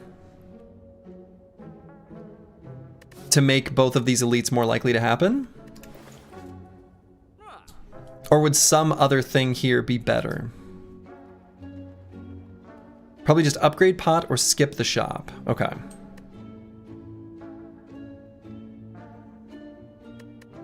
Trust one eviscerate is enough here. I mean, I think it's unlikely to take both the elites, right? I think Dex pot is pretty good. But we don't have a Dex pot.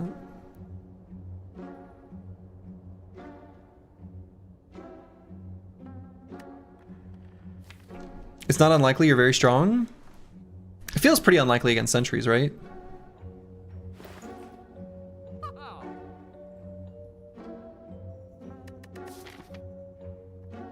I'm gonna go with the upgrade pot. Right, I think shop chance is low here, right? Because we already procced one.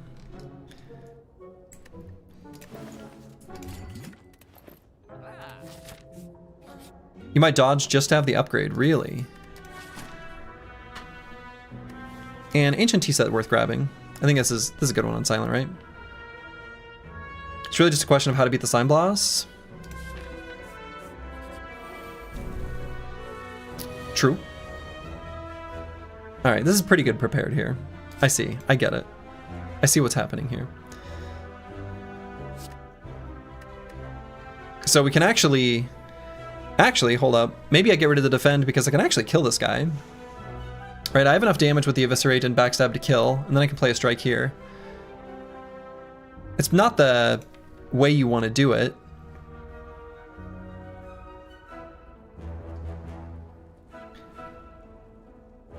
Do you think 5 apparitions for minus 36? I'm tempted, Sludgy. Probably. Don't ask me. Yeah, so it's interesting because like here we could kill this sentry, but then definitely can't kill any of those.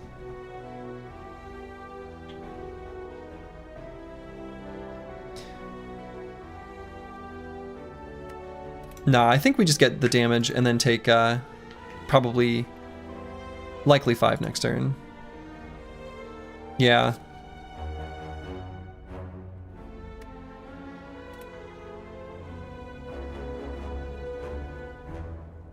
Yeah. I don't think I kill the 45 Sentry. Upgrade pot on this was kind of cute for +1 energy. Sure, to upgrade the prepared. Yeah. That's true. That's true. It's too late now. So this is 30 plus 12. I'm gonna play like that. I don't know if letting the extra 3 days get into the deck is the play, but it's what I've done.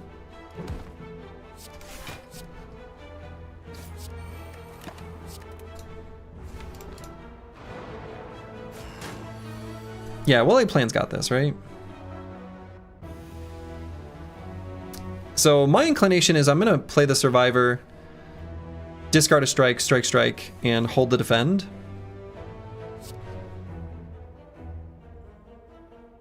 Yeah, I'm not gonna ask for everything. That seems probably right. Taking 2 I think is okay.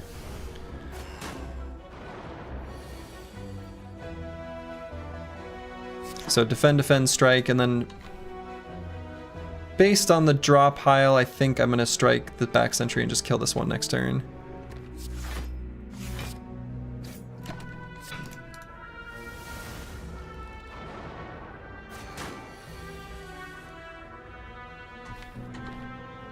Or maybe not.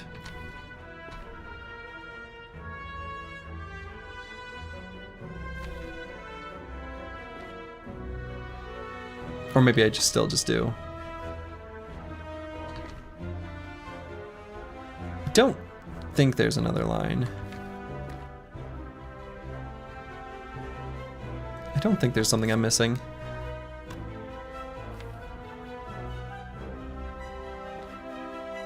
I guess if I played the Eviscerate, next turn Prepared could draw me a strike which kills this guy. It's pretty unlikely. So let's just do this.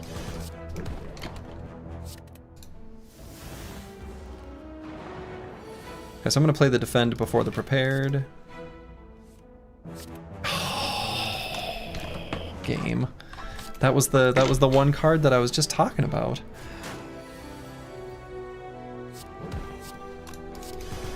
Huh. Centennial Puzzle pretty good. Reflex pretty good. Okay. Probably dodge this Elite. I think Lagavulin kills us. We want to get here. Yeah, Reflex GG, right?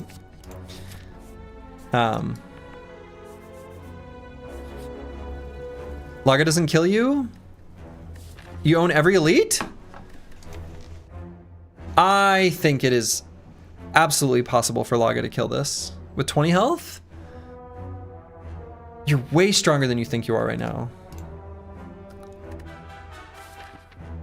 0%.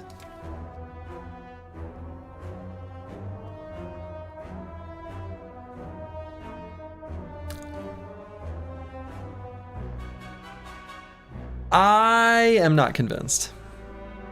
Oh, I guess the fairy. Yeah, I don't have Run Resumer at this moment, but that is what it's good for. Fair enough.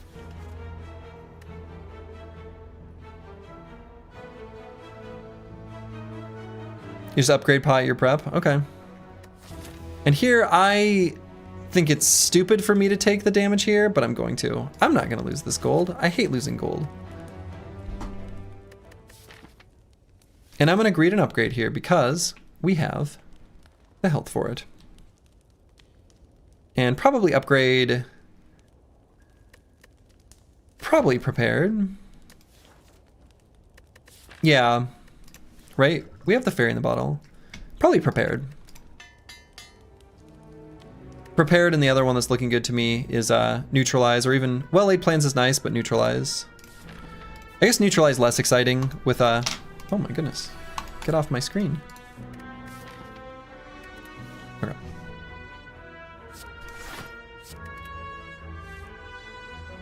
Plans Upgrade's incredible. Yeah, Plans Upgrade's pretty good, isn't it? Okay, I guess this fight's over.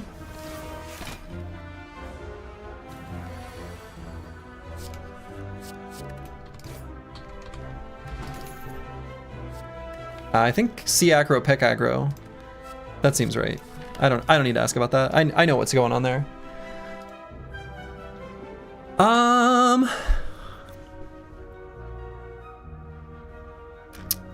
And here, I assume, probably just give him a feat to strike.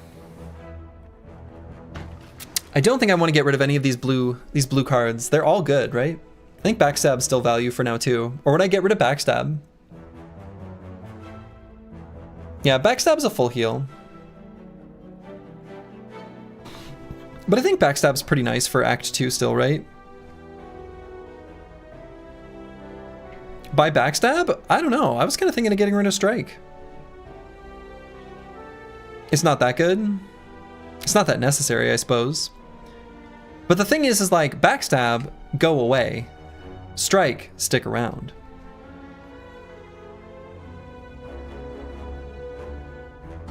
Yeah, 51 heal is good. Slime boss is just scary, you can die through fairy.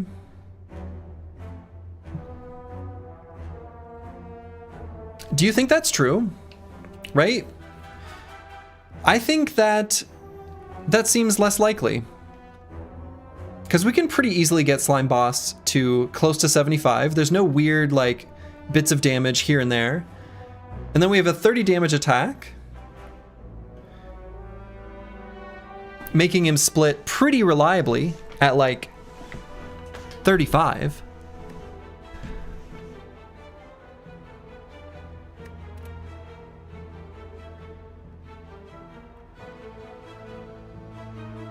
Alright, we'll get rid of the backstab. We'll full heal.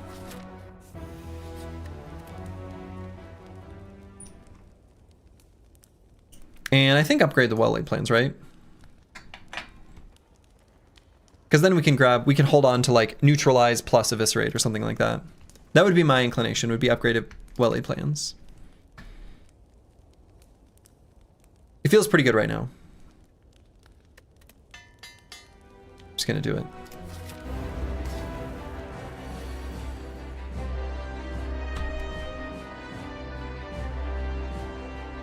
When you dodge in this act, you should fight the hallway. You want to see cards. Act 1 events are trash.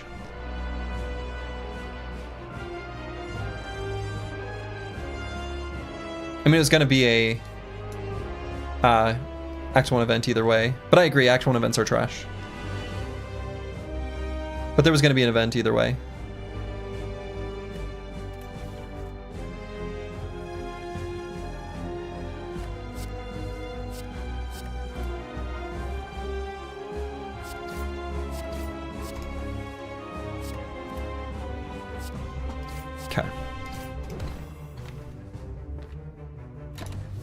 And I don't think I'm going to need to use the Blessing of the Forge here.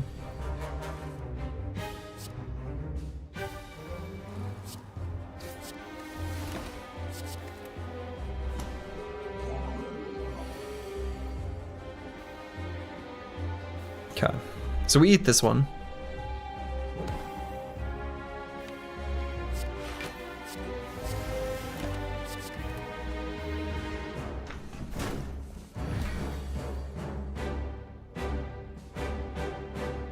So I think kind of want to play the Eviscerate before we draw our deck, considering there's only 4 cards here. So I'm actually going to Survivor the Reflex.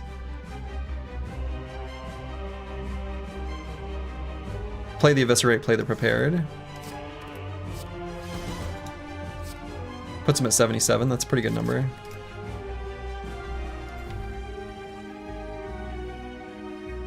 Damn.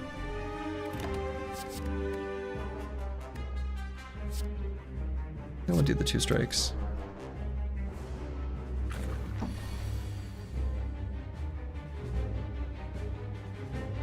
So we'll hang on to Eviscerate Reflex. Or Eviscerate Neutralize.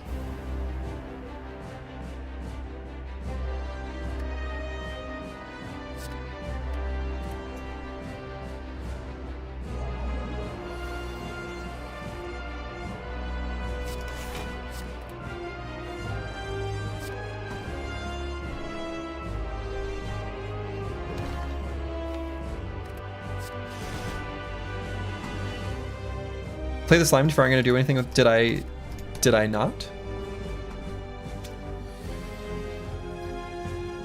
I might not have.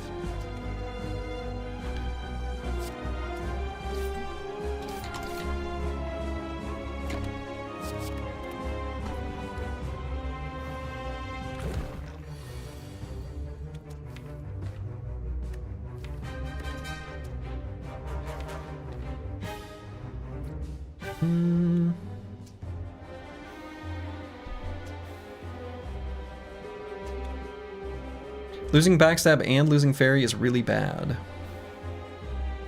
Yeah, so we just won't lose the fairy.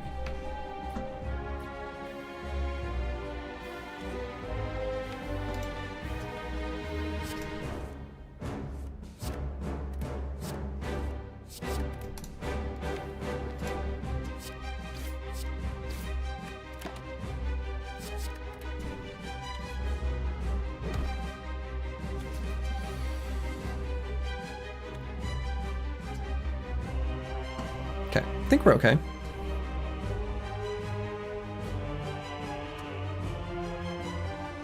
Kill here, and actually I'm going to play the defend.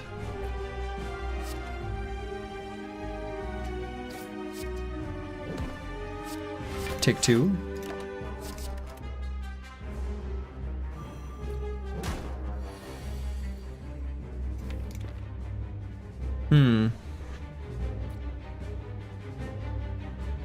That's too bad. Still can make it so we don't pop the fairy.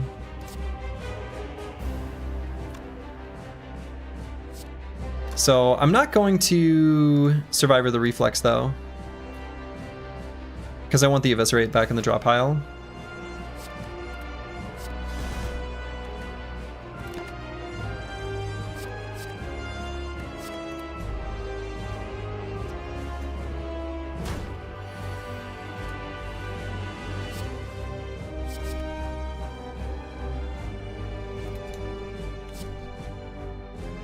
Just kill this nerd.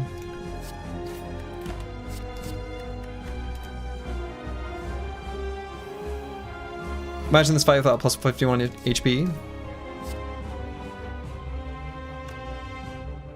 Shoot. Alright. I was hoping to not need to play it.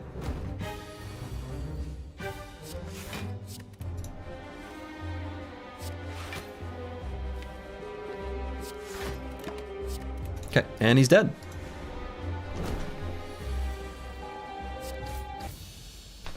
Certainly could have been done better. Adrenaline? Burst also good, but I think it's just adrenaline. I can't imagine it's not just adrenaline.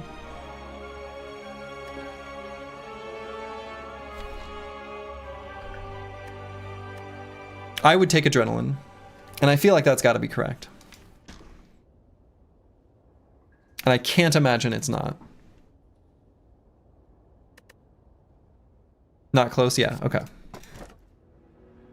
So definitely it's not Velvet Choker. It's probably not Runic Dome either. I'm guessing just Black Star. Chose Runic Dome in my silent run yesterday. And I think it was correct to do so, but it was an interesting one.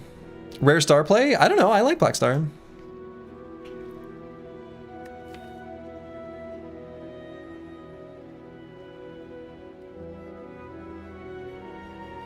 Infinite is like the one-time dome is fine. No, there's plenty of other times, right? I feel like Defect is fine with the dome a lot of the time because you like, there'll be turns where you would play your Glacier anyway to put the Frost Orbs out there and you're okay with, you know, I feel like Defect has play there. Yeah, on silent. That's fair. That's fair. Yeah. Needing to know when to play Piercing Whale, pretty important. I don't know. I think I'm gonna go with Black Star. I don't feel like I want to play with Runic Dome when I'm not set up yet.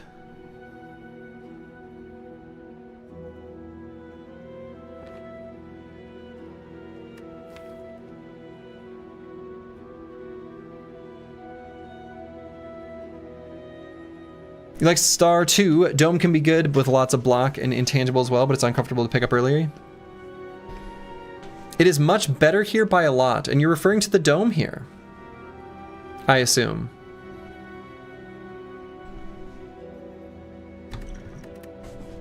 All right, I'll take you at your word. That's true. It does just want energy to play cards. Okay, fair enough. All right, so we got the champ. assuming we're able to thin down and get the cards that we need. I feel like the infinite play feels kind of hard though, right? Because you have to remove quite a lot of cards to get to that point, right? Because there's always the opportunity for a bad draw and not getting like another reflex or some tool, and risky.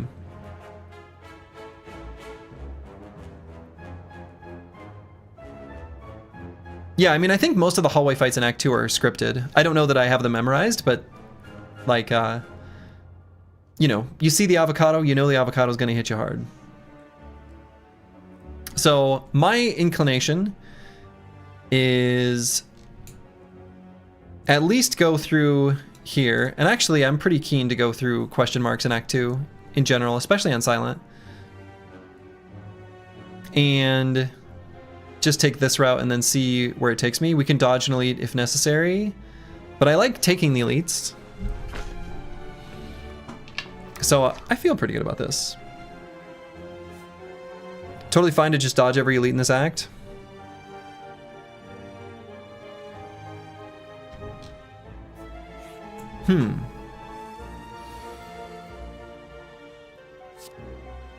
Okay, so well-laid plans for sure. We're gonna get our curse on. Is this worth doing the fear pot on him? I kind of feel like yes. You don't need relics. Relics are for bad decks. If your deck is OP, you don't need to care. Well, that's true.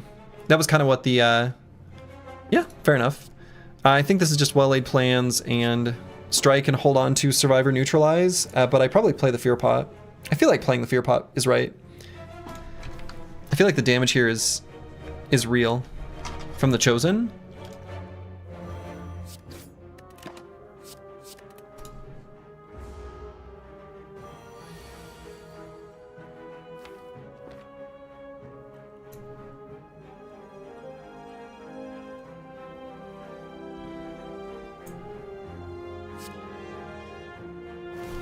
I'll play the adrenaline.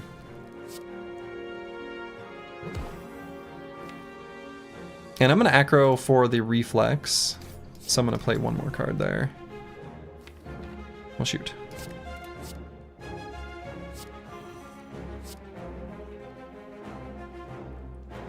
And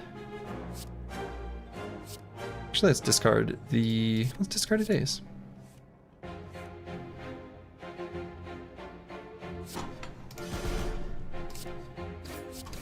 Okay.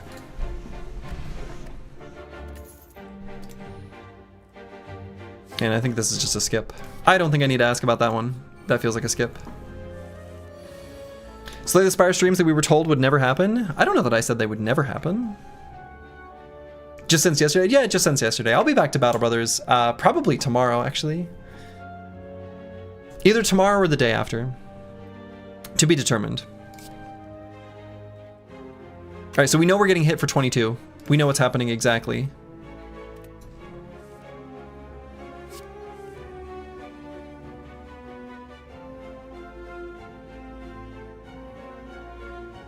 Right, so I think we're gonna play. I think we can take 0 in this. Or actually, I should probably intentionally take a tiny bit, right? So I'm gonna play well-laid plans, defend, strike, neutralize, and we'll take just a smidge of damage.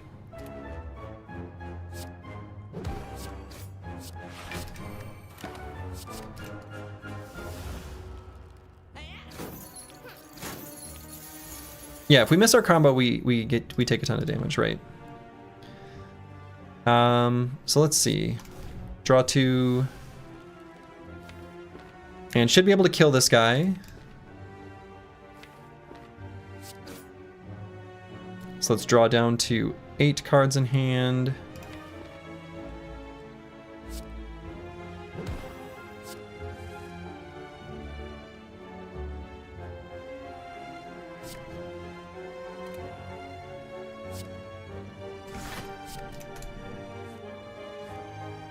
Okay. Pretty good.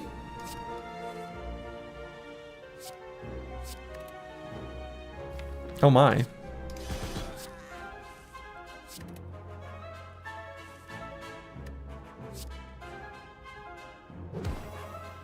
So we already know we're not taking any damage, right?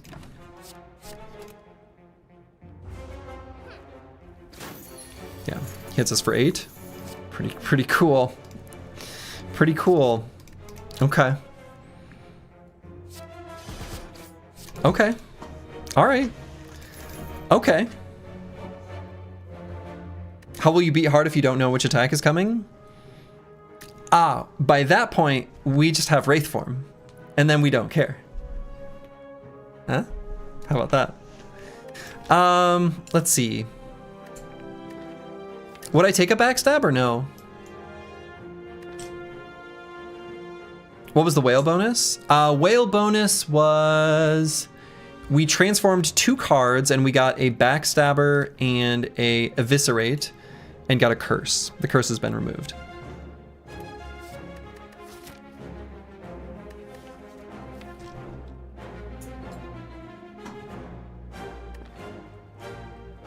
Is Wraith form hiding behind one of your defense? I think so. So I feel pretty good about grabbing a backstab. I feel like backstab is still totally reasonable. It doesn't get in the way, right? I'm just gonna grab it. You ask a question real quick? Okay, let's hear it.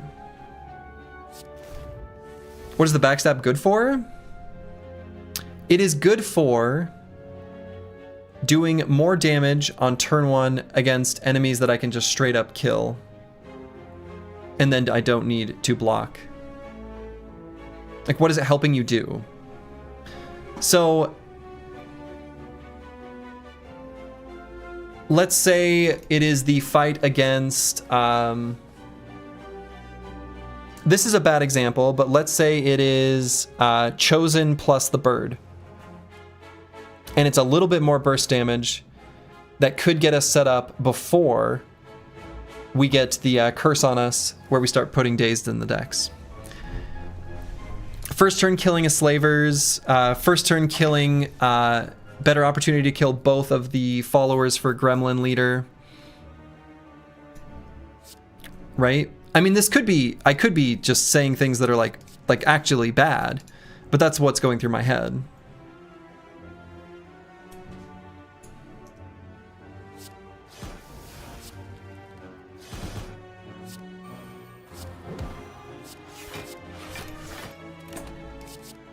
I'm just leading you to the right answer. So the right answer, I assume, was not take it. Like,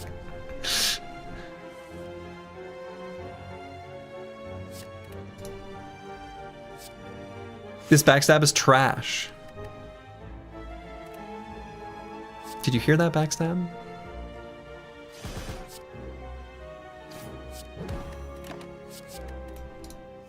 I just want to draw my plans, my prep, and my adrenaline. Fair enough. I mean, maybe that's right. I mean, presumably it's right.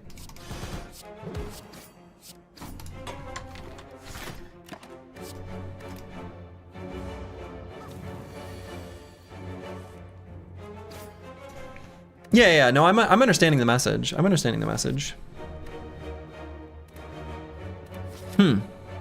So I definitely go to the shop to remove a card, right?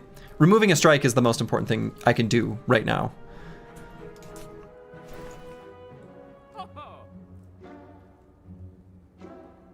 Right? And also, like, there's things we could see in the shop that we want.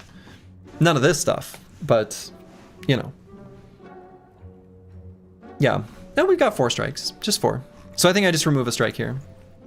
I can't imagine it's anything other than that, so I'm just going to do it. Yeah, remove plus save gold and go. That's kind of what I'm thinking, right? We don't care about any of this, right? None of this matters to us.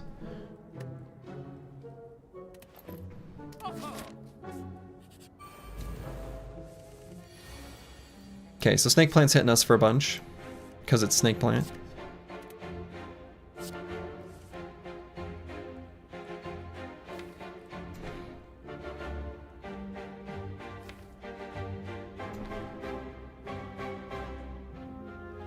You're not fighting elites because no matter what you do, slavers can kill you?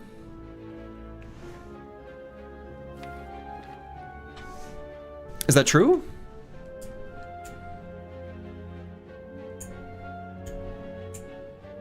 The deck needs to be so good that Nemesis is dead turn 1.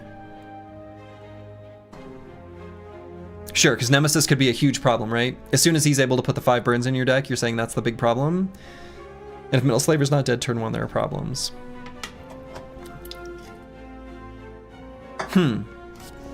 Okay.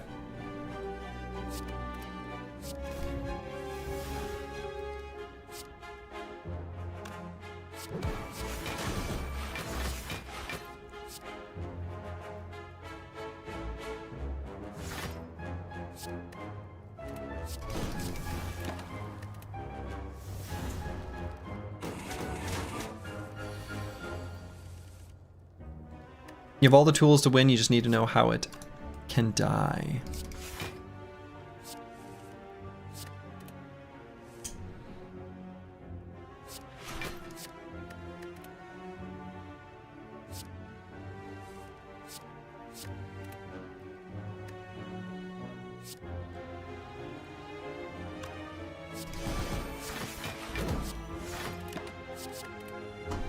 Okay. Okay. I think I'm getting it. I mean, basically I can already see what's happening here. So this is a skip. And so then this is a dodge and probably through this way. Right, because there's still very good upgrades here. Right? I mean, adrenaline, acrobatics, reflex, neutralize, all of those things are fine, right? So I can't imagine it's not that. Yeah, +1 energy is the only difference, that's true. And +1 energy, pretty relevant, right? So is this upgrade just reflex?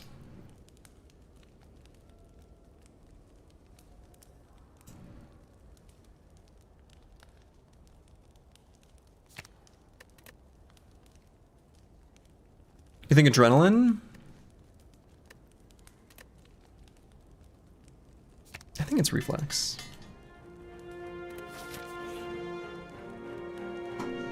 Ooh, mutagenic strength is kind of cute.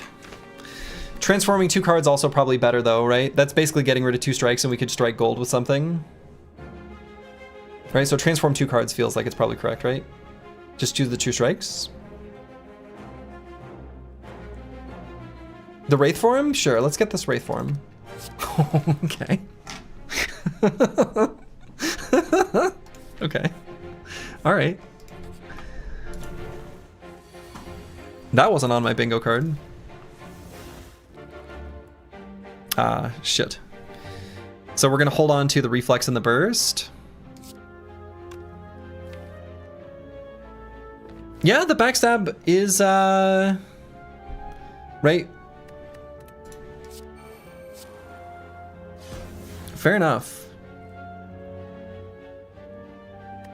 So we know they're not attacking. Because they never attack in the first turn.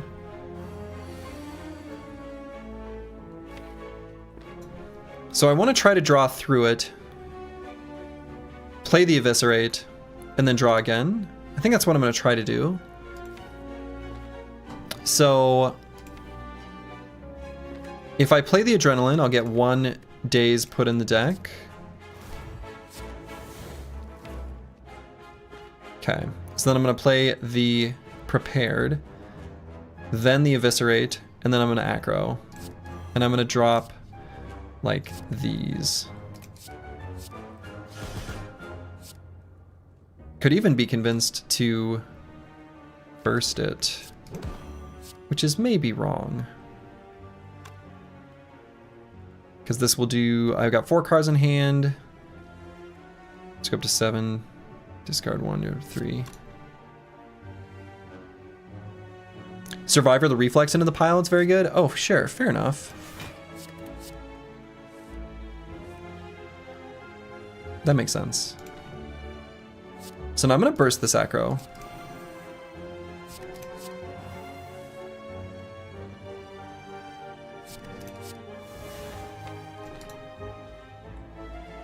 Okay, so let's kill this cultist. And just hang on to these 2. Be nice. Oh no, don't weaken me. That's rude.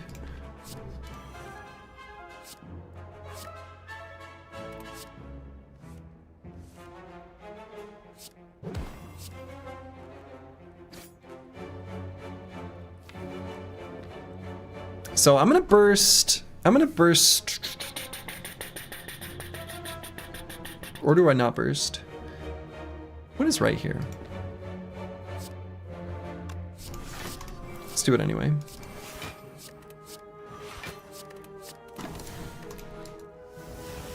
I don't want him to hit me hard. Okay. Ugh.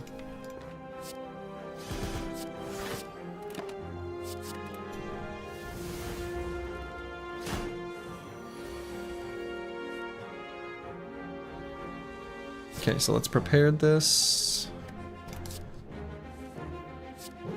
Play this one.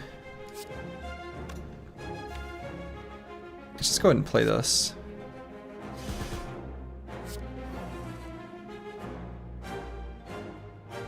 And I'm just gonna defend, hold on to the Survivor Strike.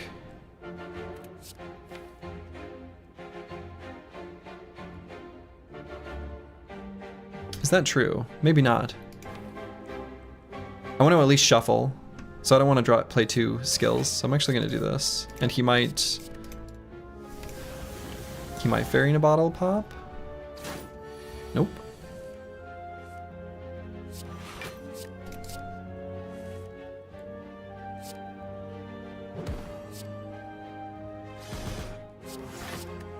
Okay, be nice to me, Mr. Chosen. Be nice.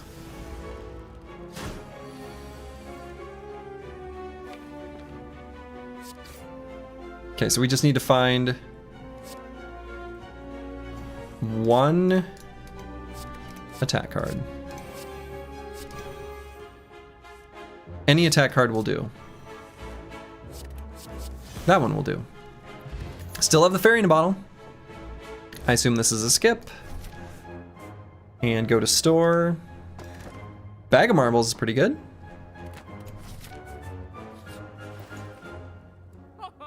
A medical kit? A bag of prep? Oh my god. You are so poor? True. Maybe that early eviscerate in the fight should have gone on the Chosen since you had strike in the pile for the bird next turn. Oh, maybe. That could be. Skipping that fireplace there was bold on 7 HP?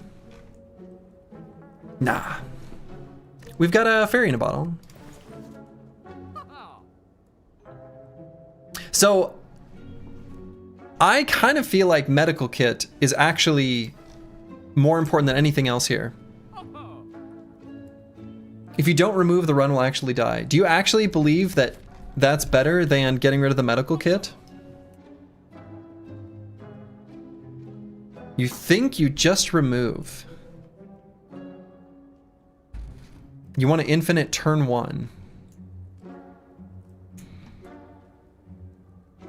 So we have 3 cards that exhaust. 1, 2, 3, 4.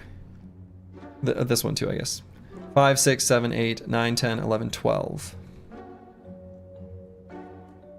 Right, we're not infinite.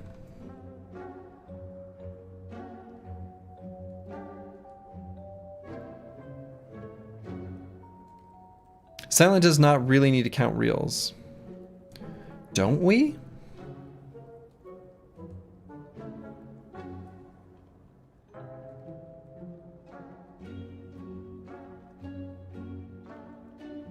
To me, this feels like I would always take Medical Kit. You can infinite with 30 card deck on this character.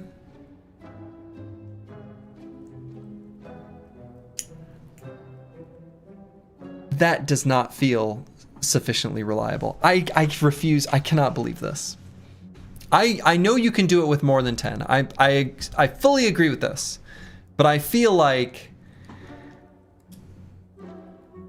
well-laid plans can make it so it smooths out, and it can definitely be more than 10. But it still feels brickable. And, well, yeah, calculated gamble for sure, right?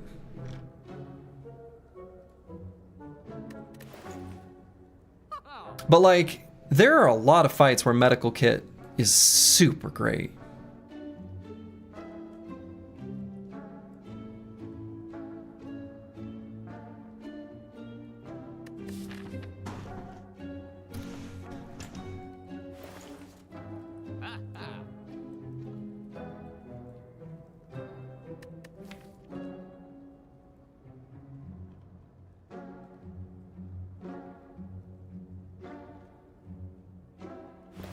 I'm gonna click this button anyway.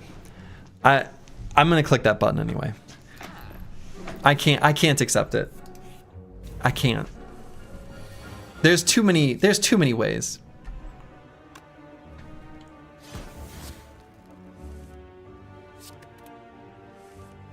There's too many ways.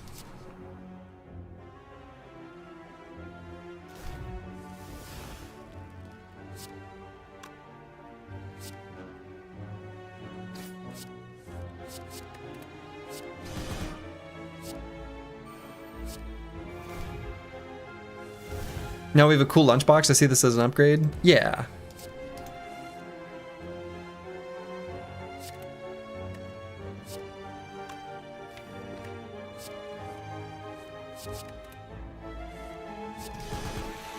Okay.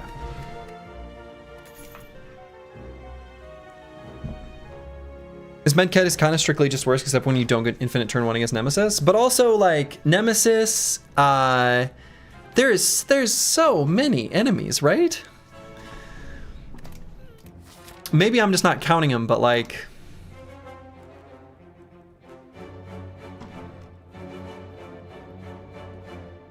There's a lot. There's quite a few. Medkit is a bit overrated? Maybe so. I don't know. Maybe so. And I probably still don't bother fighting an elite, right? I feel like there's no need to. Slavers could kill us. I think that's true.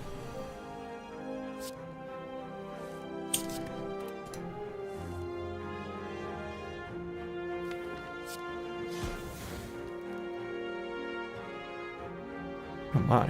What do I burst? Probably an adrenaline?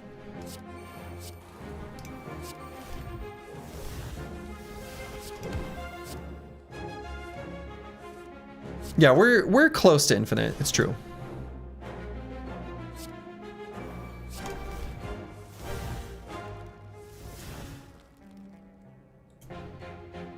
The deck is indeed very close.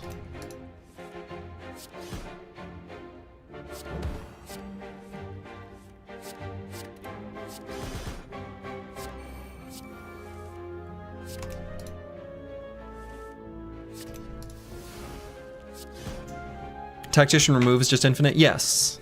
Yes.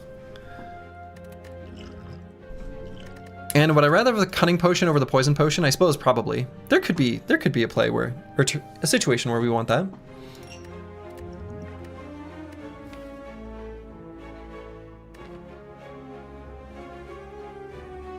Right, we can't spend energy on block, right. Yes. Yes.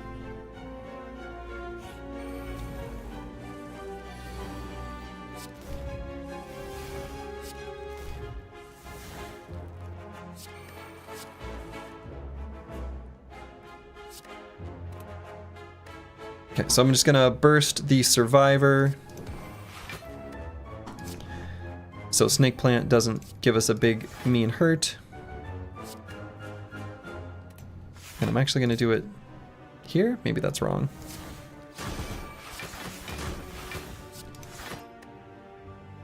And he hits for 21, right? 7 times 3 when he's weak. Oh, less than that. 18, yeah. You're still going? How's the streak going? In which game? This is a skip.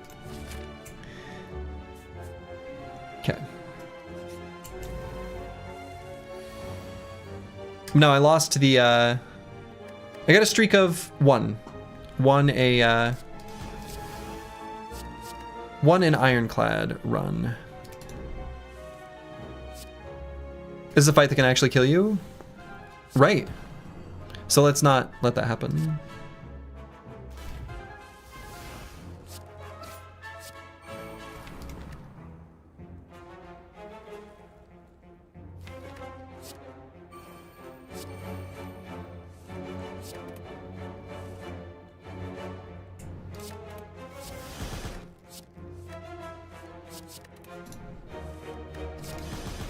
Okay. Ooh, flex pot.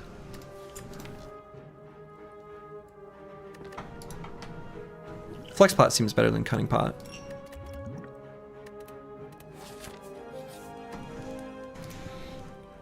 Insane deck already? Insane deck already. So for champion, the chump,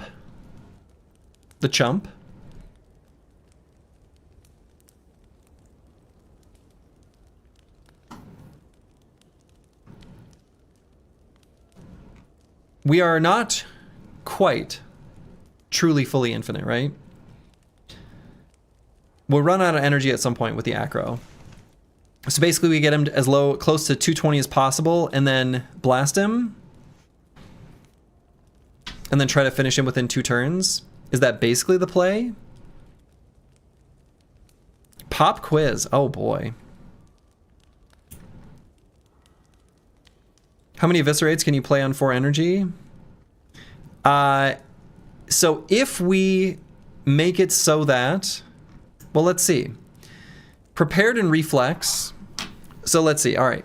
Let's say, looking at the full deck. This is exhausted, this is exhausted, this is exhausted. This is played. So in hand, let's say under ideal circumstances, we have burst, prepared, reflex, acro. So let's say we've got 4, 5, 6, 7, 8, 9, 10 cards in hand.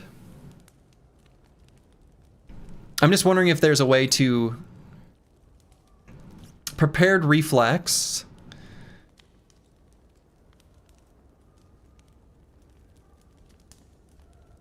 Like play eviscerate, prepared, like, because we can play the neutralize, we can play the eviscerate, right? These are 0 cost cards. So then the other 10 are all in our hand. So let's say it's 1, 2, 3, 4, 5, 6, 7, 8, 9, 10.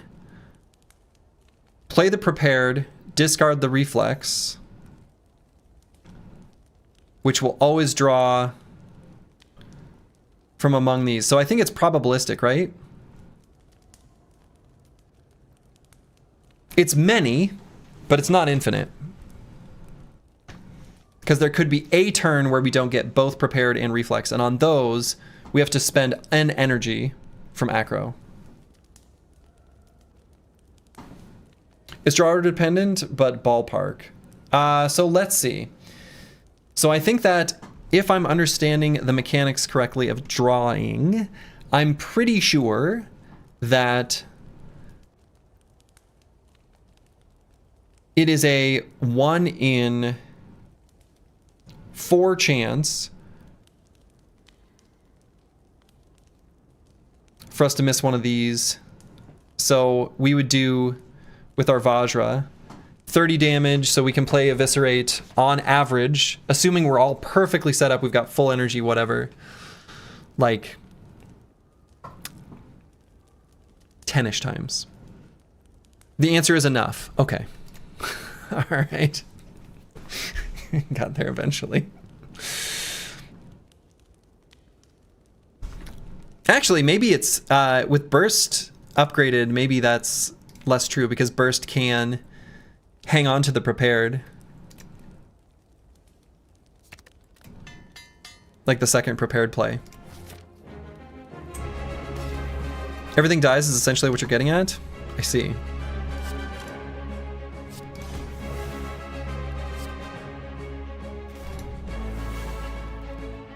Yeah, I like this burst plus. So first let's burst plus the adrenaline. And then the acro.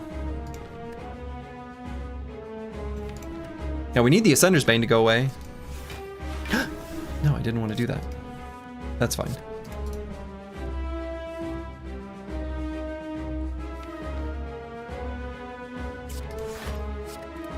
So let's get some stuff in hand. So we just need this this Ascender's Bane to go away.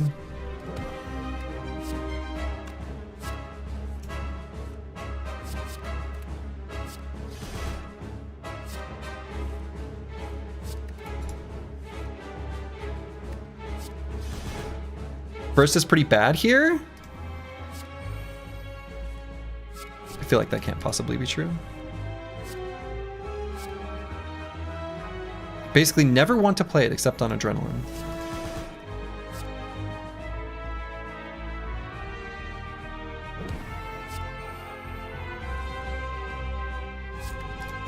Energy you don't want to spend.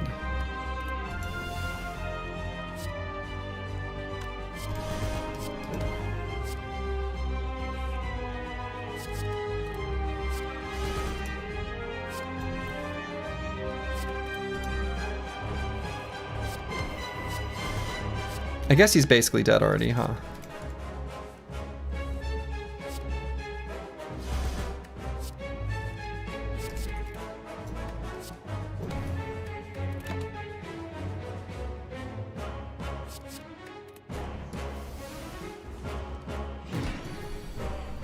So he's already dead, is kind of what's going on here.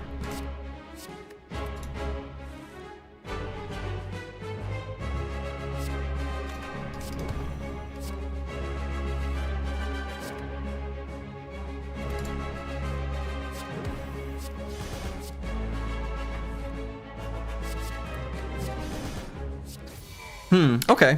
Alright, I guess this is pretty good, huh? So let's see.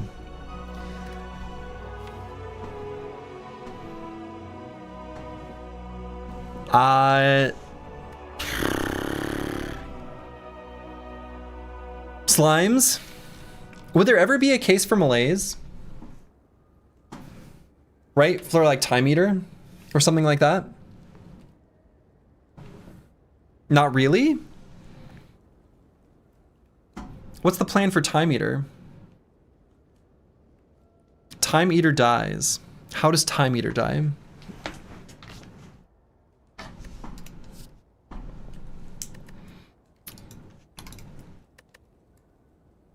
Because I feel like you play Eviscerate 6 times a turn.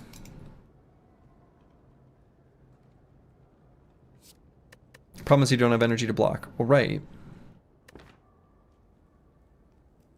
Oh, no, for sure. I agree. Tactician's the real answer. But malaise is a way to solve for Time Eater, right? And that is a fight that would kill us. And we have a 2/3 chance of seeing it.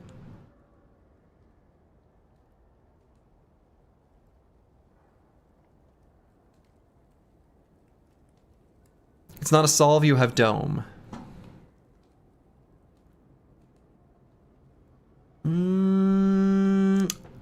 I mean, it slows the scaling because if we don't get infinite block, and you have enough HP to live, you just hit it till it dies.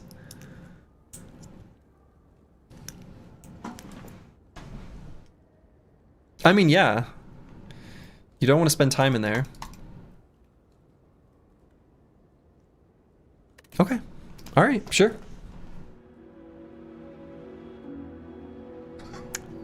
So, is Wristblade good then? Just get Eviscerate down to 0? Right? Wristblade is Giga damage? Okay. We definitely don't take Busted Crown because we want to see the Tactician, right? We want to see card rewards. And Tactician is really, like, necessary. So I think we just grab Wristblade, right? You could do Crown, upgrade Survivor.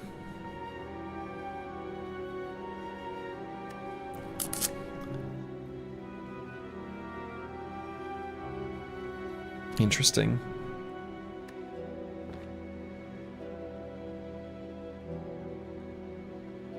where the lack of a remove is going to bite you really hard here.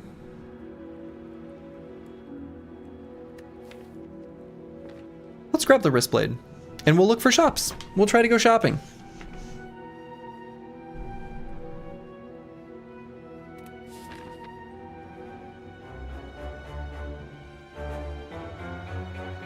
So have to route through Burning Elite here, shop there, and just one. Could maybe see a shop in the question marks here.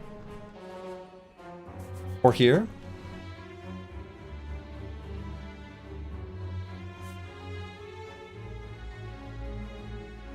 So I feel like that's basically just the route. I don't think there's any questioning it.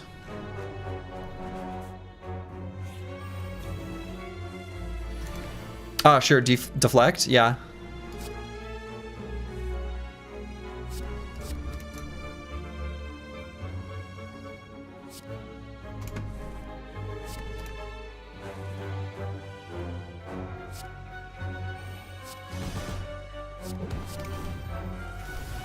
Yeah, tactician would solve, right.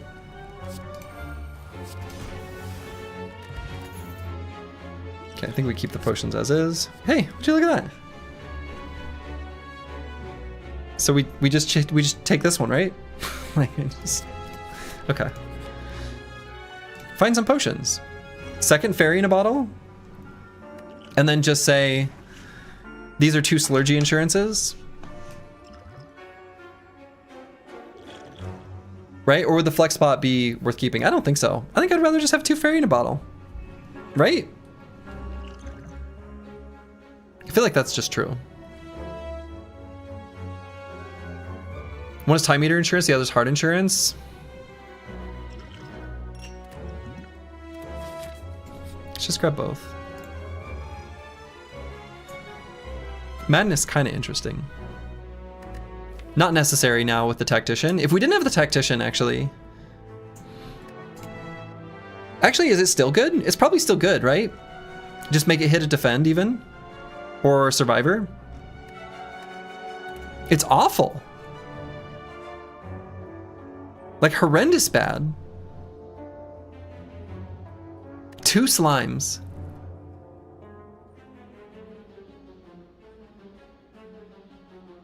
Okay.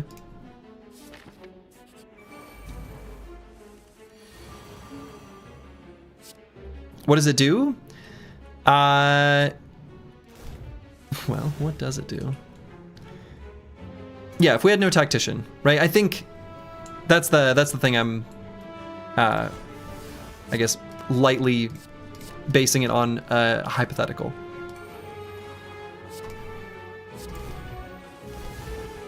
Yeah, they're doing the same thing. That's true.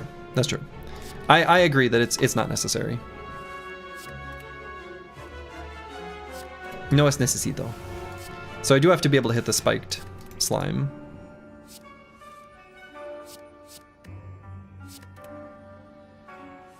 So let's build up some block.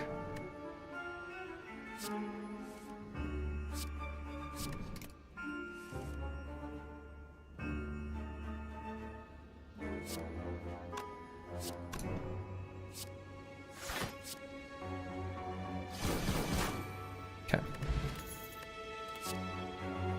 Skip. Feels like a skip. The fairy was spiker insurance all along? No, we're good, we're good.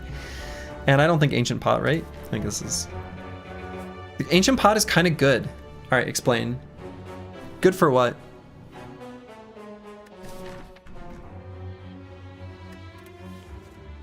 Heart for cycle, just to not be vulnerable or whatever. Or damageable, frail, the thing. The first status effect. The blocky, hurt you, make damage happen.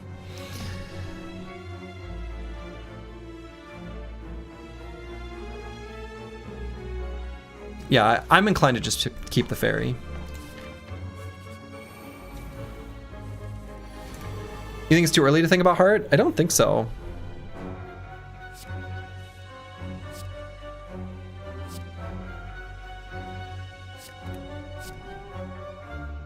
Right, so I can kill one of these, and their moves are fully random, right? So I don't know what they're doing. Is there a logic behind which of the Darklings I would choose to kill here? I know they have different attacks, but is there a different like probability that they are attacking on turn 1?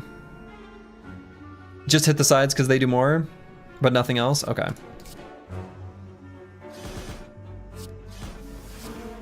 So do like that.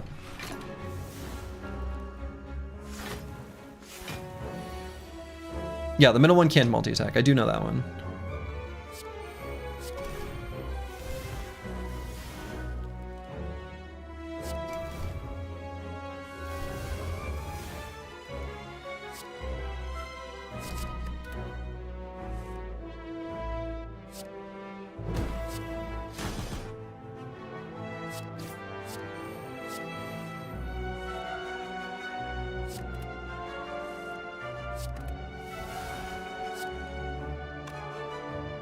Oh. I guess I sort of screwed this up.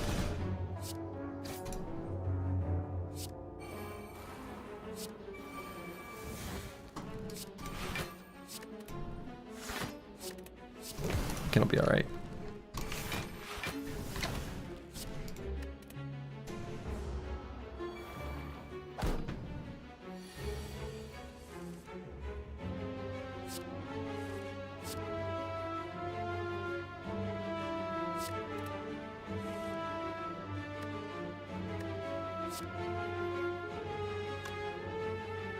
Can I kill? I can.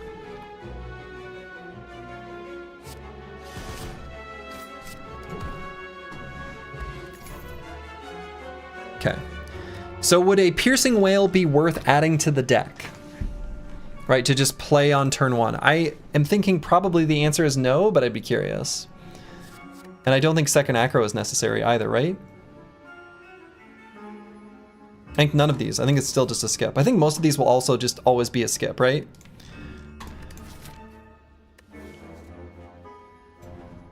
Time meter reset is only function, really? Sure. You like piercing? I don't think... No, I don't think so, right? I think this is just skip. I'm pretty sure this is just skip.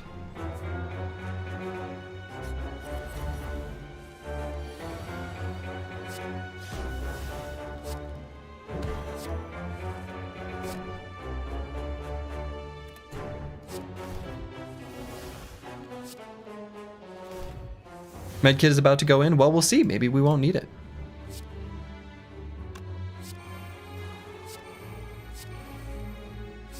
We may not need it.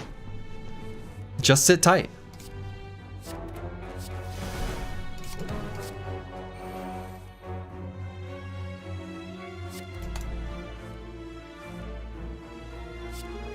Nope, here we're gonna discard something else.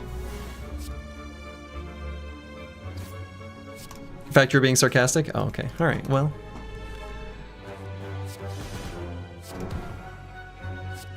Then I'm gonna burst this acrobatics. Okay. Nunchaku, also an energy solution. Calculated gamble? Is that worth adding? Feels like yes. Broken as hell, so yes. I assume calculated gamble does not count as a slime. Should I find a tough bandages from one of these elites? What do you think? Okay. I think we grab this. Let's just Giga Infinite, right? And it also helps us get there. If somehow our opening hand is strike, defend, defend. Is there like a 1, 2, 3, 4, 5, 6, 7, right? If the opening 7 cards are literally like these, right? Just the other things like this help make that almost impossible. Yeah, there's a hand-picked draw that bricks, but a hand-picked draw that bricks, once you get up to 7 cards, becomes statistically like basically impossible. But the difference between a hand-picked group of 5 and a hand-picked group of 7 is kind of like how we can't conceive large numbers well. The difference between those two is actually like really dramatic, right? Anyway, I'm gonna upgrade something. And Do I just upgrade the calculated gamble?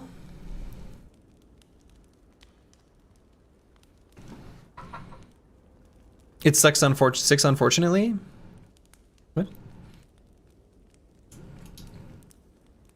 Calculated gamble upgrade goes hard, or is it tactician? Oh, backstab. Oh, right. Oh, okay. Yeah. Backstab is making it so that that first hand is more likely to brick. That's not something I ever would have thought about before, but I wouldn't be trying to build this kind of deck ever in the past. So that makes sense. I do. What does upgraded gamble do? It gets rid of exhaust.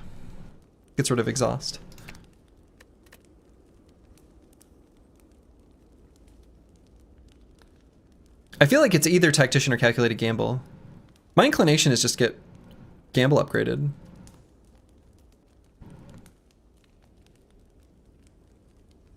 Because actually, I think that one's worth always keeping in the deck. I'm just going to do that. I'm pretty sure that's correct.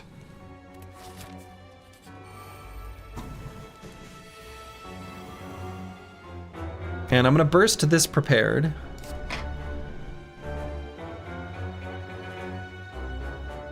You don't need to farm Elise. Well, I do need to farm this one. I don't get a choice.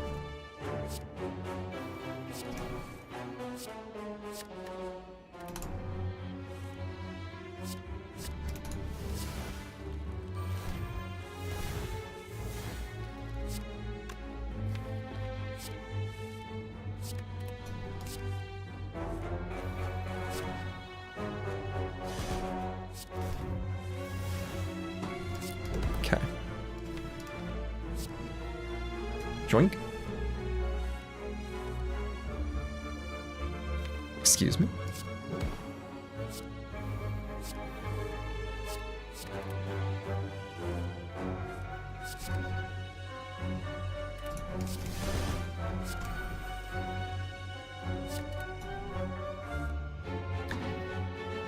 If you can slow down at the start of the next fight so I can explain something that would be appreciated, I think it will help. Okay, yeah, let's do that.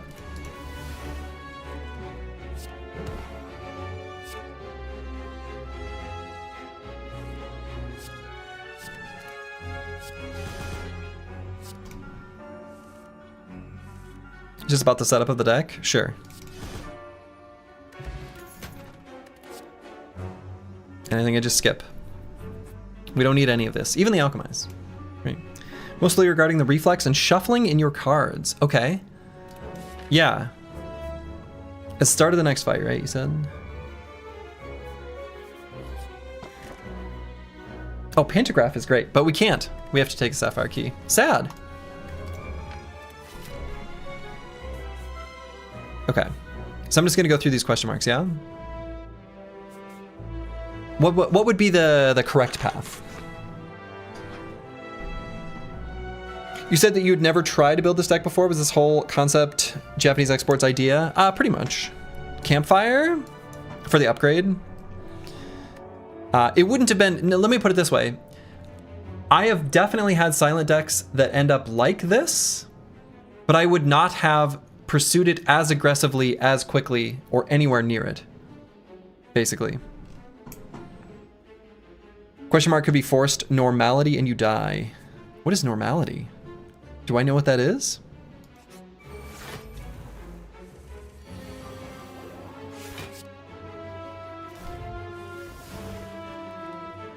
Three cards per turn curse. Could that happen?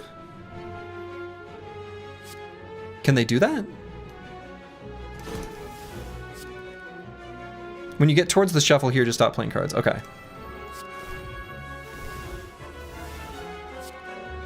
Getting close. So I'm actually going to shuffle at the next card I play, because Acro is going to draw. Well, right? So I'll get if I do this, I get very close to the shuffle. Well, Acro's fine here, so I'm going to do this one. And now still discard reflex, because it goes into discard, then the draw happens, right? Is that what you were going to point out? I mean, I guess we're not going to be able to draw up to the point of getting it. You can survive a reflex. Sure. instead of the aggro discard. Right. So we could just discard this instead. And is that... But this is because we put it in the discard pile before it gets drawn, right? Because the card happens before it resolves. The shuffle is a bad example. Right, because it goes to the discard, then the draw effect happens, right?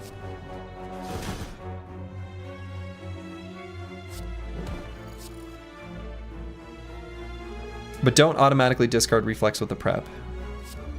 Why? You want to make sure you're drawing max cards. But I would be, right? So if I draw these, I draw 3 cards. Here's fine. Okay. This feels like... Right, so if I want to draw max cards, I play 1 more card here. Is that maybe a point? You basically do not want to shuffle out your key cards, or you can brick. You can just gamble this hand. Well, sure.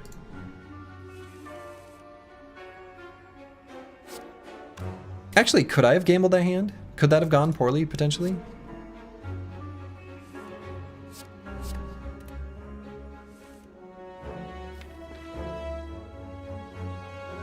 Right, so you're saying definitely don't play the aggro here, right? Unless I play down to... You just need to make hand space. So would it ever be a good idea to just like do this?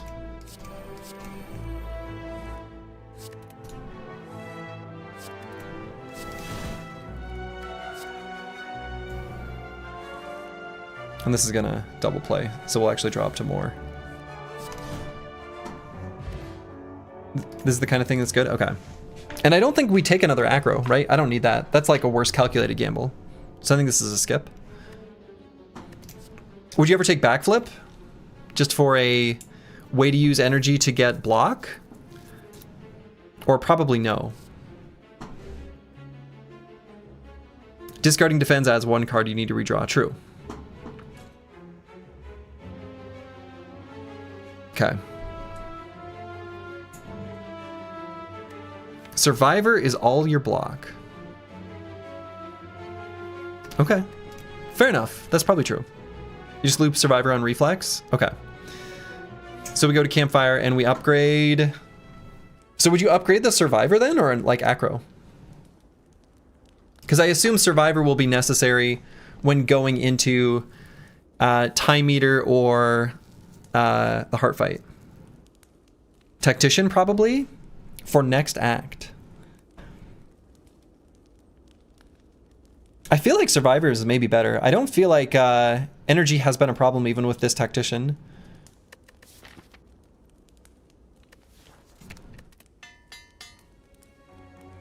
Yeah, okay. That seems reasonable.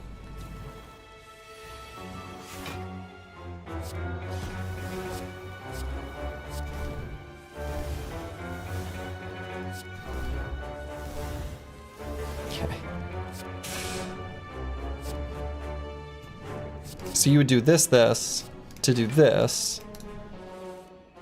then play this, maybe even that, then do this.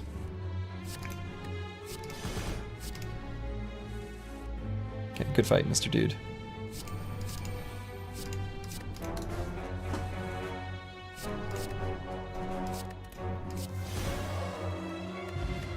Sometimes you don't even play the Eviscerate if your hand's not going to be full. Okay. Just focus entirely on not bricking draw cards. Right. Yeah. Making sure that those are always candidates to be drawn. Okay. Damage is going to be accidental. Clutch egg? Yeah, right. Clutch egg. So I assume go to shop. We like shopping because we like removing cards. I can't imagine I don't just remove a strike. And what? Nothing? Probably just nothing. Gambler's Brew is better than Fairy?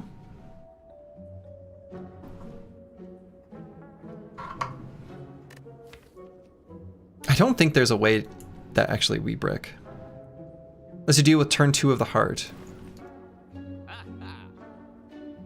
Or Spear and Shield brick. Ah, sure. Right, because we could turn 2 of the heart. If our deck is basically all in our hand, he puts the 5 cards in our draw pile. Yeah, for sure. Right? That makes sense. I think that makes sense to me. And we don't care about statuses at all. So we don't want to get rid of Artifact or anything with Twisted Funnel. We don't care about the Whetstone. I think we just save our money for the remove at the next shop.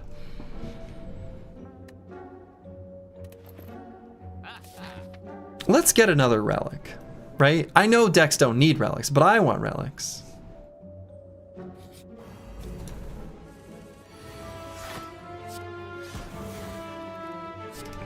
I like relics. Relics are fun.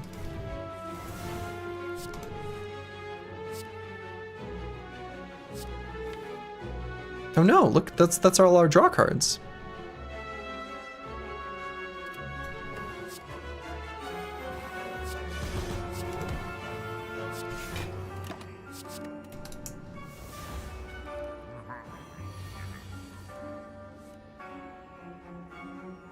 Okay, so let's burst the adrenaline.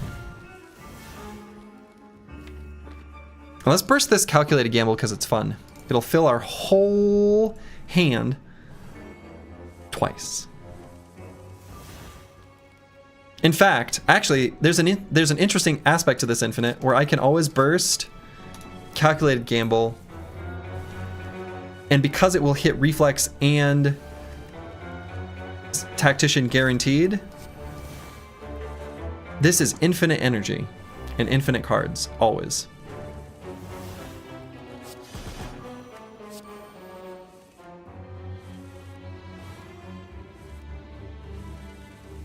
Like always, always. Assuming we like hit it, right?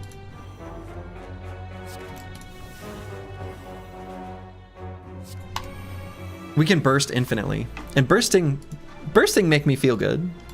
He's beginning to believe. Come on, where are you? Where are you, Eviscerate? There you are. There you go. Okay, come back though. Like actually, get back here, Eviscerate.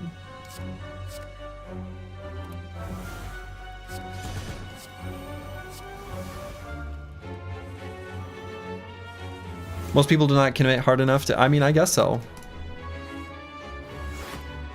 And actually there, I didn't realize I wasn't double playing the calculated gamble. Need to draw more cards. There we go. So they're shocked when they see this. Hey, our next card remove is cheaper. Yeah, I mean, I guess that's the thing is I'm not shocked to see this. I mean, there's a lot of decks, especially like ironclad decks that end up like this. You just don't get to do it on turn 1 almost ever.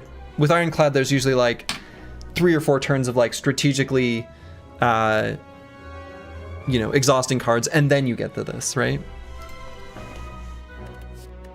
Okay, and that's a skip. Recall our key.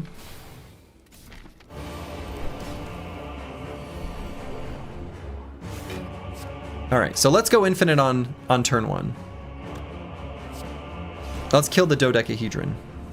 Let's kill Deca. So like here, I will not discard reflex.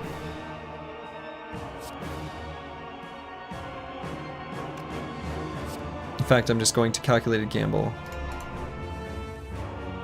And draw extra. Like that. So play this one, this one, this one. This one's fine. Don't discard the reflex yet. Actually, do discard the reflex. Because put it in draw pile, discard, so that it's in draw pile. Okay. I'm starting to figure this out. Saying the full names is giving way too much respect to the nuts.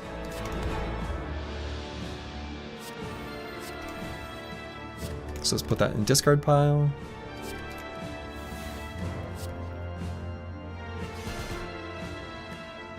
The nuts, donut, and deck nut. Oh, I see. I didn't realize I was being too kind to them.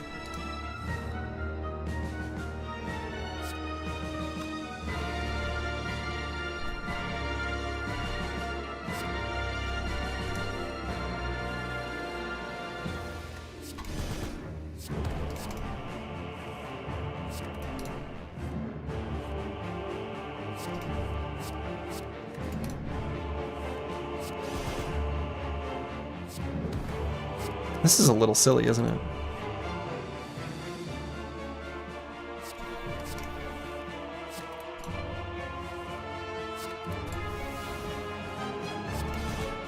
Huh.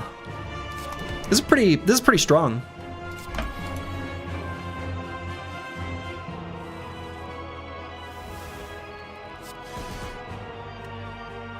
Okay. So let's while I'm clicking through cards here. All right, let's chat. Let's talk about this. So, from floor 1, upon seeing Eviscerate as one of the rewards, that was all it took, basically, to at least push in this direction. And then whatever happened after that was just like reinforcing it. Can you kill Heart in turn 1? No. It's not a thing.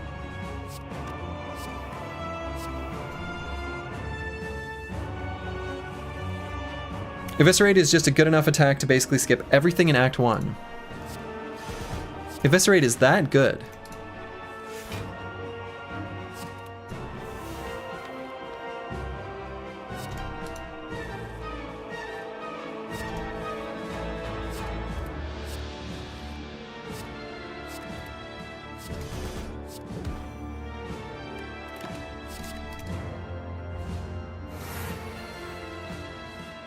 Fascinating.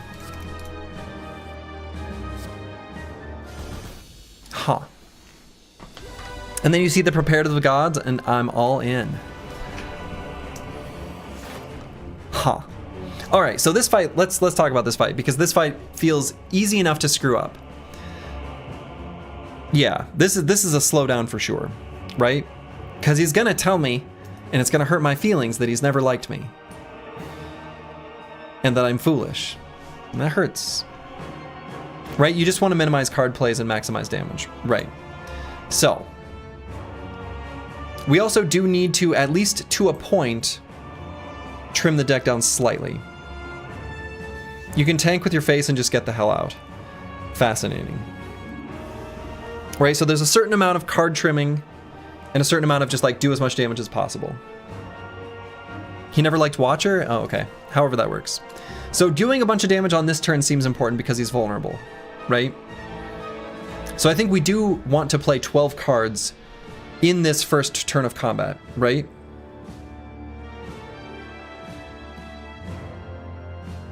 Despotzini, hello, hello.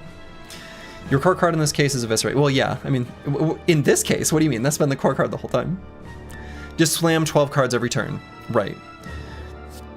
So Backstab's gonna get played. Yeah, okay. This sounds right.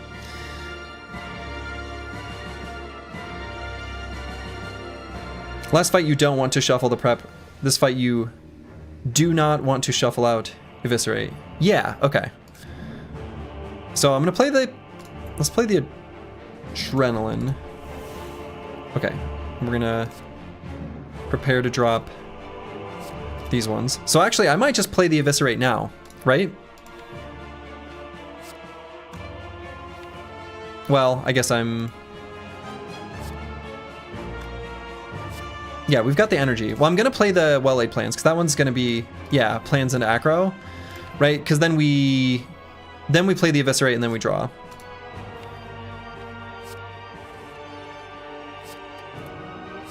So, and then eviscerate, calculated gamble. Yeah, that's true. That's true. The wrist blade value. Yeah, and then you just gamble. Okay. Not even play in the neutralize, right? That makes sense to me. So, acro.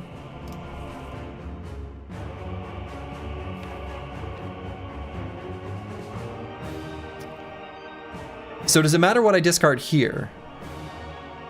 Probably yes, actually. Because I'm going to discard the tactician so that I can play the eviscerate, so I can play the prepared.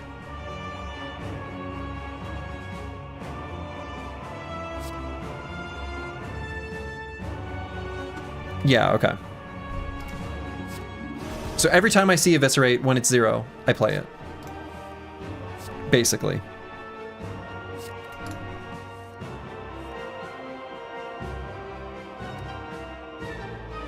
And I assume that at some point I don't necessarily fully face tank, right? So like right now, would I still play like just a survivor defend? You can block now? Okay. Or actually survivor neutralize. Yeah, because we want to hold prep, right?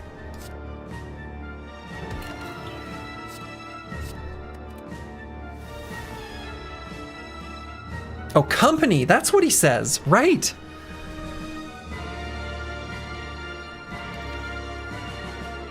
Okay, so would I play eviscerate here, or do I try to get it down to costing 0 first? Gamba here. Sure, because that's the most efficient way of playing just the one card.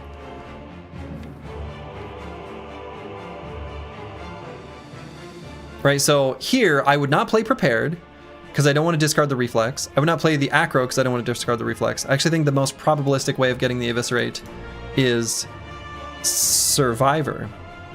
Prep is good? Well, no, because it will shuffle, right?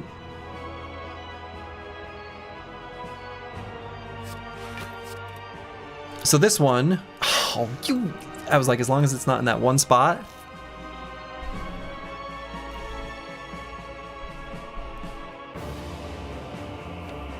Hold on, we can draw one card.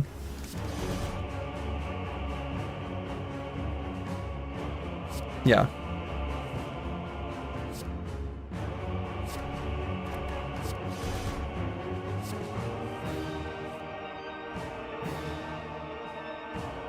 So let's try to draw it. Hey.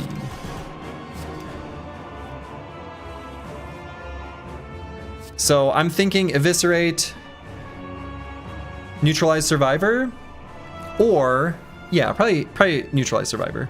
I'm pretty sure that's correct. We'll just hang on to the prepared. Yeah, that's what I was thinking. Is he's gonna tell me I'm foolish, and I want to know if he's right. I think I can kill. Let's go for it. I'm gonna try to kill through the split.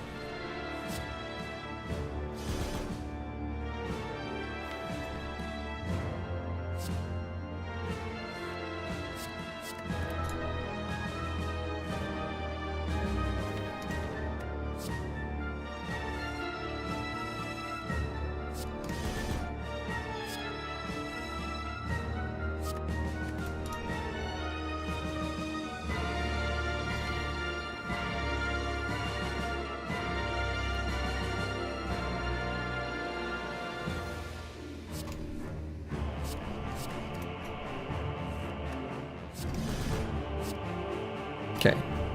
I think it's guaranteed now, right? Yeah. Okay. Cool. Cool. Get out of here, Mr. Hart. Get out of here, Mr. Hart. Yeah, that's true. We, in fact, did not need to face tank anything, really. Just a tiny smidge of blocking. And so I assume upgrade acro? Energy has not been a problem. Let's see. We just want to make sure we see a get through the deck faster. I don't think the tactician is actually necessary to upgrade.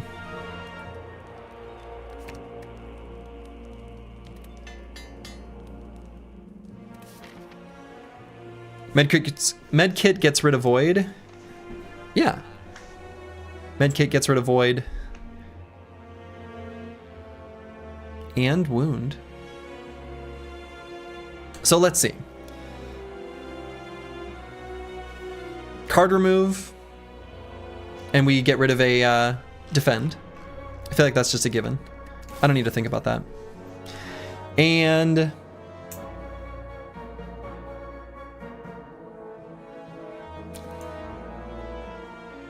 I could buy a calculated gamble, an upgraded one, but I don't think the first turn can brick anymore. Apotheosis as a treat. Gamble legit, never bad. I mean, that's fair. It's never bad. We don't need an Apotheosis treat. I could get the hand drill to have it. Okay. Vuln through block is a fun. It's a fun relic. It's just not very good. I don't know. Maybe Japanese export will correct me and tell me you're a fool, and it is good. But I feel like it's not good.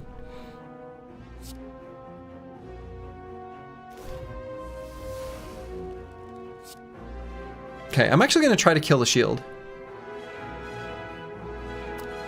That's more likely to succeed on turn 1, I feel.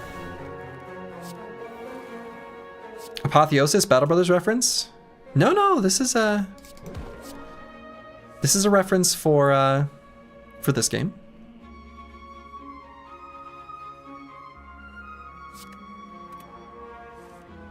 So now I'm going to burst my calculated gamble.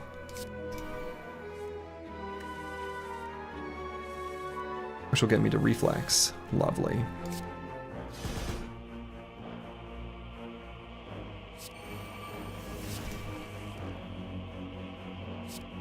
Nope, I want this one first.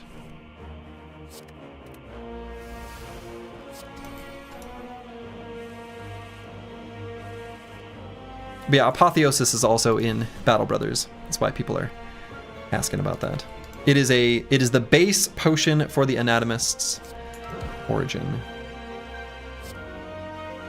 You saw Brickhand in there? Yeah? I think when the calculated gamble played twice, wasn't it guaranteed to hit the reflex, or is that not the turn you're referring to? I don't think there was one, if I'm understanding the mechanics of this right.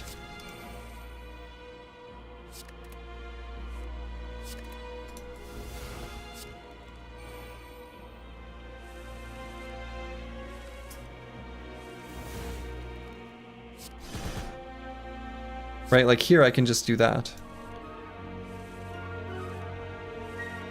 Yeah, I don't think I had a potential brick one. I mean, I trust you, but I don't know where it would have been.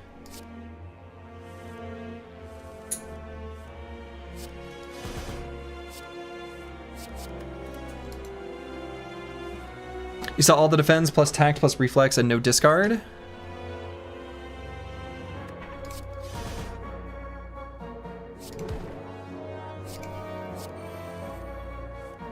That sounds like you. That sounds like a you problem.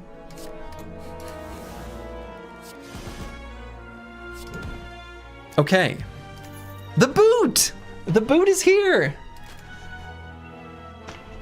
Wraith form actually, like, pretty good, right? This is just over. This is just, like, cute. This is cute, right? Yeah, this is brain off. Right, so now the beat of death goes down. Blur is the brain off. This is pretty close to brain off.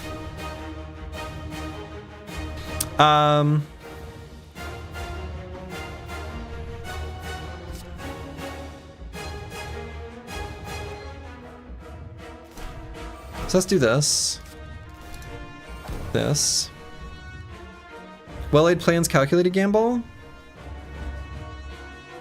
Or maybe well-laid plans. Yeah, well-laid plans, calculated gamble. And then we'll draw 7. Yeah, we're always good. So let's play the Wraith form.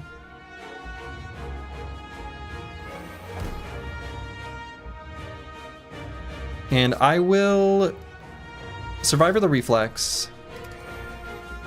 Okay.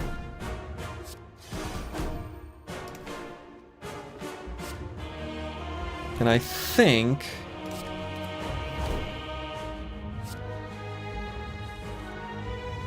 Actually, I probably could have bursted that.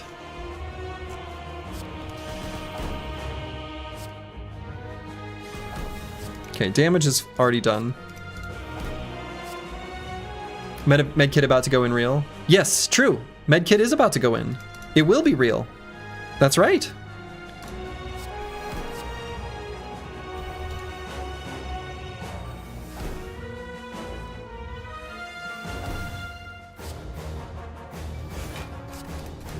It will be very real. But first we're gonna play some cards for fun.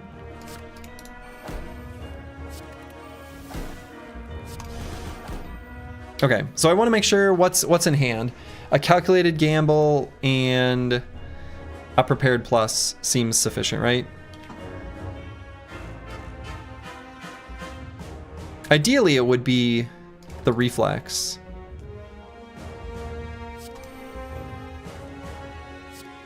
Right, so I would put in hand these two. I'm assuming that's the correct. So now check this out. Ooh. And we procced our Centennial puzzle. So now it probably seems fine to just get rid of a bunch of these, right?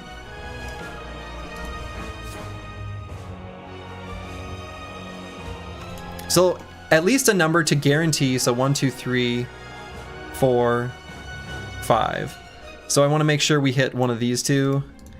So we can go down to 7. Actually, we can go one lower than that. We can go down to 6.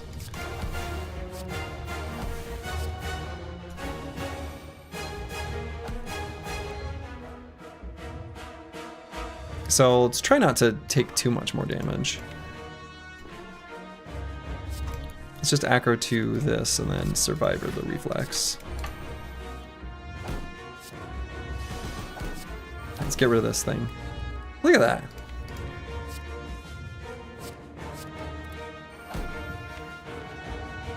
Oh, come on.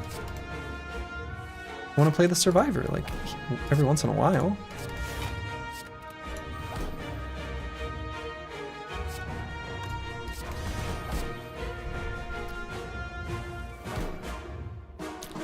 No!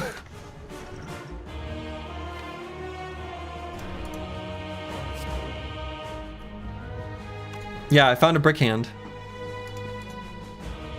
Went down too low. I'm glad this happened.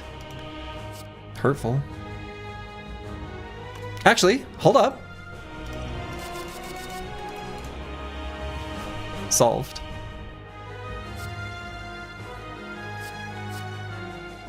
It's a good learning experience.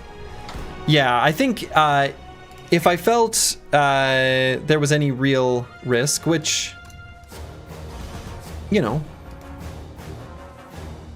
different circumstances, I certainly might.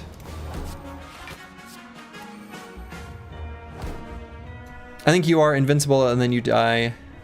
Yeah, that's true. Yeah.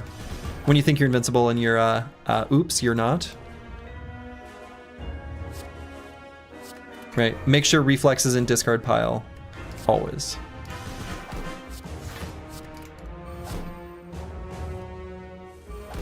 That's why you blur up to 999 block turn 1 and actually cannot lose.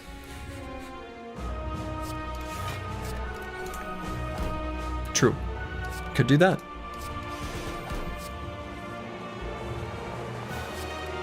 Okay, so they don't really need to do much more damage, just need to like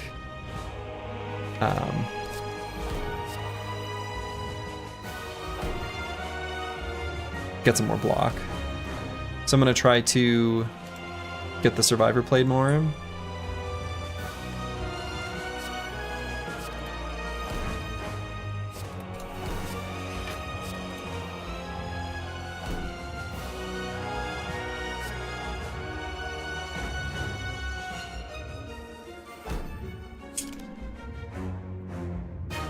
Oh.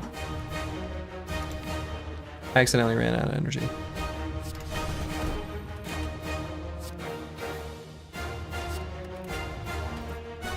Yeah, that one was like a different form of laziness.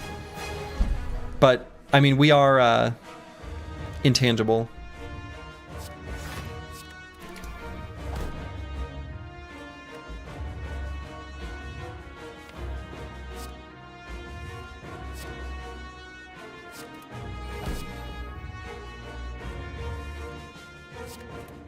Oh, I should have discarded the reflex there, right? Yeah.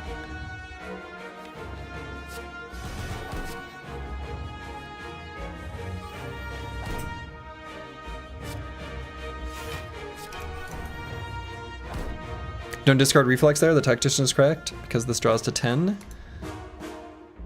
Is that what was I at? Okay.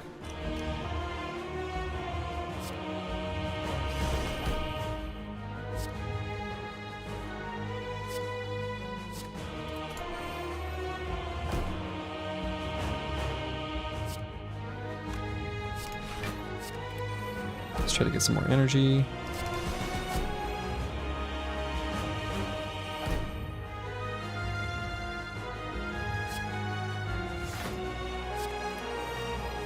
Just gamble it when your hand is 8 cards? Sure.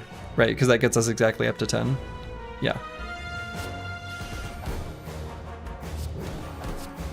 But I think he's dead.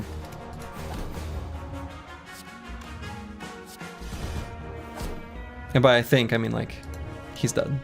His heart is dead. Wow. I don't know why, so thinking about like, you know, personal records and all that stuff, like why don't you just always get these cards when you play? Right? I mean, I don't know. I don't understand why you don't. Seems like a kind of a misplay not to, right?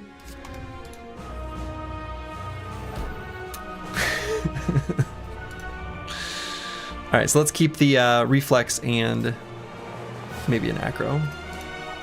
Welcome to top level Spire. You do this like 80% of the time? Really? No kidding. I have not followed the top level Spire really for a long time.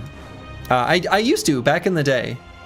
I used to pay some attention to it.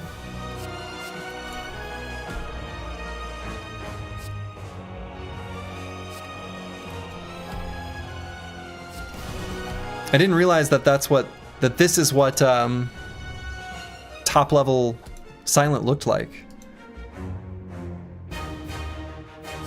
I would not have thought that anyway.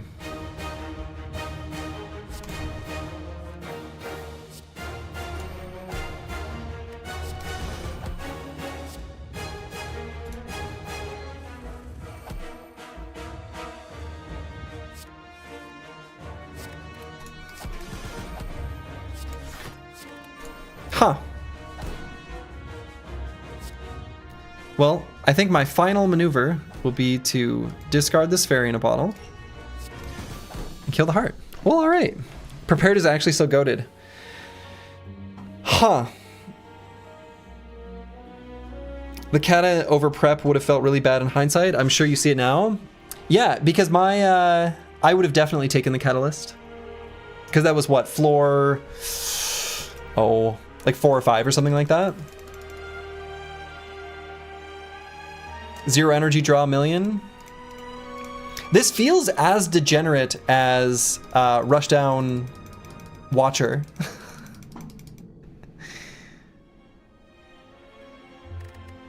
Because like, what floor was that?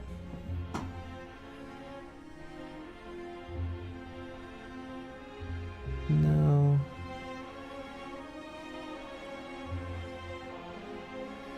Was it earlier than this? How soon was that?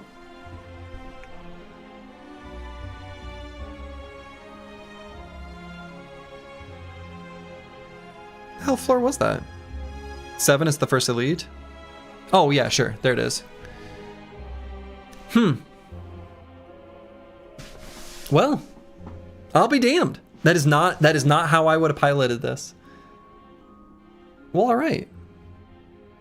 Kellis is just a slime. Yeah, and my thought would have been that yes, it's just a slime, but it is a slime that can transform into a card that I know how to use later. I didn't realize just how close the infinite or near infinite was, but I suppose when you haven't added any cards, when you've transformed 2 with Silence starter deck,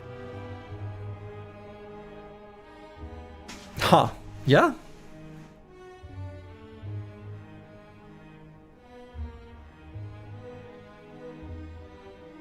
No, I don't have it installed. No, no.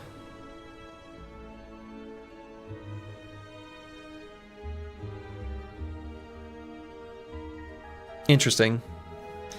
Yeah, the slime boss fight was very bad. I assume you don't. Yeah, no. Huh. You shuffled out your Eviscerate and Prep on the first shuffle and it almost killed you? As in, I left it in my hand when the first shuffle happened? Is that what I did? Instead of playing them? Okay.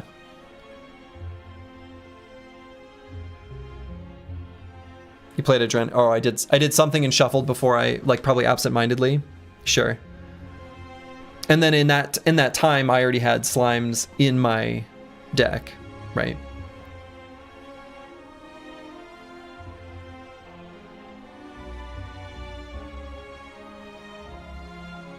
Huh. Interesting. Cool. Well, thank you for the guidance. It'll become automatic soon. Yeah, that's probably true. I mean, I know that like the analog of this kind of play in Battle Brothers is definitely just, there are certain things you just execute, you just click, you just do. Yeah. This guy's turning everyone into an infinite monkey. I mean, I feel like Watcher is basically, that's already, my understanding is that is already the way people play it. And I mean, that's basically what the Ironclad run was as well.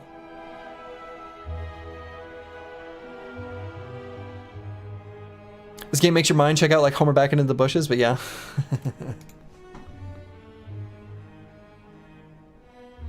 Yeah, Act 2 hallway fights are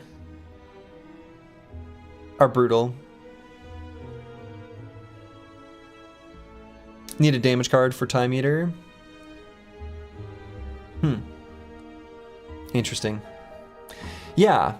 So you know, this is just a temporary aside for me to rejoin the, not rejoin, I mean, to play some Slay the Spire. I'll probably be playing again sometime late February, early March, just to kind of like get myself excited for Slay the Spire 2. So I'll be back to playing Battle Brothers here probably tomorrow or the day after. But thanks for the guidance. That is illuminating. I will we'll see if I can probably do it off stream, but we'll see if I can cycle through the 4 and get the win on all 4 in a row. I have done that before. Actually, I did it back when it was very rare to do, and it was like the year 2020 or earlier even. I don't know when I did it, but it was a long time ago, back when that was like not a thing people knew how to do, and some of the cards were different back then. Although I suppose all of the cards that I played in this, I think, were unchanged. I think these are all exactly the same. Pretty sure. I also played with this version of Wraithform. There was a different version that I remember existing that was like deal 5 damage when you play a skill or something like that way back in the day. Rare Tactician, Uncommon Malaise. Oh, is that how? I don't remember that. But there's a lot of things that I forgot. So, cool. All right, well that's where I'm gonna call it for the evening. Japanese export. Shout out Japanese export to anyone who's one of my regular Battle Brothers people that wants to watch some more Slay the Spire. Japanese export's your dude. He's a good one to watch. I've watched a little bit. I've only seen your stream like a little bit, if we're being honest. But Seems like a good dude. I wonder if the devs realized how infinite you could be. I mean, they definitely knew it was possible, right? I think the Slay the Spire devs were pretty sharp. I don't think that they suspected it would be as forcible. That's my guess. I suspect that Slay the Spire 2, they're gonna make it a lot more, and I'm basing this off of sort of nothing, but I'm gonna guess that they're gonna make it a little more trying to gain small advantages and optimize little things, and infinites are rare if impossible in all fights.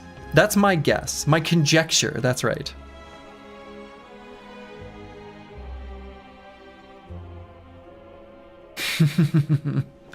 But anyway, that's where I'm gonna call it for the evening. I'm gonna send you guys over to, oh, I suppose, who's playing Slay the Spire? Who's playing Slay the Spire that I would watch, or that I have watched before? One Pun Man. I don't know who that is, actually. But it's a funny name. One Pun Man the Goat? Well, all right. Don't even know who that is, but I'm sending you over there. Watcher World Record Holder? Wasn't that some other dude, or is this a more recent thing? No shit. Well, all right. Maybe I'll hang out there and learn a bit. So, to all of you, wherever you are in the world, make it a good one. Thank you, Japanese Export. Ta-ta.